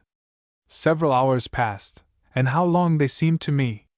I made no effort to find forgetfulness in sleep. Wild and incoherent thoughts assailed me. I felt myself swept over worlds of imagination, as I was swept through space, by an aerial monster. At the speed which the Terror possessed, whither might I not be carried during this interminable night? I recalled the unbelievable voyage of the Albatross, of which the Weldon Institute had published an account, as described by Mr. Prudent and Mr. Evans. What Rober, the conqueror, had done with his first airship, he could do even more readily with this quadruple machine. At length the first rays of daylight brightened my cabin. Would I be permitted to go out now, to take my place upon the deck, as I had done upon Lake Erie? I pushed upon the hatchway, it opened. I came halfway out upon the deck.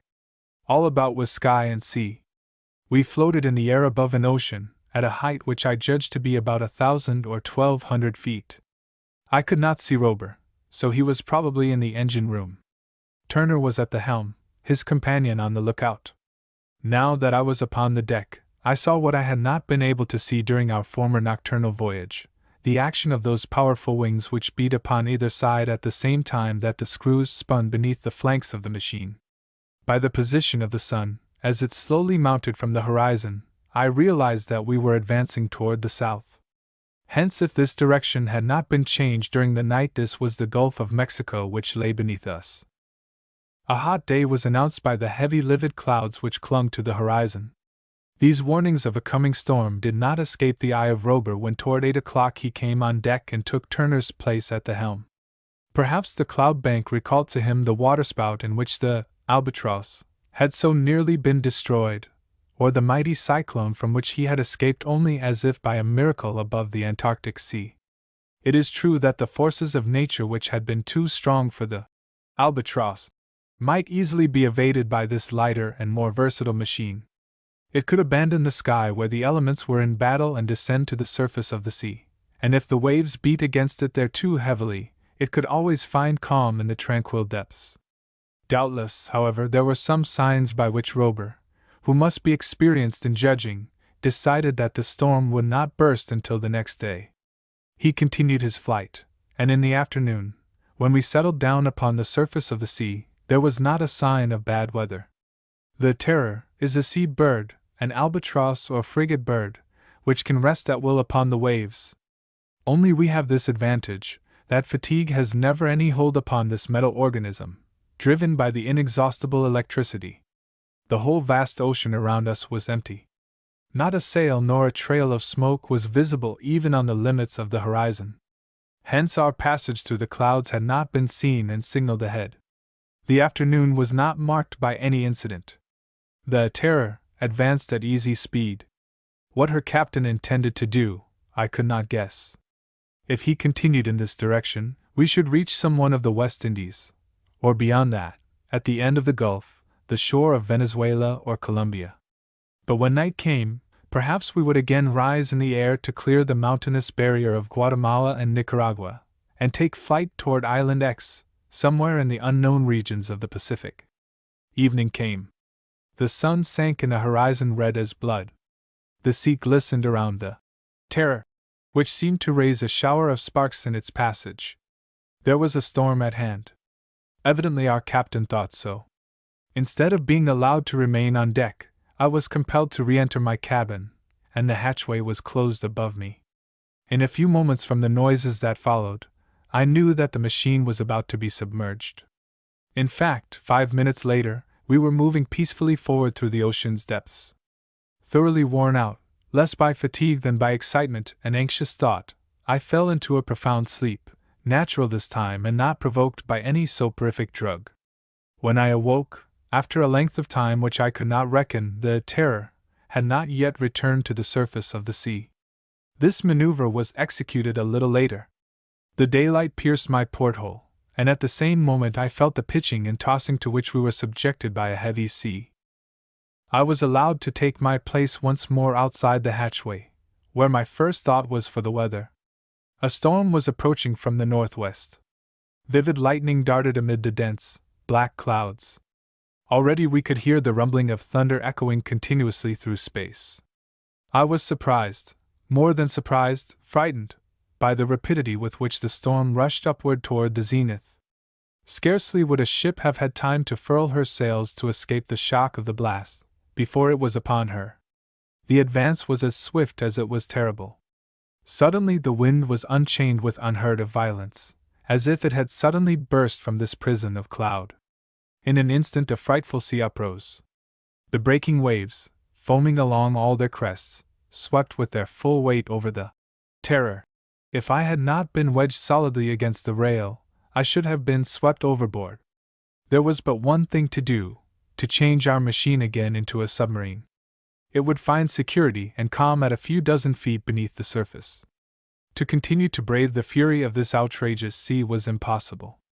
Rober himself was on deck, and I awaited the order to return to my cabin, an order which was not given. There was not even any preparation for the plunge. With an eye more burning than ever, impassive before this frightful storm, the captain looked it full in the face, as if to defy it, knowing that he had nothing to fear. It was imperative that the Terror should plunge below without losing a moment. Yet Rober seemed to have no thought of doing so. No! He preserved his haughty attitude as of a man who, in his immeasurable pride, believed himself above or beyond humanity. Seeing him thus, I asked myself with almost superstitious awe if he were not indeed a demoniac being, escaped from some supernatural world. A cry leaped from his mouth, and was heard amid the shrieks of the tempest and the howlings of the thunder. "I, Rober! Rober, the master of the world!" He made a gesture which Turner and his companions understood. It was a command, and without any hesitation these unhappy men, insane as their master, obeyed it. The great wings shot out, and the airship rose as it had risen above the falls of Niagara. But if on that day it had escaped the might of the cataract, this time it was amidst the might of the hurricane that we attempted our insensate flight. The airship soared upward into the heart of the sky, amid 1,000 lightning flashes, surrounded and shaken by the bursts of thunder. It steered amid the blinding, darting lights, courting destruction at every instant. Rober's position and attitude did not change. With one hand on the helm, the other on the speed regulators while the great wings beat furiously, he headed his machine toward the very center of the storm, where the electric flashes were leaping from cloud to cloud. I must throw myself upon this man to prevent him from driving his machine into the very middle of this aerial furnace. I must compel him to descend, to seek beneath the waters, a safety which was no longer possible either upon the surface of the sea or in the sky. Beneath, we could wait until this frightful outburst of the elements was at an end. Then, amid this wild excitement, my own passion, all my instincts of duty, arose within me. Yes, this was madness. Yet must I not arrest this criminal whom my country had outlawed, who threatened the entire world with his terrible invention? Must I not put my hand on his shoulder and summon him to surrender to justice? Was I or was I not Strock, Chief Inspector of the Federal Police? Forgetting where I was, 1 against 3, uplifted in mid-sky above a howling ocean, I leaped toward the stern, and in a voice which rose above the tempest, I cried as I hurled myself upon Rober.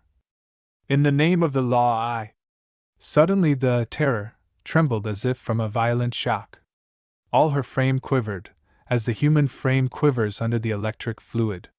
Struck by the lightning in the very middle of her powerful batteries, the airship spread out on all sides and went to pieces. With her wings fallen, her screws broken, with bolt after bolt of the lightning darting amid her ruins, the Terror fell from the height of more than 1,000 feet into the ocean beneath. 18. The old housekeeper's last comment. When I came to myself after having been unconscious for many hours, a group of sailors whose care had restored me to life surrounded the door of a cabin in which I lay. By my pillow sat an officer who questioned me, and as my senses slowly returned, I answered to his questioning. I told them everything. Yes, everything. And assuredly my listeners must have thought that they had upon their hands an unfortunate whose reason had not returned with his consciousness. I was on board the steamer Ottawa, in the Gulf of Mexico, headed for the port of New Orleans. This ship, while flying before the same terrific thunderstorm which destroyed the Terror, had encountered some wreckage, among whose fragments was entangled my helpless body.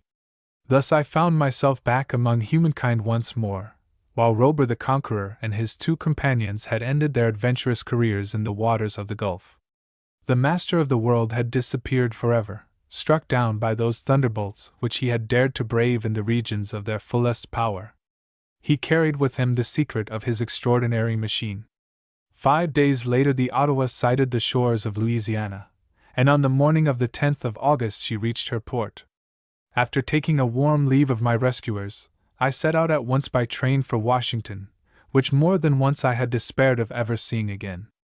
I went first of all to the Bureau of Police, meaning to make my earliest appearance before Mr. Ward.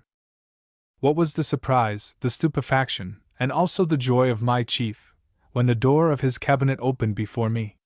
Had he not every reason to believe, from the report of my companions, that I had perished in the waters of Lake Erie?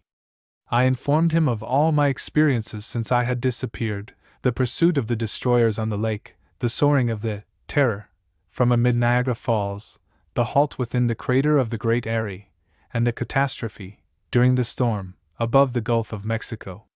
He learned for the first time that the machine created by the genius of this rover could traverse space, as it did the earth and the sea. In truth, did not the possession of so complete and marvelous a machine justify the name of master of the world, which Rober had taken to himself? Certain it is that the comfort, and even the lives of the public must have been forever in danger from him, and that all methods of defense must have been feeble and ineffective. But the pride which I had seen rising bit by bit within the heart of this prodigious man had driven him to give equal battle to the most terrible of all the elements. It was a miracle that I had escaped safe and sound from that frightful catastrophe. Mr. Ward could scarcely believe my story. "Well, my dear Strock," said he at last, "you have come back, and that is the main thing. Next to this notorious Rober, you will be the man of the hour. I hope that your head will not be turned with vanity, like that of this crazy inventor." "No, Mr. Ward," I responded, "but you will agree with me that never was inquisitive man put to greater straits to satisfy his curiosity." "I agree, Strock, and the mysteries of the Great Eyrie, the transformations of the Terror. You have discovered them. But unfortunately, the still greater secrets of this master of the world have perished with him." The same evening the newspapers published an account of my adventures, the truthfulness of which could not be doubted. Then, as Mr. Ward had prophesied, I was the man of the hour. One of the papers said, "Thanks to Inspector Strock, the American police still lead the world. While others have accomplished their work, with more or less success, by land and by sea, the American police hurl themselves in pursuit of criminals through the depths of lakes and oceans and even through the sky. Yet, in following, as I have told, in pursuit of the Terror, had I done anything more than by the close of the present century will have become the regular duty of my successors? It is easy to imagine what a welcome my old housekeeper gave me when I entered my house in Long Street. When my apparition, does not the word seem just, stood before her, I feared for a moment she would drop dead, poor woman. Then, after hearing my story, with eyes streaming with tears, she thanked Providence for having saved me from so many perils. "Now, sir," said she, "now was I wrong?" "Wrong? About what?" "In saying that the Great Eyrie was the home of the devil?" "Nonsense! This Rober was not the devil." "Ah, well," replied the old woman, "he was worthy of being so,